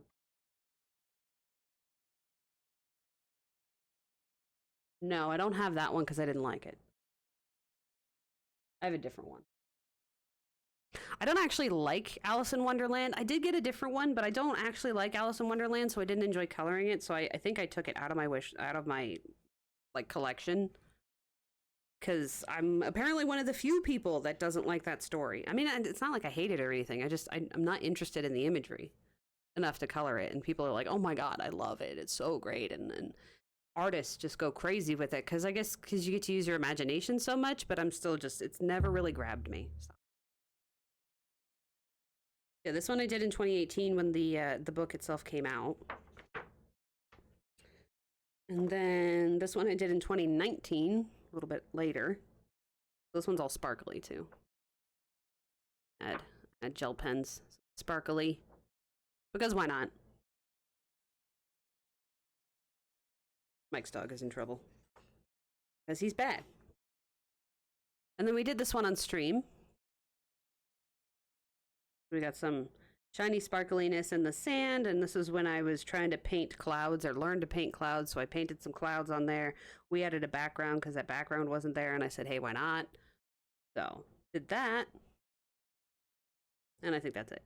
I like gnomes. So, gnomes and mermaids. So that's why I got those. But she has like a fairy one that I didn't like. And then the last one for today is the Mortal Instruments one, which we just got and we just colored in, so it's not like it's new, but I did this one. The Simon biting Jace because he was dying and needed blood because he's a vampire. And the funny thing is, I get to color it again, look. I get to color it again because it's in the comic book. But there's the whole scene, of course. I gotta go through this back here. Back. They're in the ship. He falls in the ship on his own. Where?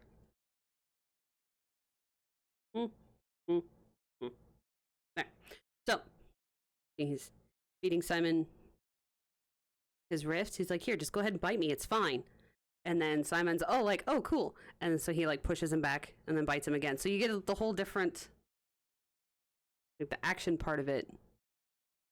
But it's sort of the same scene, right? I mean, it is the same scene, but it's sort of drawn the same, but not really. Which I find is cool, because it's the same artist. She did the same.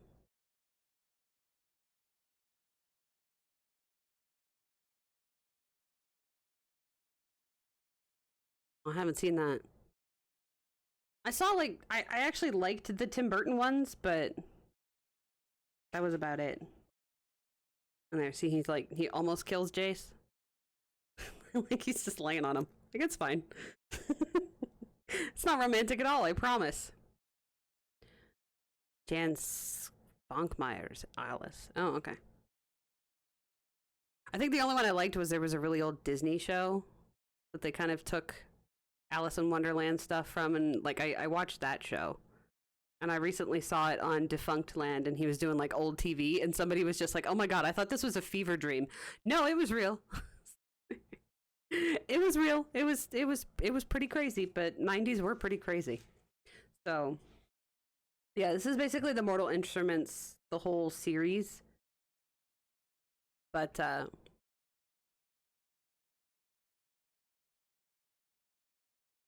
kid is creepy. Oh, it's a doll. Never mind. That is like the biggest picture. Why are you sending me that? I can't read that. She gets really small. Oh, that's even creepier. That's even creepier. Yeah, I played that Alice's Nightmares in Wonderland game a little bit, but yeah. That's Azazel. But anyway, we did just go through this because I just colored in it, so. But I like her art too. Even if I didn't want to color it, I like Cassandra Jean's art, which is why I got the comic book, because Cassandra Clare and Cassandra Jean. Anyway, so that is half of my coloring book collection. I guess we'll have to pick it up on Wednesday because it's been 4 hours and I'm hungry and y'all are probably sick of this for a little while. So I'm just going to leave the title the same, and I will try and film an actual video, but I don't know what else I'm supposed to talk about aside from doing it without you guys on the stream, so I don't know how much of a big difference it is. But we'll see if people yell at me, I guess. I don't know. Everybody was so mean last year. I'm just like, do I want to put this on YouTube? Yes, because there's no point in me not putting my content on YouTube, but still. I'll see you guys. I'll see you guys later on Wednesday. It was most of the shelf. Here, let's see. It was most of the shelf. Like we did like all of that. I have to put all of this away. The Great Internet Wonder. Yeah. I have to put all of this away, and then I have just a few more of these 8x10 books, most of my Kirby Roseanne's books. And then yeah, the shelf down here. And then all of it's like 70 something books that I haven't that I don't have physically anymore because I scanned them, so I just print them out on demand. So yeah, those of you actually interested, go ahead and tune in on Wednesday. We'll do another stream. And those of you that aren't interested in seeing anymore, you don't have to click on the next video. I'll see you guys Wednesday. Take care of yourselves. Wash your hands, wear your masks, eat your food, take your vitamins, all of that stuff. And I will see you. So goodbye, everybody.